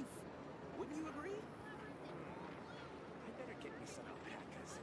Once they called everything hopeless Naya, I can make a little extra by selling them.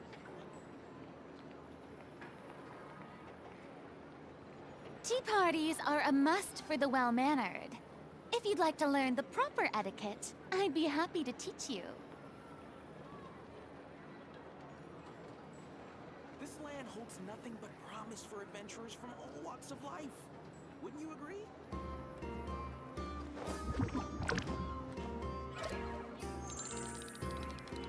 Better get me some alpacas. Once they called everything hopeless Naya,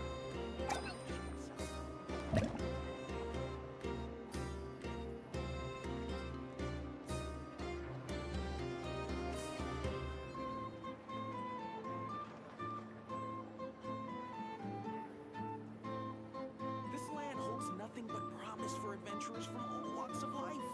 Wouldn't you agree?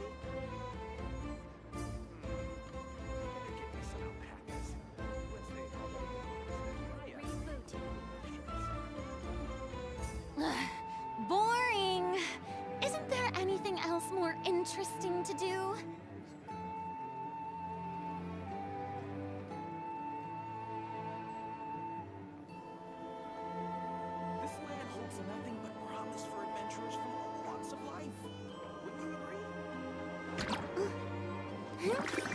Wouldn't you agree?